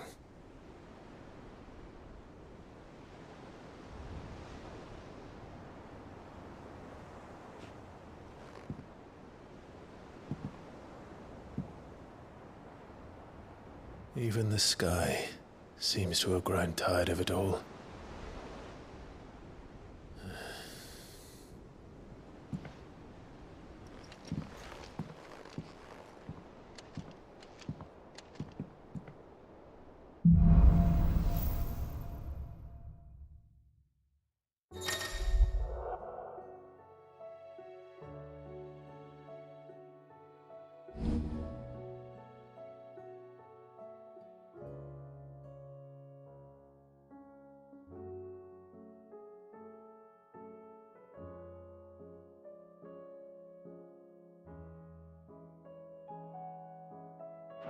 happy if I disturb Joshua.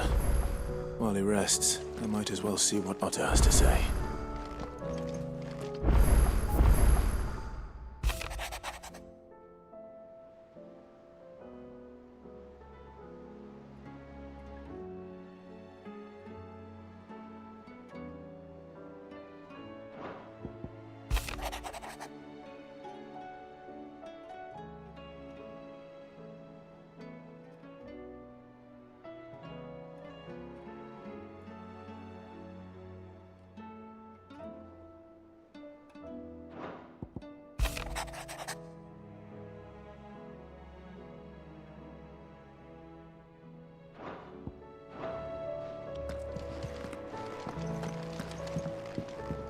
It will take time to come to terms with everything that happened in the Dominion. But time is the one thing we always seem to lack.